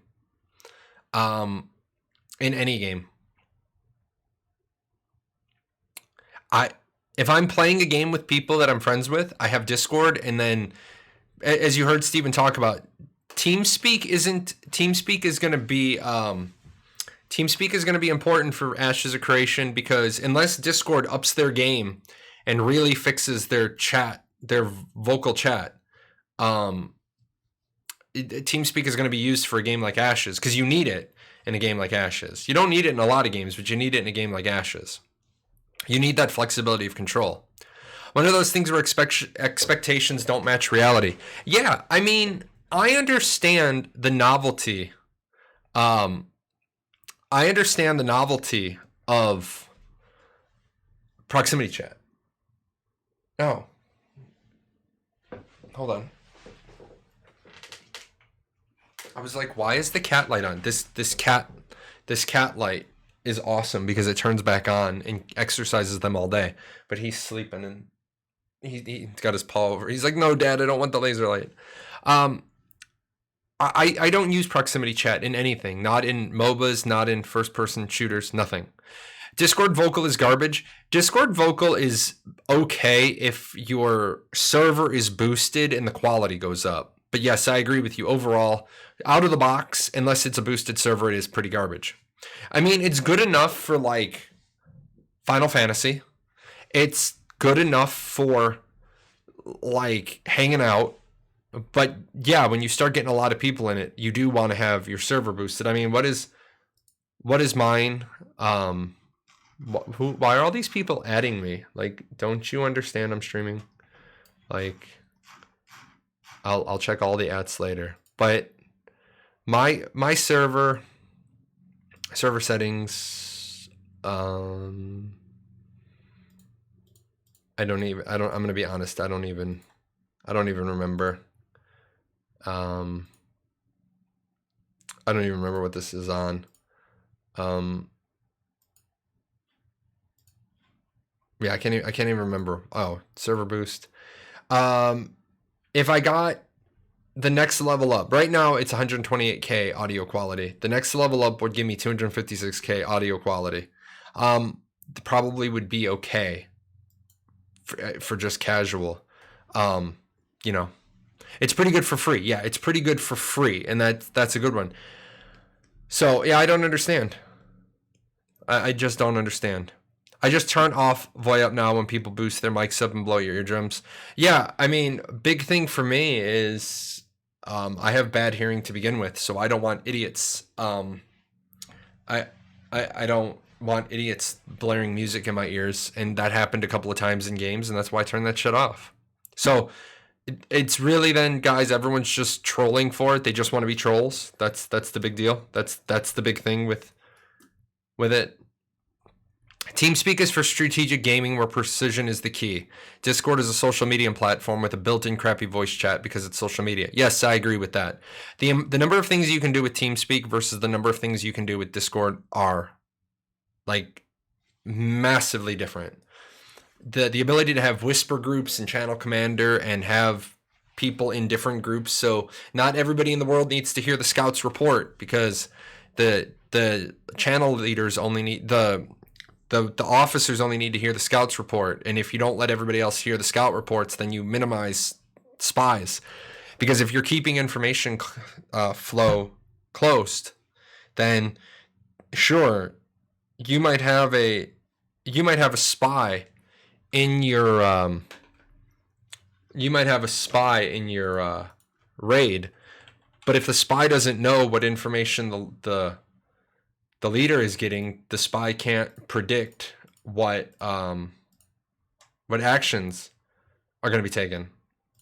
So also sometimes spies get information that they didn't have. They get it from the scout. That's why I don't let the scout reports go to everybody. The scout reports go to the people who make the decisions. I just like TeamSpeak for that. TeamSpeak is also free. You can just host it on your PC. That's true, but I mean, generally, you can set up rank permissions in Discord for chat and voice channel visibility. True, you can. You didn't get me on the posture check. I got both feet on the floor. Unfortunately, I do need to put my back brace on after the show. My shoulders are rolling forward.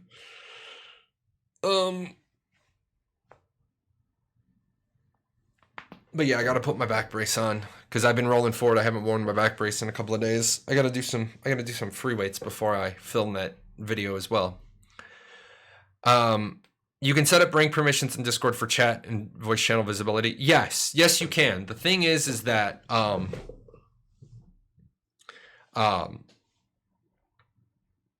don't believe that Discord can do the level of vocal communication and coordination that a good setup TeamSpeak can. And I'll be putting up a TeamSpeak server for Paradox. That's going to happen. The corporation will just buy that. Guild Discord should be boosted. Whenever I join a guild that doesn't boost their Discord, I just donate one. Yeah. Priority Speaker is on Discord. Priority Speaker is on Discord, except it works better on TeamSpeak. Priority Speaker on TeamSpeak works better because it doesn't just make me louder, it shuts you the hell up. If I'm Priority Speaker and I'm using the Priority Speaker button, you can't talk on Discord. You can try, but you can't send a message through, which sometimes is what you need. I agree, but most people won't download TeamSpeak nowadays. I agree with that statement too. People don't want to download TeamSpeak. Guess what? If you're not willing to download TeamSpeak and the first thing I say is, hey, we use TeamSpeak, and the person's like, I don't want to download TeamSpeak, guess what? It tells me an awful lot about the person's commitment to being in the top echelon of PvP. You're not willing to download the program that makes PvP more effective? Alt Guild. Not saying I don't want to game with you, but I'm saying it tells me a lot about you.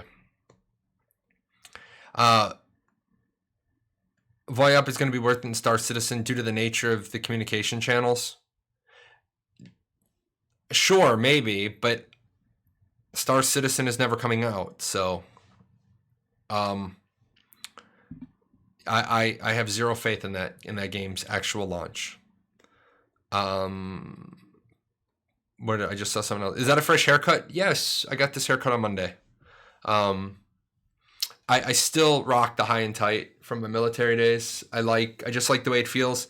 I mean, in the winter, I usually let it grow a little bit in the winter because I'm not running 2 or 3 times a week. But in the summer, man, I've got that long Irish curly hair, and it just turns into dreadlocks. I hate when my hair turns into dreadlocks, because salt from running and take a shower, then get in the hot tub and the chlorine and have to take a shower. My hair turns into straw. So I just like to rock the high and tight. Like I showed the picture. I'll scare you guys again because some of you weren't here. Oh no. Oh, camera roll. Yeah, look at that, guys. That was when I let it grow out. Look at that shag. Look at that, and then that gray hair, man. I look like, Oh, I got that dude. There was 2 patches of gray hair that, like, right here and right there, and then I got 1 gray hair up here now. Nah, just keep it short. You can't see gray hair if it's cropped to the sides. What are you looking at? I know. Somebody wanted to see. I had retired, and they were like, "Hey, man, let me see how long you let your hair get so far." Plus, I jacked up my hair when I retired. It was dyed green. I had green hair. I went nuts when I retired. I was looking at your soul. No, I was looking at the value of your soul after. I was looking at the value of your soul after I'd stolen it. I could take it all the way to a polished dome. No, man, I don't have a good bald head. I don't. My head doesn't look good bald. I've been bald before. I've been bald before on stream. I look like Christopher Walken in that pic. You know, the funny part is that is not the first time. That is not the first time I've been told I look like Christopher Walken. Some similarities. But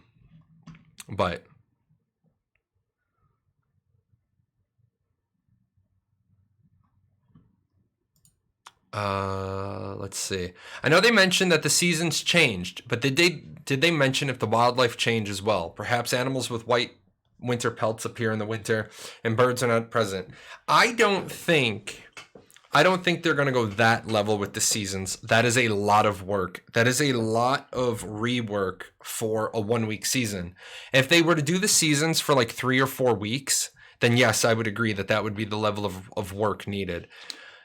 The problem is that 1-week seasons seem kind of bad.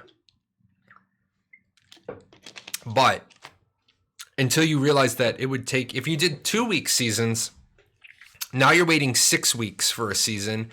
If you did 3-week seasons, now you're waiting 9 weeks for a season.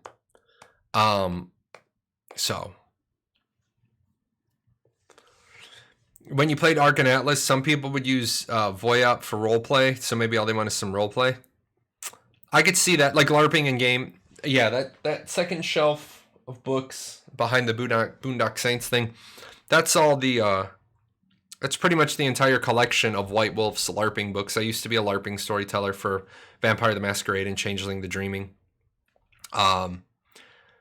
but I understand people's desire to LARP. I think it's kind of weird that you're LARPing in an MMO. I'm not saying you can't, but I am saying that I'm saying the reason why RPing in games isn't accepted more is because RPers take it to a level that they shouldn't take it, and they get in people's way. It's like if you get in my way and you start your RP bullshit and you're blocking me and you're like, you can't cross my bridge until you pay my toll. I need a toll or I need a roll. Well, what you're going to get is /knife to /I as I plant you.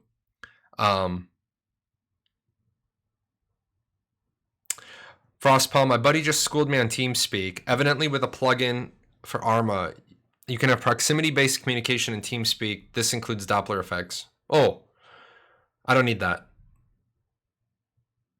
PvPer and LARPers never mix. True. Yes, I agree. I'll give you a bow. I'll give you a /bow. I'll give you a /wave. I'll sit on the bench. But beyond that, I don't want to RP in my MMO. If I wanted RP, I'd be playing tabletop or I'd be going to LARP. It's kind of weird being the old LARPer though. Plus nobody LARPs anymore. It kind of like died. If mage spells change effectiveness with the seasons, having seasons too long might mess with the balance of that. Yes, but I don't think mage spells are going to change effectiveness with the seasons. That sounds like one of those really cool things on paper, and then when you get to implementation, it's probably not going to work very well. It's not going to be what you want. But RP is in MMORPG. Yes. Massive multiplayer online role-playing game. Okay? Online role-playing. My role is my class that I'm playing in the game. There was a big LARP group when I lived in Alaska. Yeah, there was a big LARP group up in Chicago that I was a storyteller for. We had lots of LARP groups in Chicago. We had like 8 or 9 different LARP groups. A lot of them were done really well. Some of the best ones were the ones where the people owned like a big building and they could set the rooms up. That was really cool. We've discussed a little bit about how the seasons and biomes will react with different types of skills. Like if you have a fireball and it's summer, it might be a little bit different. If it's winter and you have frost ability, it might be different. Yes, I know. I know they've talked about it. I don't think that's going to stay. You're talking about building a system that encourages meta chasing. If it's summer and your flame abilities do more damage, then everybody's just going to rotate their damage to flame, and then you're going to put you're just going to have people that have to build separate sets of gear. You can't have game systems that encourage rapid changes. Seasons would work if they were 3 weeks long. Otherwise, if I have to have 4 sets of armor, no, that's not going to work. Also, keep in mind that Steven says a lot of things like we've discussed. Just because they've discussed it, and just because Steven says they discussed it, doesn't mean it's even in the game design document. You can discuss something like citizenship tickets. Steven discussed citizenship tickets, and they were such a minor non-starter that when I asked about him a year later, I'm the only person to date that has ever gotten a point in Stump-a-Chump. I have asked the only question where Steven actually had to stop and then get prompted for the answer. So they discuss a lot of things. I would imagine seasons affecting abilities are going to be a no-go. Arcage had a big problem where the hero accounts would get sold. Do you think they're going to have a way to prevent this for mayors and stuff for Ashes of Creation? So let me explain, guys, why it's really easy. Why it's really, really easy to figure out if an account's been sold. And I don't care. I'm going to give you the really basic account security thing. Okay, if you guys aren't aware of what a pivot table is, a pivot table is just an Excel spreadsheet that takes data from column A, data from column B. I run the pivot table against it, and as long as all the information in column A and column B is the same, it doesn't spit out an output. But yes, open Q&A on the screen, big green letters. So I could have a database of 5 million entries. And so here's what I do. Name on account. Okay. Payment method. Okay. And I pull that on the 1st and the 15th of every month. And I just pull it, and I just have my database pull that out. And then I populate it into, and I don't have to do this in a spreadsheet. You can do it in the database, but I don't know how to do it in the database exactly. I mean, I know it can be done because my guys did this for me all the time. So I do name and account in the payment method, column A and B. And then I do the next month's or the halfway months, columns C and D. Name on the account and payment method, and it kicks them out. And I run the pivot table. And the only thing it's going to spit out to me is the name on the account and the payment method. Well, if John Smith, right? If John Smith owned the account and was using a Visa, and now Mary Jones is on the account and is using a MasterCard, that's a pretty damn easy way to figure out that account was sold. Because all you got to do then, and you don't auto ban, you just flag it for GM investigation. Now I bring up line 1. I come into work that day. I run my pivot table. I run my comparison. I've got 13 of these payment method ones I investigate. And I look at it and I'm like, John Smith was living in Alaska, and now Mary Smith, who lives in Florida, is paying the bill. And the IP addresses are different, and all these other things are different. Well, let me look up all of John Smith's Visa card, other accounts. Let me look up all of Mary Jones's MasterCard payments and all the other accounts and see if they have other accounts. Oh, well, I'll be damned. John Smith in that same Visa is still playing from Alaska, and Mary Jones with that MasterCard is still playing from Florida. But this one account changed hands. Bam. Get fucked. Then what happens is, you send a message to both of the other accounts. Hey, John Smith, an account that you previously owned has been banned because it started logging in somewhere else. Hey, Mary Jones, this account that you had has been banned because investigation reveals it used to belong to somebody else. It's really easy in a subscription-based game to track accounts being traded. In a free-to-play game, they are not incentivized to track down account selling, because here's why. If you're still playing the account is still being played. In a subscription-based game, ban the account. Of course, some people would say they have the incentive of letting the account keep getting its subscription paid for. Yeah, but Steven doesn't want cheaters. Let's see. Are enchanted items going to glow? Probably. Thoughts on the crosshair of the action combat? I personally don't want any crosshair in an MMO. Well, unfortunately, with an action-based system, you need a crosshair. So, if you don't want a crosshair, then take all the action abilities that don't require you to have the crosshair on it. Use ground reticles and AoEs based off the center. I assume they will ban the account and the mayor election will start up again or something. Remember, you're not just gonna have a mayor. You're gonna have a mayor and you're gonna have other officers. There's gonna be other officials in the town. Even if the mayor gets banned, I imagine that the other officials can limp along for a month with the town. Now, if you ban a cheater, since they're building active GM systems anyway, I would imagine that one of the things is they'll be able to manually restart or manually queue off an election. For someone who doesn't see the issue, why is account selling bad? Simple answer, because it's against the terms of service and you're a cheater. It's not your account. You actually don't own the account. And I stress this to people all the time.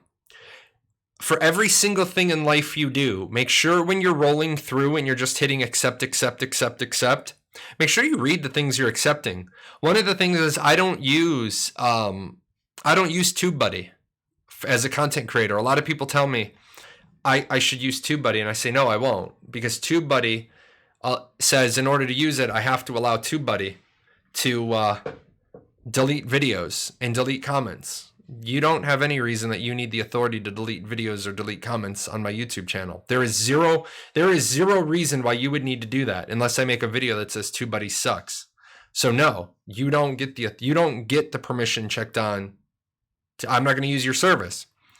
If you guys didn't know this, if you played Apocalypse, you said that Intrepid Studios is not responsible for acts of God, including Borg attacks. If you didn't know that. Borg attack is actually in the terms of service, and I bet you 99.9% of you didn't know that Borg attacks are one of the specific things that Intrepid is not responsible for, because none of you read the damn end user license agreement. You see it and you hit yes. A lot of people are like, I can't believe this company sold my data. I can't believe you're upset. Well, they don't have the right to sell my data. Yes, they do, because you gave them permission to in the terms of service. So I missed the first part of the stream. Any new info on tanking, either the kit, the combat, or how aggro rules work? No, you're looking for too much specifics. You're looking at the individual blade of grass. We are not there yet. We are at the field level. So they're not going into tanking, the kit, the combat. They did show 10 minutes of hybrid combat, but not to the level you're looking for. Not to the level you're looking for. You're back. I'm glad you're back. I'm here for about 34 more minutes. Then I'm going to get up, take a stretch, put my back brace on. You went into your pocket for that one, Mike. I appreciate that. 495. So I will be here for I will be here for about another 34 minutes answering your questions. Then I'm going to take a quick break and then probably come up with dinner of some sort, because all I've had is a protein shake and a piece of banana bread. And then I got to do that video for you. A UK-based company claimed ownership of souls to prove a point. It worked very well. Always read the small print. Yes, always read the small print. Always read the small print. In fact, if you ever want to make somebody on the other end of the table really, really nervous, if you really, really, really want to make them nervous, sit there and start reading everything. And when they get upset with you, well, what are you doing? I'm reading all this stuff you want me to sign. The way you can tell if the person is reputable or not, and this, guys, this is real life. This is real life advice from me to you. I had a guy come into my house. He was going to do my windows. It was like $12,000. They were going to tear out all my windows and put in new ones. And as I was sitting there, I started reading the paperwork, and he handed me a pen. And I always bring your own pen to the meetings. You should always have your own pen in your pocket. Bring black and blue. Because sometimes documents need to be signed in blue. But bring your own pen. So when they go like this, they try to hand you the pen. You just pull out your own and click it open, and you're like, it's okay, I got it. And I started reading. And never, ever, ever, ever do this shit where... Never do this shit where you sign this first page, right? And then hand it back to him. No. That's bullshit. Because... if you have more than one thing to sign, you take that and you keep it with you. And when they say, I'll take that, you say to them, no, I'll give you all the signed copies at the end. If they freak the shit out when you say, I'll give you all the signed copies at the end, say, just look at them honestly and say, well, what's the concern? Well, I'm trying to keep them in order. Then use tabs, man. I don't know what to tell you, but I'm not giving you anything with my signature on it until I've signed everything. Because if there's 14 things for me to sign and I decide on number 14, I'm done here. I don't want numbers 1 through 13 to be valid. I'm going to pick those up, roll them up, put them in my suit pocket, and I'm walking out the door with them. You don't get them back. Or present me everything and I'll sign it. Anyways, I had a guy here, $12,000 for my windows. I wanted high efficiency, soundproof windows. Guy told me he was from Anderson Windows. He came in, gave me an Anderson Windows card. Everything was Anderson. I used Anderson Windows in numerous houses I've owned. We get to the paperwork. Guy gives me the first thing. I'm like, sold, okay, sign it. I put it over by me. He's like, I'll take that. No, you won't. And he's like, excuse me? I said, no, you won't. And he's like, well, I need it. Is it the only thing I have to sign?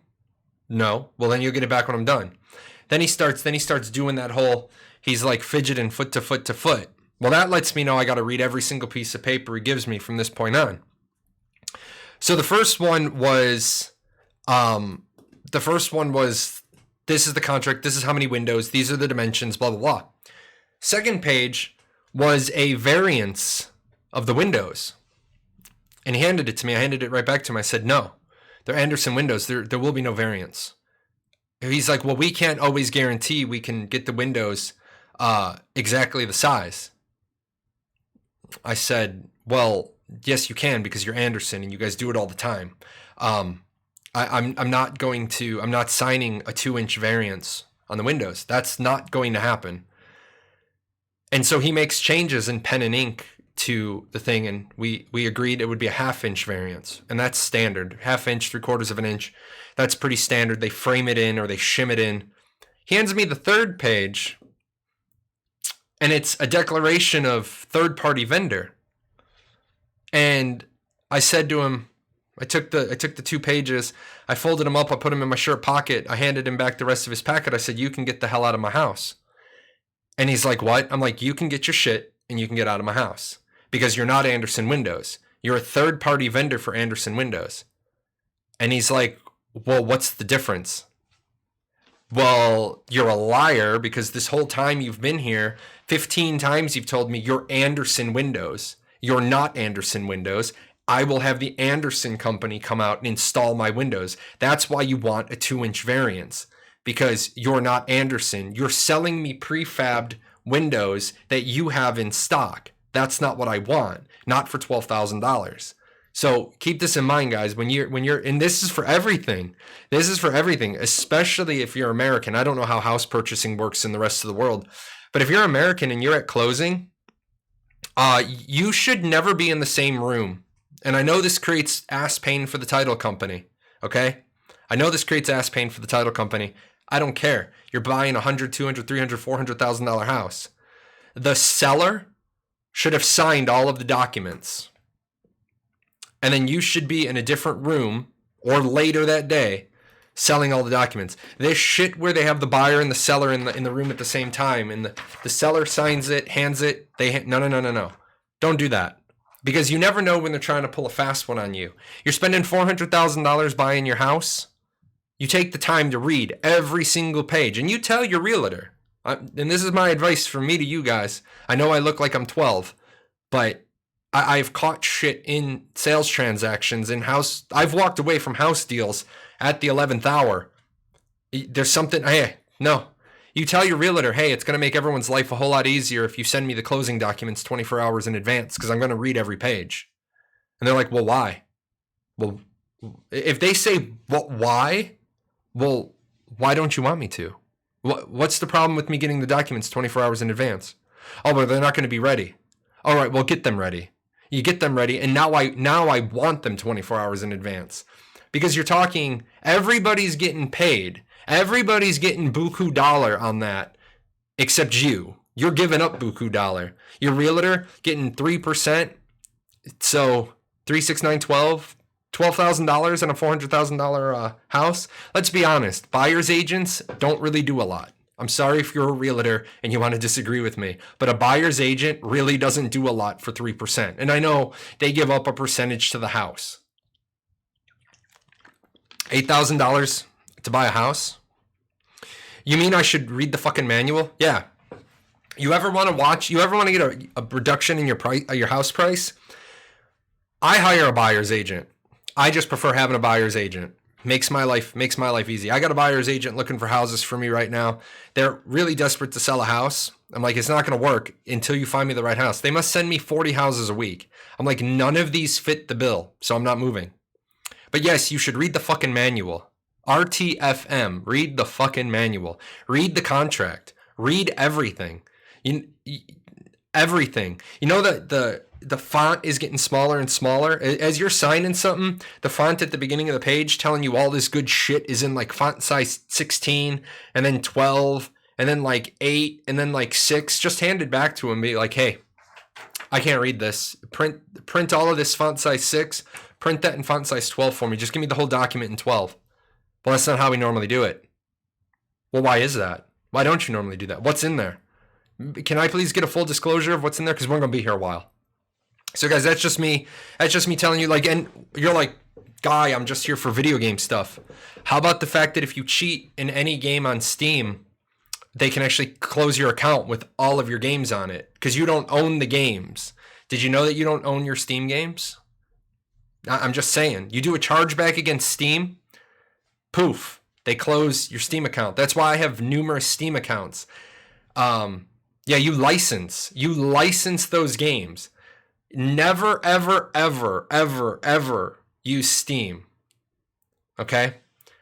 You're technically renting them. Like my boy Frost is here and he's going to tell you he spent $20 to get the entire Final Fantasy line. I think he spent like $20 to get the whole thing on a Steam deal, which is good.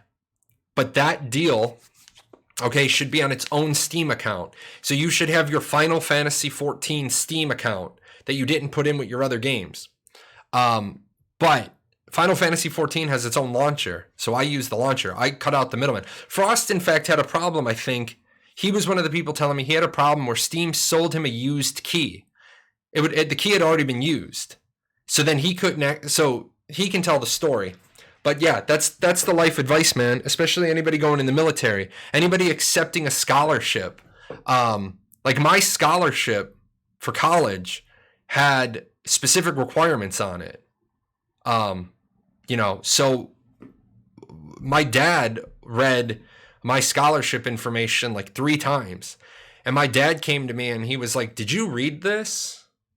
And I was like, "Oh, so, I didn't know there was stuff in my college scholarship before I got smart. I was in college at 16, but there were terms and conditions to my scholarship that would have bit me in the ass had I not known about them, had my pops not read them. So yeah, guys, read the whole contract. Remember, if it wasn't there for a reason, they wouldn't waste the time printing it for it to be there.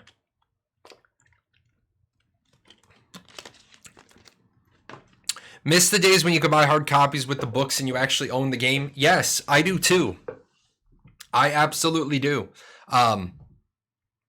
You guys ever notice this thing now where you go to buy something and you don't even get an instruction manual in English in it anymore? You get this piece of paper that has like every different language in the world, and then in the back it says for English go online. I box that shit up and I send it right back, and I include a letter. I put it in the box. I said if I wanted to have to go to a website, that's bullshit. How do you know I have the internet? Yeah, it was nice. The new systems have their perks too. I would agree with you that the new systems would have their perks. But you know what? If they're saving all the money on the box prices and the distribution and the transportation, why isn't the price going down? I'm just saying. I'm just asking a question. My scholarship was heavily dependent on my performance in high school. Had I failed any of my classes, they would have charged me every dollar they ever gave me. I actually accepted because I was confident I would pass, and I did. But I was nervous as hell halfway through my schooling. Yeah. My college scholarship prevented me from transferring schools, actually. Had I tried to transfer schools, I owed all of the money. Like, I couldn't have the credits until I paid the scholarship difference. So that one was one that was oof. I violated commission ship contract and had to pay it all back. I then ended up enlisting anyway. Oh, oof, man. Let me tell you a funny story about from the military about a kid. You guys, the military is like, you got to realize it's not a joke. It's not a game. It's not, you're not in college. You're not there for ha-has and laughs. You're there. You're in the fucking military. And I try to explain that to people going in. Okay, I know it's a lot of rhetoric. I know it's a lot of hoopla, but the job of the military, your job is to kill people, blow shit up, and make small countries glow in the dark. That is the job of the military. People are like, well, I'm going medical or I'm going computer systems. No, none of that shit matters. Your job is to the mission, and the mission is to kill people, blow shit up, and make small countries glow in the dark. I know we do humanitarian relief. We do all these other really cool things. But when the metal meets the meat, you're there to do certain things. We had a kid in officer training school, in OTS, a college graduate, get told you're being recycled because you got caught out of bed because you're running a betting tournament, some video game betting tournament. And I was like, okay, you're stupid. So he got recycled into the class below him. He then got in trouble again and got recycled a second time. And they told him there are no more recycles for you. If you get fucked up again, if you get adjusted again or recycled again, you pack your shit up, you go to Lackland, you go to basic training because you signed a contract. Well, he got to Lackland and he found out he was enlisted. He failed out of OTS, ended up having to go to Lackland, and he was like, well, this sucks. He got assigned to a classmate's flight. So he went to be an enlisted, and one of his classmates went to be a flight commander. The kid ended up at the same base like weeks later after going to school, and he walked in and he called his flight commander by his first name because they had been flight mates. They were in the class below me. And I was like, did you really walk in? Did he really walk into your office and call you by your first name? Yeah. Did you give him an LOC? And my buddy was like, yeah, right away. Absolutely. It's like the kid just couldn't get it. He ended up getting booted out of the military. Read what you're signing, okay? Just goes to show. Let's see, here's Frost's story. He got the key from Steam and said it was already used, so I had to send in a ticket. Steam told me it was on the Square Enix side, so I sent the ticket to them and waited for them to respond and told me it had nothing to do with their system, so back to Steam I went. And that went on a couple of more times until they realized I was not an idiot who was just going to say, oh, well, and let it go. And then Square Enix finally said, fuck it, and gave me the key for the Square Enix side. Yeah. That happened to a couple of people. I didn't know that story. I'm glad Square Enix did the right thing because that's kind of what their company does. They kind of do the right thing. But yeah, that's kind of messed up, man. You get a used key, a key that's not valid. I'm actually really shocked that Square Enix actually put Final Fantasy XIV on Steam, but Square Enix doesn't pay the Steam rate. Just so everybody knows, they don't pay that 30, 20, 10 bullshit. They're a huge publisher. Putting all of their games on, that gives Steam a whole big larger library. Speaking of which, Humble Bundle. What's on Humble this month? Lost my total train of thought, but I forgot to look up. Guys, did I just see Colonial Marines? Oh no, it was on the thing. Jedi Fallen Order is $35. Where's the bundle? That bundle might actually be worth it.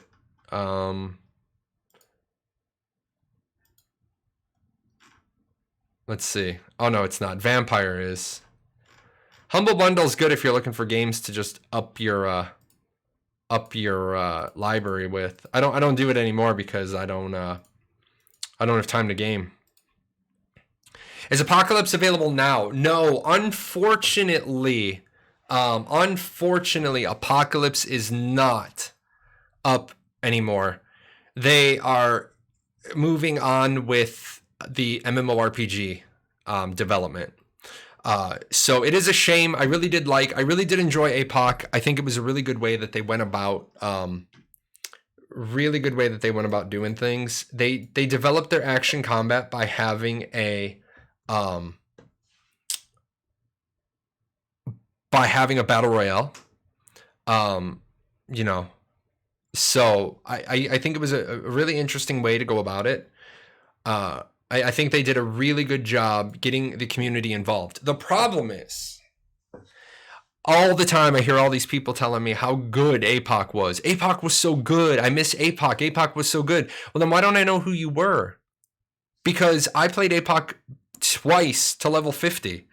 I had two level 50. Oh, I did level 50 twice on Jay's account. just because I wanted the cosmetic. I wanted the obsidian armor. And I had it. I'll tell that story in a second. But I had it and then I did it again. Mayhem, I'll tell you.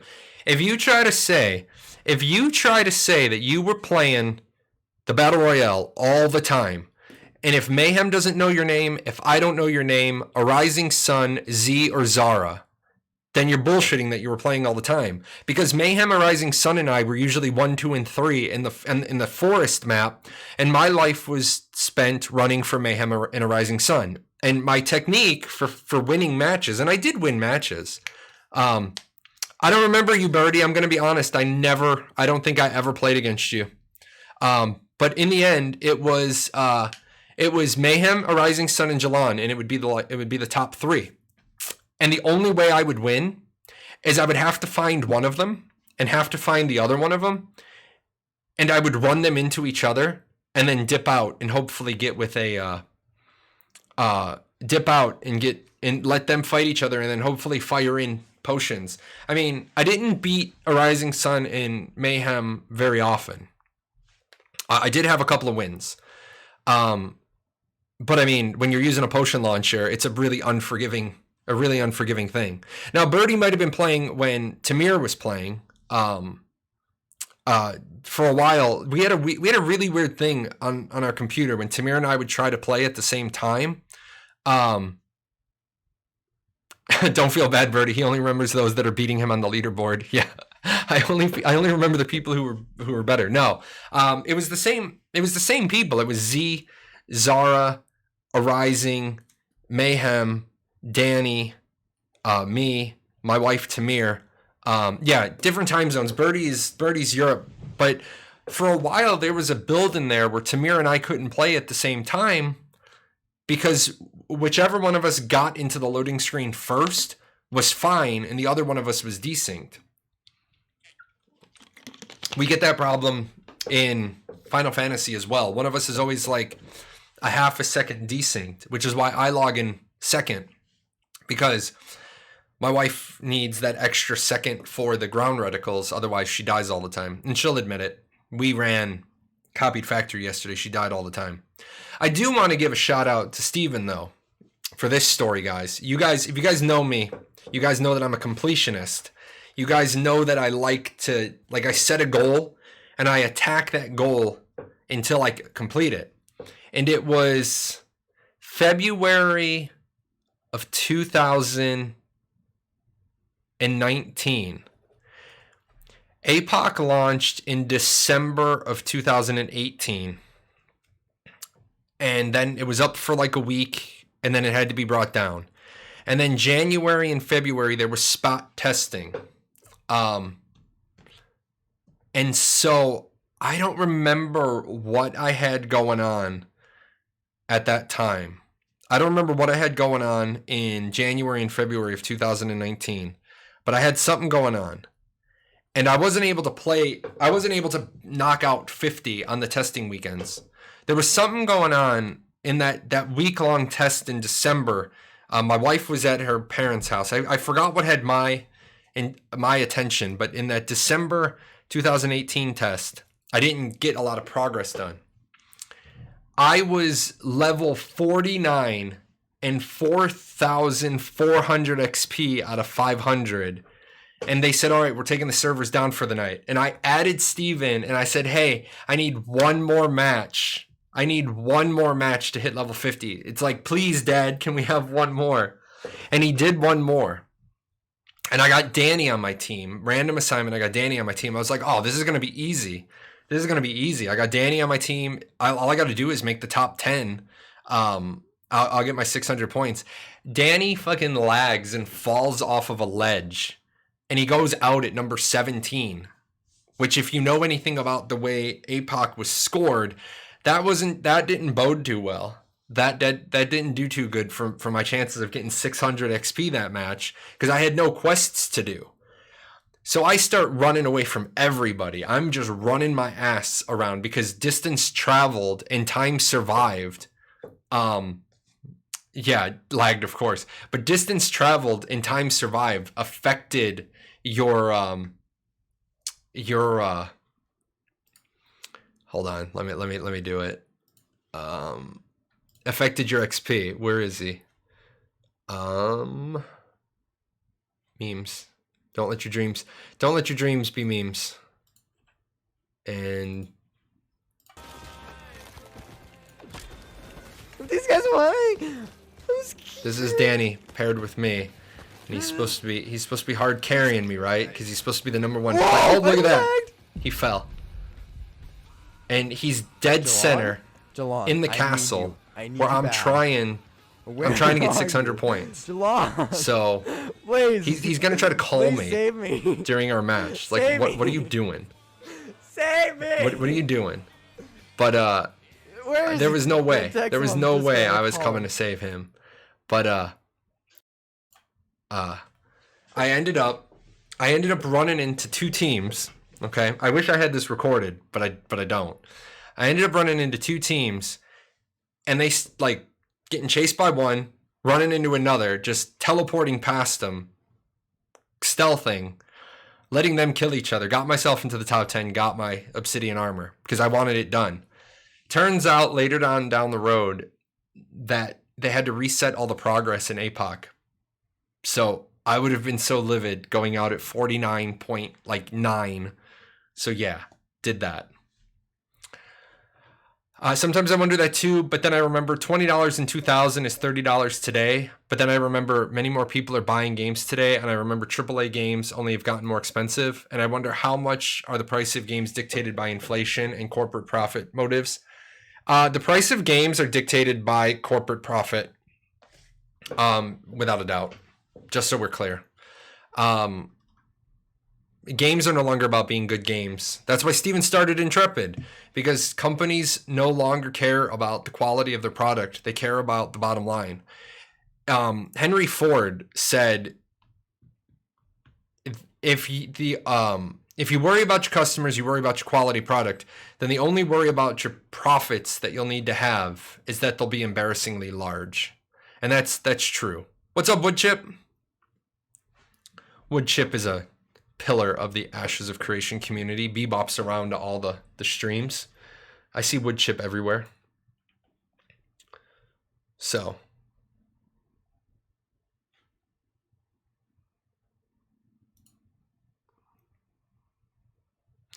I think there are a couple of good studios out there like CDPR.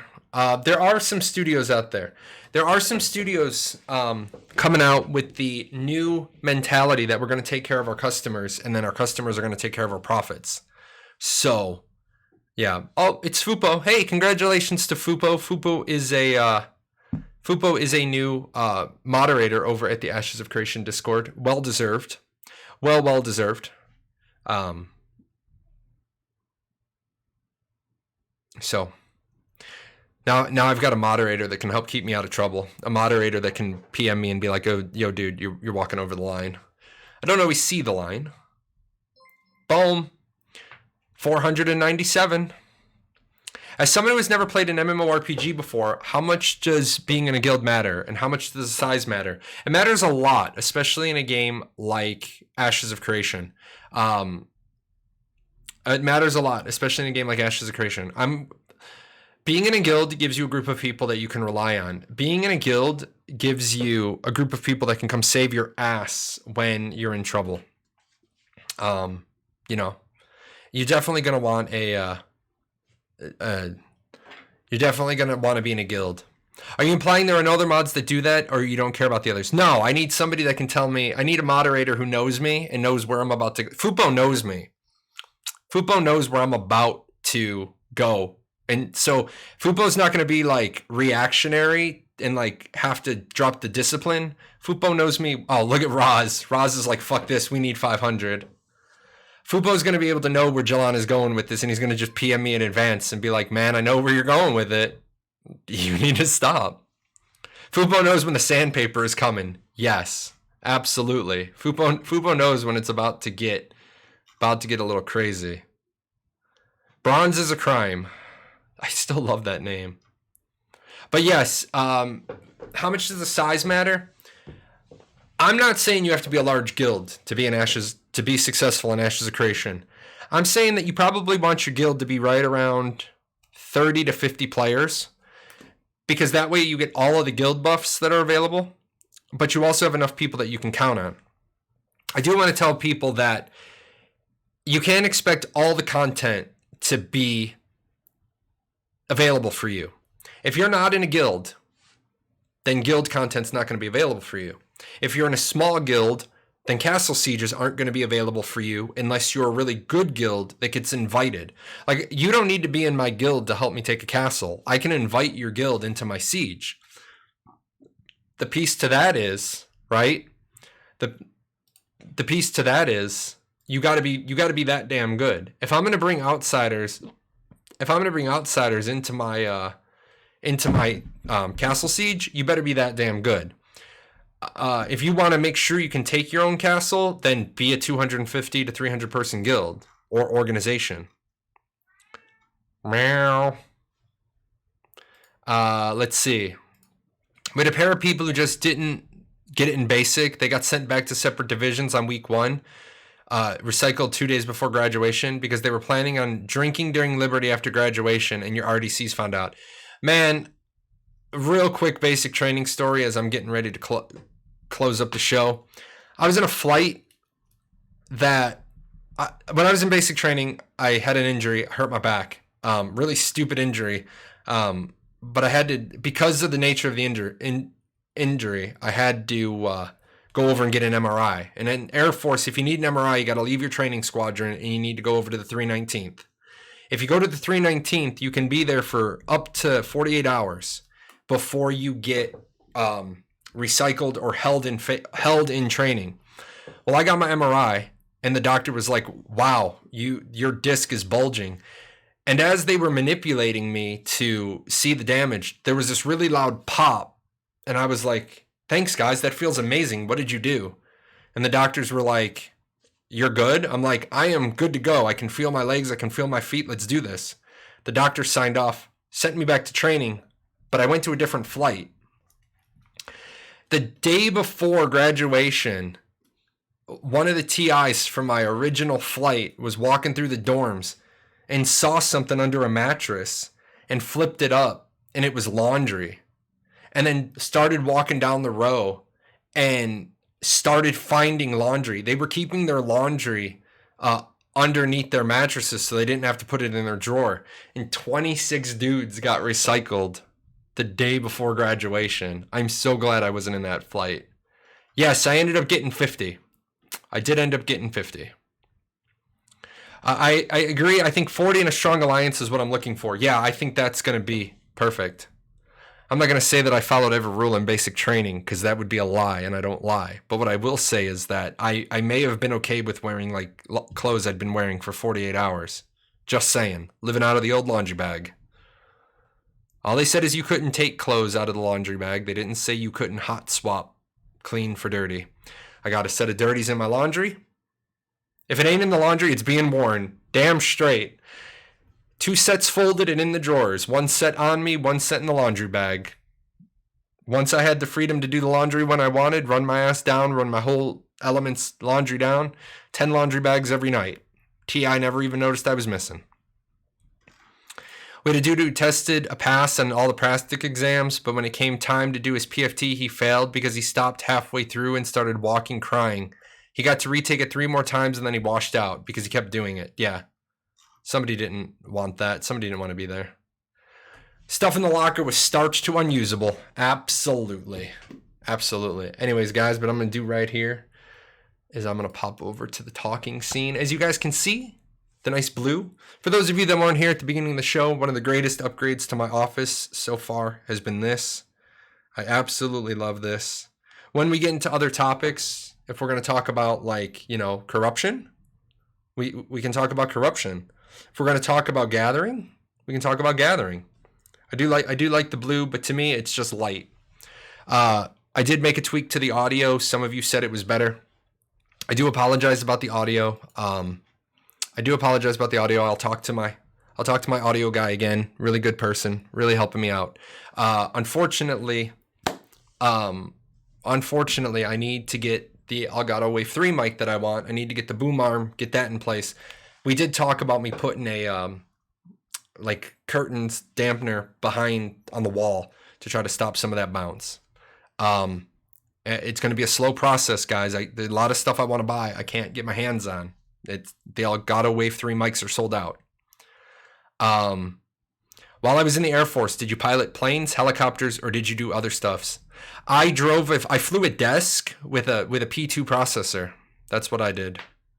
I fixed medical equipment and I moved people and stuff from place to place. I was a logistician. I'll take these last couple of questions and then I'm out of here to do the recap video.